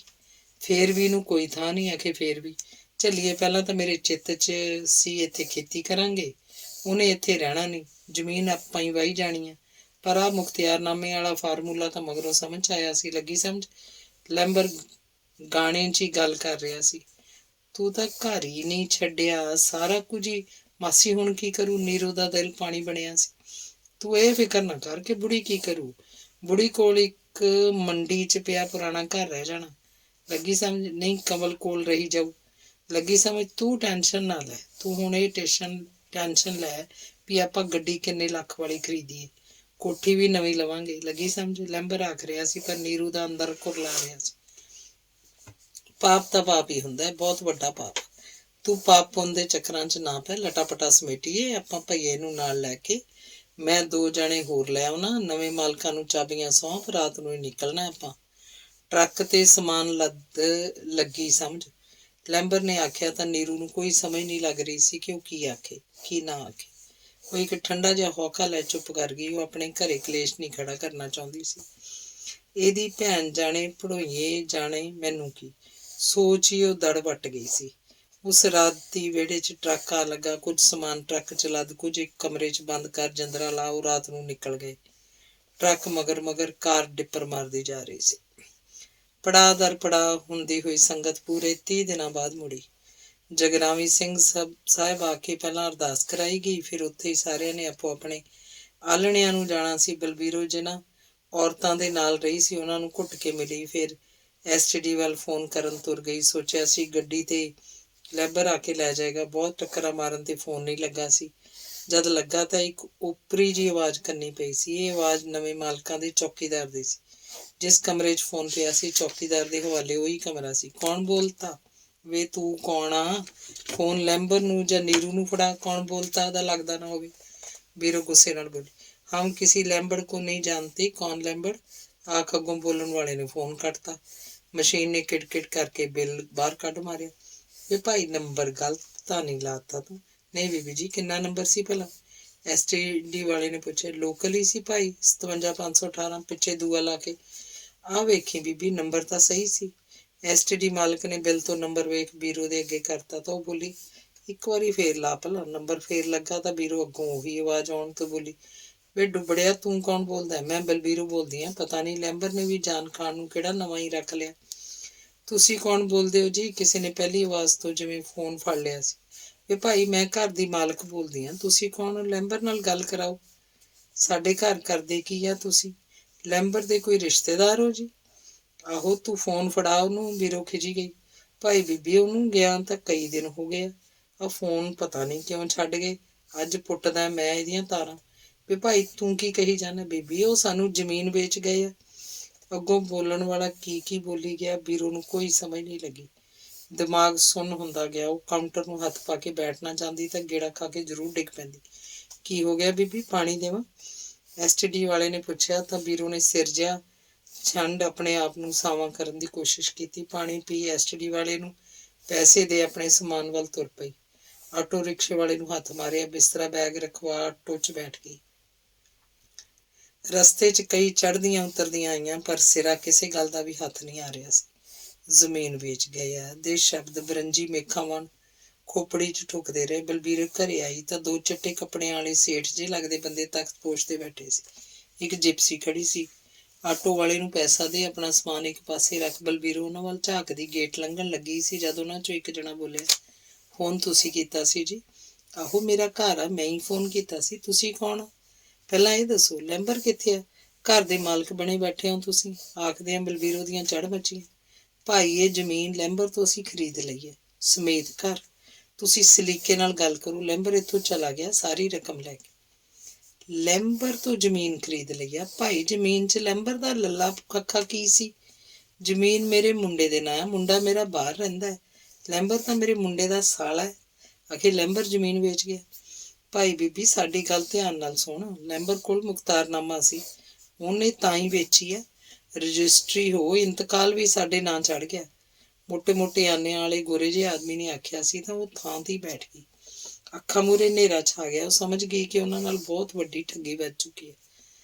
ਸਾਡਾ ਸਮਾਨ ਪਤਾ ਨਹੀਂ ਕਿਵੇਂ ਮੂੰਹ ਚੋਂ ਨਿਕਲਿਆ। ਇੱਥੇ ਇੱਕ ਕਮਰੇ 'ਚ ਬੰਦ ਕਰਕੇ ਰੱਖ ਗਏ ਆ, ਫੇਰ ਲੈ ਜਾਵਾਂਗੇ ਕਹਿੰਦੇ।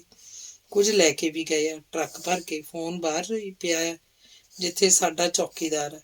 ਮੋਟੀਆਂ ਅੱਖਾਂ ਵਾਲਾ ਦੱਸਦਾ ਗਿਆ ਸੀ। ਬਲਬੀਰੋ ਨੂੰ ਸਮਝ ਪੈ ਗਈ ਕਿ ਉਹ ਇਸ ਘਰ ਦੀ ਮਾਲਕਣ ਨਹੀਂ ਰਹੀ। ਤਾਂ ਹੀ ਉਹਨੇ ਪੁੱਛਿਆ ਸੀ, ਮੈਂ ਇੱਕ ਫੋਨ ਕਰਨਾ ਹੈ ਆਪਣੀ ਕੁੜੀ ਨੂੰ ਫਰੀਦਕੋਟ ਕੋਲ, ਚੱਲ ਨਹੀਂ? ਪੁੱਛਦਿਆਂ ਬਲਬੀਰੋ ਨੇ ਦੇ ਬੁੱਲ ਕੰਬੇ। ਫੋਨ ਵੀ ਕਰ ਲਓ। ਫੋਨ ਦੀ ਕੀ ਗੱਲ ਆ?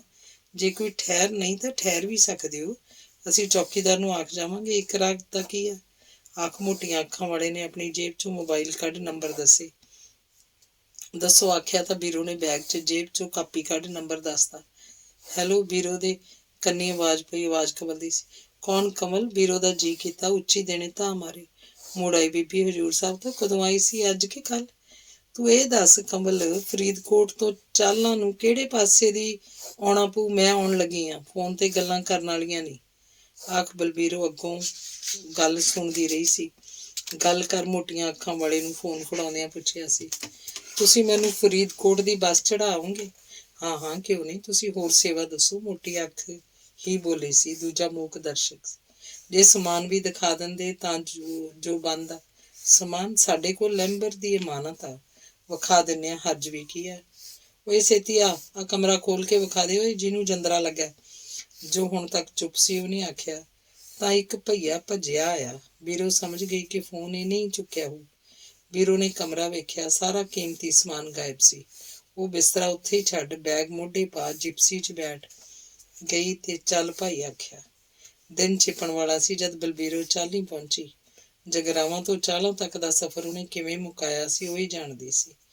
ਇੱਕ ਪਿਛਲੇ ਸਫ਼ਰ ਦਾ ਥਕੇਵਾਂ, ਇੱਕ ਦਿਲ ਦਿਮਾਗ ਤੇ ਲੱਗੀ ਸੱਟ, ਪਤਾ ਨਹੀਂ ਉਹ ਕਿਵੇਂ ਸਹਿ ਗਈ ਸੀ। ਉਹ ਜਮਾਂ ਹੀ ਲੁੱਟੀ ਪੁੱਟੀ ਗਈ ਸੀ। ਉਹਨੂੰ ਰਹਿ ਰਹਿ ਕਦੀ ਲੈਂਬਰ ਤੇ ਗੁੱਸਾ ਚੜ੍ਹਦਾ, ਕਦੀ ਆਪਣੇ ਢਿੱਡੋਂ ਜੰਮੇ ਜਿਹਨੇ ਪਤਾ ਨਹੀਂ ਕੀ ਸੋਚ ਲੈਂਬਰ ਨੂੰ ਮੁਖਤਾਰਨਾਮਾ ਦੇ ਦਿੱਤਾ ਸੀ। ਹੁਣ ਉਹ ਇਹ ਤਾਂ ਸਮਝ ਹੀ ਗਈ ਸੀ ਕਿ ਉਸ ਕੋਲ ਕੁਝ ਵੀ ਨਹੀਂ ਰਹਿ ਗਿਆ। ਆੜਤ ਤੋਂ ਪੁੱਛਿਆ ਪਤਾ ਲੱਗਣਾ ਸੀ, ਪਰ ਜੋ ਰਕਮ ਆੜਤ ਤੇ ਪਈ ਸੀ ਉਹ ਵੀ ਉਹਨੇ ਕਦ ਛੱਡੀ ਹੋਣੀ ਆ। ਬੈਂਕ 'ਚ ਉਹਦੇ ਨਾਂ ਕੁਝ 1000 ਰੁਪਇਆ ਤੋਂ ਬਿਨਾਂ ਕੁਝ ਵੀ ਨਹੀਂ ਸੀ। ਘਰੇ ਵੜਦਿਆਂ ਹੀ ਕਮਲ ਨੂੰ ਵੇਖ ਬਲਬੀਰੋ ਦੀ ਧਾਹ ਨਿਕਲ ਗਈ। ਹੁਣ ਤੱਕ ਆਪਣੇ ਆਪ ਤੇ ਜ਼ਾਬਤਾ ਰੱਖਿਆ ਸੀ, ਉਹ ਟੁੱਟ ਗਿਆ। ਮਹਿੰਦਰ ਡੌਰ ਭੌਰ ਜੀ ਹੋਈ ਉਸ ਵੱਲ ਵੇਖਦੀ, ਪਾਣੀ ਦਾ ਗਲਾਸ ਲੈ ਕੇ। ਲੈ ਪਾਣੀ ਪੀ ਭੈਣ, ਮਨ ਐਵੇਂ ਖਰਾਬ ਕਰਨਾ। ਆਪਾਂ ਵੀ ਤਾਂ ਮਾਪਾ ਛੱਡਿਆ ਹੀ ਸੀ, ਧੀਆਂ ਘਰ ਥੋੜੇ ਬੈਠੀਆਂ ਰਹਿੰਦੀਆਂ। ਮਹਿੰਦਰੋਂ ਬੋਲੀ। ਉਸ ਭਾਣੇ ਉਹਦੀ ਕੁੜਮਣੀ ਧੀ ਦੇ ਵਿਰਾਗ 'ਚ ਰੋ ਰਹੀ ਸੀ। ਮੈਂ ਉਦੋਂ ਦੀ ਫਿਕਰਮੰਦ ਹਾਂ ਜਦੋਂ ਦਾ ਤੇਰਾ ਫੋਨ ਸੁਣਿਆ। ਗੱਲ ਕੀ ਹੋਈ ਆ? ਕਮਲ ਨੇ ਵੀਰੋ ਨੂੰ ਮੰਜੇ ਤੇ ਬਿਠਾਉਂਦਿਆਂ ਪੁੱਛਿਆ। ਲੈ ਪਰ ਪੁੱਤਾਂ ਪਿੱਟਾ ਸਾਰੀ ਜਾਇਦਾਦ ਵੇਚ ਗਿਆ, ਸਣੇ ਘਰ ਸਮਾਨ ਵੀ ਨਹੀਂ ਛੱਡਿਆ। ਵੀਰੋ ਨੇ ਸਾਰੀ ਕਹਾਣੀ ਇੱਕੋ ਸਾਹ ਬਿਆਨ ਕਰਤੀ। ਨਹੀਂ ਸੁਣ, ਕਮਲ ਦੀਆਂ ਵੀ ਖਾਨੇ ਹੋ ਗਈਆਂ। ਮੈਂ ਤਾਂ ਬਾਹਰ 'ਚੋਂ ਹੀ ਮੁੜ ਆਈਆਂ ਧੀਏ। ਜਰਾ ਸਬਾਤ ਖੋਲ ਕੇ ਵੇਖੀ, ਜਿਸ 'ਚ ਆਪਣਾ ਥੋੜਾ ਘਣਾ ਸਮਾਨ ਬਣਦਾ, ਬਾਕੀ ਤਾਂ ਲੈ ਕੇ ਡੰਡੀ ਪਿਆ। ਉਹ ਜ਼ਮੀਨ ਦਾ ਇੰਤਕਾਲ ਵੀ ਅਗਲਿਆਂ ਆਪਣੇ ਨਾਂ ਕਰਵਾ ਲਿਆ। ਵੀਰੋ ਨੱਕ 'ਚ ਥੱਲੇ ਨੂੰ ਆ ਰਿਹਾ ਰੇਸ਼ਾ ਸੜਾਕਾ ਮਾਰ ਉੱਪਰ ਨੂੰ ਚੜਾ ਰਹੀ ਸੀ। ਇਹ ਕਿਵੇਂ ਹੋਇਆ? ਕਮਲ ਵੀ ਹੈਰਾਨ ਸੀ। ਹੋਣਾ ਕਿਵੇਂ ਸੀ ਧੀਏ? ਜਦੋਂ ਮੁਖਤਾਰਨਾਮਾ ਹੀ ਤੇਜਿੰਦਰ ਦੇ ਗਿਆ, ਵਿੱਚ ਵੱਡੇ ਮਾਲਕ ਹੀ ਉਹ ਸੀ, ਬੇੜੀ ਤਾਂ ਆਪਦੇ ਦੀ ਬੈਠੀ ਆ। ਬਲਬੀਰੋ ਨੇ ਨੱਕ ਸੁਣ ਕੇ। ਤੇ ਫਿਰ ਤੂੰ ਕਿਉਂ ਰੋਂਦੀ ਆ ਮਾਂ ਮੇਰੀ? ਤੇਜਿੰਦਰ ਜਾਣੇ, ਰਹਿੰਬਰ ਜਾਣੇ, ਆਪਣੀ ਬਲਾ ਤੋਂ। ਉਹ ਕਿਹੜਾ ਗੀਗਾ ਸੀ, ਹੁਣ ਆਪਾਂ ਕਰ ਵੀ ਕੀ ਸਕਦੇ ਹਾਂ। ਤੂੰ ਤਾਂ ਆਖਦਾ, ਪਰ ਮੈਂ ਅੱਗੋਂ ਬਲਬੀਰੋ ਕੁਝ ਨਹੀਂ ਬੋਲ ਸਕੀ। ਗਲ ਭਰ ਆਉਂਦਾ। ਮਹਿੰਦਰੋਂ ਚਾਹ ਬਣਾ ਕੇ ਲਿਆਈ, ਚਾਹ ਨਾਲ ਬਿਸਕੁਟ, ਪਰ ਮਹਿੰਦਰੋ ਨੇ ਮਰ ਕੇ 2 ਘੁੱਟਾਂ ਚਾਹ ਦੀਆਂ ਲੰਘਾਈਆਂ। ਰਾਤ ਚੱਕੀ ਤੋਂ ਹਨੇਰੇ ਹੋਇਆ ਤਾਂ ਜਦ ਉਹਨੂੰ ਸਾਰੀ ਕਹਾਣੀ ਦਾ ਪਤਾ ਲੱਗਾ ਤਾਂ ਉਹਨੂੰ ਵੀ ਹੈਰਾਨਗੀ ਹੋਈ। ਲੈਂਬਰ ਇੰਨਾ ਕਮੀਨਾ ਹੋਏਗਾ ਉਹਨੇ ਵੀ ਸੋਚਿਆ ਤੱਕ ਨਹੀਂ ਸੀ। ਕਮਲ ਨੂੰ ਤਾਂ ਇਸ ਗੱਲ ਦੀ ਹੈਰਾਨਗੀ ਸੀ ਕਿ ਲੈਂਬਰ ਕਦੀ ਉਸ ਵੱਲ ਅੱਖ ਭਰ ਕੇ ਵੀ ਨਹੀਂ ਝਾਕਿਆ ਸੀ। ਜਿੰਨਾ ਚਿਰ ਰਹੇ ਭੈਣ ਭਰਾਵਾਂ ਵਾਂਗ ਹੀ ਰਹੇ, ਪਰ ਆ ਜੋ ਕਰ ਗਿਆ, ਕਿਆਸ ਤੋਂ ਪਰੇ ਦੀ ਗੱਲ ਸੀ। ਉਸ ਰਾਤ ਹੀ ਵੀਰੋ ਤੋਂ ਤੇਜਿੰਦਰ ਦਾ ਫੋਨ ਨੰਬਰ ਲੈ ਰਾਜ ਨੇ ਫੋਨ ਕੀਤਾ ਸੀ। ਫੋਨ ਕਰਨ STD ਤੇ ਜਾਣਾ ਪਿਆ ਸੀ। ਜਦ ਤੇਜਿੰਦਰ ਨੂੰ ਸਾਰੀ ਸਥਿਤੀ ਤੋਂ ਜਾਣੂ ਕਰਾਇਆ ਤਾਂ ਉਹਦੇ ਵੀ ਹੱਥਾਂ ਦੇ ਤੋਤੇ ਉੱਡ ਗਏ। ਕਿੰਨਾ ਚਿਰ ਉਹ ਤੋਂ ਅੱਗੋਂ ਬੋਲਿਆ ਹੀ ਨਹੀਂ ਗਿਆ। ਹੁਣ ਕੀ ਬਣੂ? ਕਿੰਨੇ ਚਿਰ ਬਾਅਦ ਆਵਾਜ਼ ਆਈ ਸੀ, ਪਰ ਇਸ ਗੱਲ ਦਾ ਤਾਂ ਕੋਈ ਰਾਜ ਕੋਲ ਵੀ ਉੱਤਰ ਨਹੀਂ ਸੀ। ਕੁਝ ਦਿਨਾਂ ਵਿੱਚ ਹੀ ਬਲਬੀਰ ਕੌਰ ਨੇ ਆਪਣੇ ਆਪ ਨੂੰ ਸਾਵੀਂ ਕਰ ਲਿਆ। ਸਾਵੀਂ ਹੋਏ ਬਿਨਾਂ ਕੋਈ ਚਾਰਾ ਵੀ ਨਹੀਂ ਸੀ। ਇੱਕ ਦਿਨ ਉਹਨੇ ਰਾਜ ਨਾਲ ਗੱਲ ਛੇੜੀ। ਰਾਜਪੂਤ ਕਮਲ ਧੀਏ, ਉਹ ਤਾਂ ਹੋਣਾ ਜੋ ਹੋ ਗਿਆ। ਤੂੰ ਵੀ ਜਾ ਕੇ ਰਾਜ ਪਤਾ ਕਰ ਹੀ ਆਇਆ। ਕੁਝ ਨਹੀਂ ਬਣਨਾ ਖੱਜਲ ਖੁਆਰੀ ਬਿਨ। ਆਪੇ ਤੇਜਿੰਦਰ ਸਿੱਜੂ ਉਹਦੇ ਨਾਲ। ਮੈਂ ਗੱਲ ਕਰਦੀ ਸੀ ਜਗਰਾਵੀਂ ਮੰਡੀ 'ਚ ਸਾਡਾ ਪੁਰਾਣਾ ਘਰ ਪਿਆ ਜੀ, ਮੈਂ ਉੱਥੇ ਜਾ ਬਣਾਤਾ। ਸੋਚਾਂਗੇ ਕੀ ਕਰਨਾ ਬੀਬੀ ਜੀ, ਪਹਿਲਾਂ ਭੂਰੋ ਦਾ ਵਿਆਹ ਨਿਪਟਾ ਲਈਏ। ਸਾਰੇ ਦਿਨ ਹੀ 10 ਰਹਿ ਗਏ, ਰਾਜ ਨੇ ਆਖਿਆ ਤਾਂ ਕਮਲ ਨੇ ਵੀ ਸਿਰ ਹਿਲਾ ਦਿੱਤਾ ਸੀ। ਹੁਣ ਲੈਂਬਰ ਜਾਂ ਨੀਰੂ ਨਾਲ ਜਮਾ ਨਹੀਂ ਮੂੰਹ ਰੋਸਾ ਕਰਨਾ ਚਾਹੁੰਦੀ ਸੀ। ਜੋ ਹੁੰਦਾ ਖਸਮਾਂ ਨੂੰ ਖਾਏ, ਸੋਚ ਹੀ ਆਪਣੇ ਆਪ ਨੂੰ ਤਸੱਲੀ ਦਿੱਤੀ ਸੀ। ਨੀਰੂ ਨੇ ਰਾਜ ਨਾਲ ਉਹਦਾ ਵਿਆਹ ਕਰਵਾਉਣ ਲਈ ਉਹਦੀ ਪੂਰੀ ਵਾਹ ਲਾਈ ਸੀ। ਉਸ ਲਈ ਇੰਨਾ ਹੀ ਬਹੁਤ ਸੀ। ਅੱਗੇ ਕੀ ਹੋਇਆ ਸੀ ਉਹਦੀ ਬਲਾ ਤੋਂ। ਭੂਰੋ ਦੇ ਵਿਆਹ 'ਚ ਵੀ ਥੋੜੇ ਦਿਨ ਹੀ ਰਹਿ ਗਏ ਸੀ। ਇੱਕ ਦਿਨ ਭੂਰੋ ਰਾਜ ਦੇ ਘਰੇ ਆ ਰਾਜ ਤੇ ਕਮਲ ਨੂੰ ਕੋਲ ਬਿਠਾ ਬੋਲੀ ਸੀ, ਮੈਂ ਕੋਈ ਗੱਲ ਕਹਿਣੀ ਆ ਜੋ ਤੁਹਾਨੂੰ ਮੰਨਣੀ ਪਊ, ਤੇ ਉਹ ਤੋਂ ਪਹਿਲਾਂ ਕਸਮ ਖਾਣੀ ਪਊ ਕਿ ਜੋ ਮੈਂ ਆਖੂ ਮੰਨੂਗੀ। ਕਸਮ ਨੂੰ ਕੀ ਹੈ, ਜੇ ਮੰਨਣ ਵਾਲੀ ਹੋਈ ਤਾਂ ਮੰਨ ਲਵਾਂਗੇ, ਜੇ ਨਾ ਮੰਨਣ ਵਾਲਾ ਹੋਈ ਤਾਂ ਕੋਰਾ ਜਵਾਬ। ਗੱਲ ਕਰ ਤੂੰ, ਰਾਜ ਨੇ ਆਖਿਆ। ਮਹਿੰਦਰੋਂ ਵੀ ਕੋਲ ਆ ਬੈਠੀ ਸੀ, ਪਰ ਵੀਰੋ ਕੋਲ ਨਹੀਂ ਆਈ ਸੀ। ਉਸ ਭਾਣੇ ਉਹ ਕੋਈ ਕਬੀਲਦਾਰੀ ਦੀ ਗੱਲ ਕਰ ਰਹੀ ਸੀ, ਉਹਦਾ ਕੋਲ ਜਾਣਾ ਵਾਜਬ ਨਹੀਂ ਸੀ। ਨਹੀਂ ਵੀਰੇ, ਕਸਮ ਤਾਂ ਖਾਣੀ ਪਊ। ਚੱਲ ਵਾਅਦਾ ਰਿਹਾ, ਤੂੰ ਮੂੰਹੋਂ ਕੱਢ। ਪਰ ਮੈਂ ਅਜੇ ਵੀ ਕਹਿਣਾ, ਜੇ ਗੱਲ ਨਾ ਸਹਿਣਯੋਗ ਹੋਈ ਤਾਂ ਨਹੀਂ ਮੰਨੀ ਜਾਣੀ। ਇਹ ਕੀ ਗੱਲ ਹੋਈ? ਭੂਰੋ ਰਾਜ ਵੱਲ ਝਾਕ ਬੋਲੀ। ਜੋ ਆਖੇਂਗੀ ਉਹ ਹੋਊ। ਤੇਰੇ ਵੀਰ ਦੀ ਕੀ ਸੱਤਿਆ ਕੁਸਕ ਜਾਵੇ, ਤੂੰ ਆਪਣੀ ਗੱਲ ਰੱਖ। ਕਮਲ ਨੇ ਹਿੱਕ ਠੋਕਰੀ। ਮੇਰਾ ਤੇ ਜੈਦੇਵ ਦਾ ਇੱਕ ਫੈਸਲਾ ਹੈ, ਉੱਤੇ ਪੂਰਾ ਤੁਸੀਂ ਉਤਰਨਾ। ਭੂਰੋ ਨੇ ਗੱਲ ਛੇੜੀ। ਦੱਸ ਵੀ, ਅਸੀਂ ਤੁਹਾਡੇ ਫੈਸਲੇ ਤੇ ਫੁੱਲ ਚੜਾਵਾਂਗੇ, ਪਰ ਇਹ ਨਾ ਹੋਵੇ ਕਰਿਆੜ 20 ਲੱਖ ਦੀ ਕਾਰ ਦੀ ਮੰਗ ਰੱਖ ਰਿਹਾ ਹੋਵੇ। ਆਖ ਰਾਜ ਹੱਸ ਪਿਆ। ਨਹੀਂ ਵੀਰੇ, ਇਹੋ ਜਿਹੀ ਕੋਈ ਗੱਲ ਨਹੀਂ। ਉਹ ਤਾਂ ਗਊ ਆ, ਜਿੱਧਰ ਮੋੜੋਗੇ ਮੁੜ ਜਾਊ। ਪਹਿਲਾਂ ਤੁਸੀਂ ਕਿਹੜਾ ਥੋੜਾ ਕਰ ਰਹੇ ਹੋ? ਸਾਰਾ ਖਰਚ ਤੁਸੀਂ ਆਪਣੇ ਸਿਰ ਲੈ ਲਿਆ। ਉਹ ਤਾਂ ਗੱਲ ਹੀ ਨਹੀਂ। ਇਹ ਤਾਂ ਮੈਂ ਹੱਸੀ ਜਾਣਾ, ਤੂੰ ਮੁੱਦੇ ਤੇ ਆ। ਅਸਲ ਗੱਲ ਤਾਂ ਵੀਰੇ, ਦੁਕਾਨ, ਘਰ-ਬਾਰ, ਜ਼ਮੀਨ ਅੱਜ ਤੋਂ ਤੁਹਾਡੀ।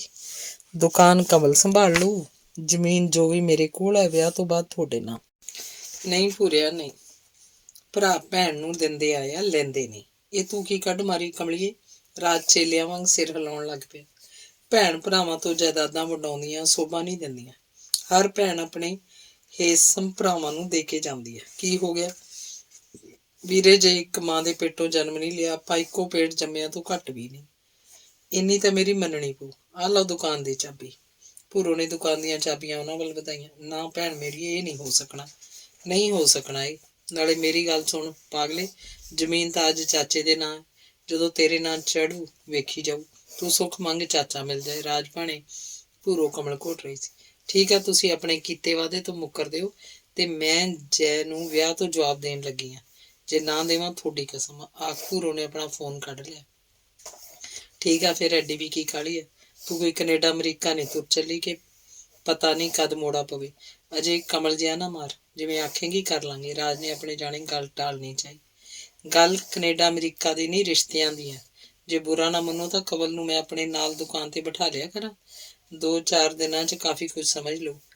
ਆਮਦਨ ਕਾਫੀ ਹੈ ਦੁਕਾਨ ਦੀ, ਤੁਹਾਨੂੰ ਪੂਰਾ ਆਸਰਾ ਬਣ ਜਾਊ। ਕਿਉਂ, ਕਮਲ ਚਲਾ ਸਕਦੀ ਹੈ ਨਾ ਦੁਕਾਨ? ਭੂਰੋ ਨੇ ਕਮਲ ਵੱਲ ਮੂੰਹ ਮੋੜ ਲਿਆ। ਕਮਲ ਕੁਝ ਨਾ ਬੋਲੀ। ਰਾਜ ਵੱਲ ਝਾਕੀ। ਤੇਰੇ ਵਿਆਹ 'ਚ ਦਿਨ ਹੀ ਕਿਹੜੇ ਰਹਿ ਗਏ? ਕਮਲ ਨੇ 100 ਕੰਮ ਸੰਭਾਲਣੇ ਆ।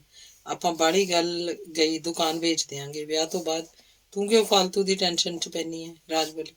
ਵਿਆਹ ਦੇ ਕੰਮ ਵੀ ਹੁੰਦੇ ਰਹਿਣਗੇ। ਵੇਖ ਵੀਰ ਮੇਰੇ, ਮੈਂ ਵੀ ਦੁਕਾਨ 'ਚ ਰਹਿੰਦੀ ਹਾਂ, ਕਾਫੀ ਦੁਨੀਆਦਾਰੀ ਸਿੱਖ ਗਈ ਹਾਂ।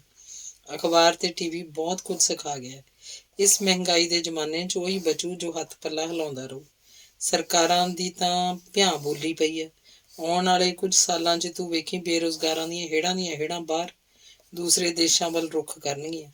ਹੋਰ ਕੋਈ ਚਾਰਾ ਰਹਿ ਨਹੀਂ ਜਾਣਾ। ਕੰਮ ਦਾ ਕੀ ਮਿਹਣਾ? ਮੇਰੀਆਂ ਕਿਸੇ ਨੇ ਕੀ ਰੂਲਾਂ ਲਾ ਲਈਆਂ? ਦੁਕਾਨ ਨਾ ਕਰਦੀ ਤਾਂ ਮੇਰਾ ਕੀ ਬਣਦਾ? ਹੁਣ 4 ਛਿੱਲੜ ਮੇਰੇ ਕੋਲ। ਤੂੰ ਕਮਲ ਨੂੰ ਆਪਣੇ ਬਰਾਬਰ ਦੀ ਭਾਈਵਾਲ ਬਣਾ। ਤੂੰ ਆਪਣਾ ਕਾਰਖਾਨਾ ਚਲਾਈ ਚੱਲੀਏ, ਦੁਕਾਨਦਾਰੀ ਸੰਭਾਲ ਲਓ। ਤੁਸੀਂ ਡੰਡਿਆਂ ਵਰਗੇ ਤਾਂ ਰਹਿਣੇ ਹੀ ਨਹੀਂ। ਜਵਾਕ ਵੀ ਹੋਣਗੇ ਤੇ ਜਵਾਕਾਂ ਦੀ ਪੜ੍ਹਾਈ ਲਿਖਾਈ ਦੇ ਖਰਚੇ ਆਪਾਂ ਵੇਖਦੇ ਹੀ ਹਾਂ। ਚੰਗਾ ਚੰਗਾ ਮੇਰੀ ਇਹ ਦਾਦੀ ਮਾਂ, ਜਿਵੇਂ ਆਖੇਂਗੀ ਉਵੇਂ ਹੀ ਕਰ ਲਾਂਗੀ। ਪਰ ਪਹਿਲਾਂ ਤੇਰਾ ਤਾਂ ਫਾਹਾ ਵੜ ਲਈਏ। ਰਾਜ ਨੇ ਜਿਵੇਂ ਹਥਿਆਰ ਸੁੱਟਤੇ ਤੇ ਉੱਠ ਕੇ ਚੱਕੀ ਵੱਲ ਤੁਰ ਪਿਆ। ਚੱਕੀ ਚੱਲੀ ਜਾਂਦੀ ਸੀ। ਲਾਡੀ ਆਟਾ ਪੀ ਜਾਂਦਾ ਸੀ। ਭਈਏ ਨੂੰ ਉਹਨੇ ਸੁੱਕੀਆਂ ਮਿਰਚਾਂ ਪੀਣ ਲਾਇਆ ਸੀ। ਬਾਈ ਤੂੰ ਕੋਈ ਗੱਲ ਨਹੀਂ ਸੁਣੀ? ਆਪਣੇ ਪੀਰਾਂ ਵਾਲੇ ਡੇਰੇ 'ਚ ਵਾਕੂਆ ਹੋ ਗਿਆ। ਲਾਡੀ ਨੇ ਆਪਣੇ ਆਟੇ ਵਾਲੇ ਹੱਥ ਝਾੜਦਿਆਂ ਰਾਜ ਨੂੰ ਪੁੱਛਿਆ। ਨਹੀਂ, ਮੈਂ ਤਾਂ ਸੁਣੀ ਨਹੀਂ। ਕੀ ਹੋ ਗਿਆ? ਉਹ ਪੀਰਾਂ ਵਾਲੇ ਡੇਰੇ ਇੱਕ ਸਾਧ ਨੇ ਮੱਥਾ ਟੇਕਣ ਆਈ ਤੀਵੀਂ ਫੜ ਲਈ। ਪੁਲਿਸ ਵੀ ਆ ਗਈ ਇੱਥੇ ਹੁਣੀ। ਲੋਕੀ ਤਾਂ ਬਹੁਤ ਗਏ ਆ ਉੱਧਰ, ਲਾਡੀ ਨੇ ਦੱਸਿਆ। ਉਦੋਂ ਹੀ ਗਾਮਾ ਮੋਟਰਸਾਈਕਲ ਲੈ ਕੇ ਆ ਗਿਆ। ਆ ਚੱਲੀਏ, ਮੁੜੇ ਆਉਨੇ ਆ ਆਪਾਂ ਵੀ, ਗਾਮੇ ਨੇ ਆਖਿਆ ਤਾਂ ਰਾਜ ਮੋਟਰਸਾਈਕਲ ਮਗਰ ਬੈਠ ਗਿਆ। ਡੇਰਾ ਖੇਤਾਂ 'ਚ ਸੀ। ਰੋਡ ਦੇ ਉੱਤੇ ਹੀ ਵੱਡੀ ਝਿੜੀ ਸੀ। 3-4 ਕੋਠੇ ਬੱਠਲੇ ਜਿਹੇ ਛੱਤੇ ਸੀ। ਪਿਛਲੇ ਕਈ ਸਾਲਾਂ ਤੋਂ ਇੱਥੇ ਕੋਈ ਨਾ ਕੋਈ ਸਾਧ ਰਹਿੰਦਾ ਹੀ ਆ ਰਿਹਾ ਸੀ।